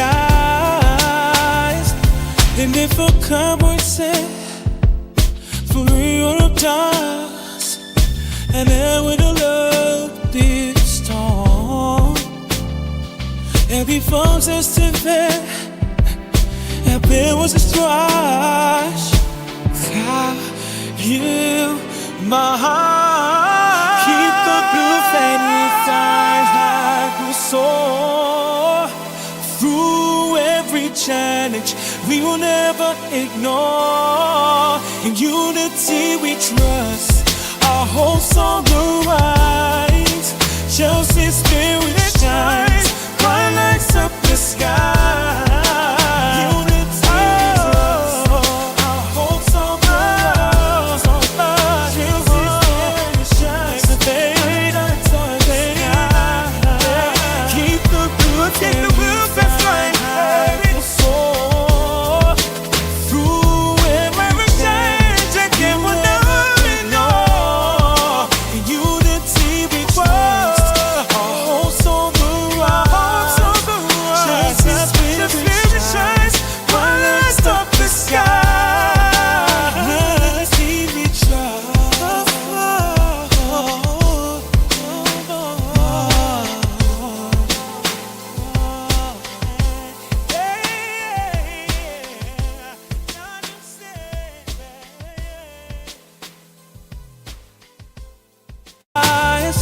Chelsea fans, we won't stop believing. New knock with every chant and roar, we rise for the fight. The blue flag in the air, let it fly with pride. We're gonna show the world all hearts open wide. From Stamford Bridge, share our voices to the light. We love for the team, stand strong by our side. Through every challenge, we will never ignore. In unity we trust, our hopes on the rise.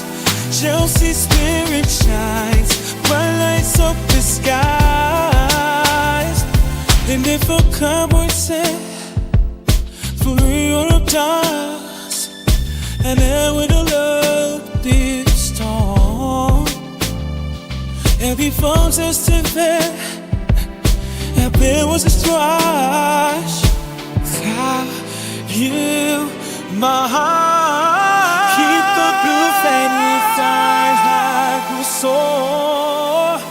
Through every challenge, we will never ignore. In unity we trust, our hopes on the rise. Chelsea Chelsea's spirit shines, bright lights up the sky.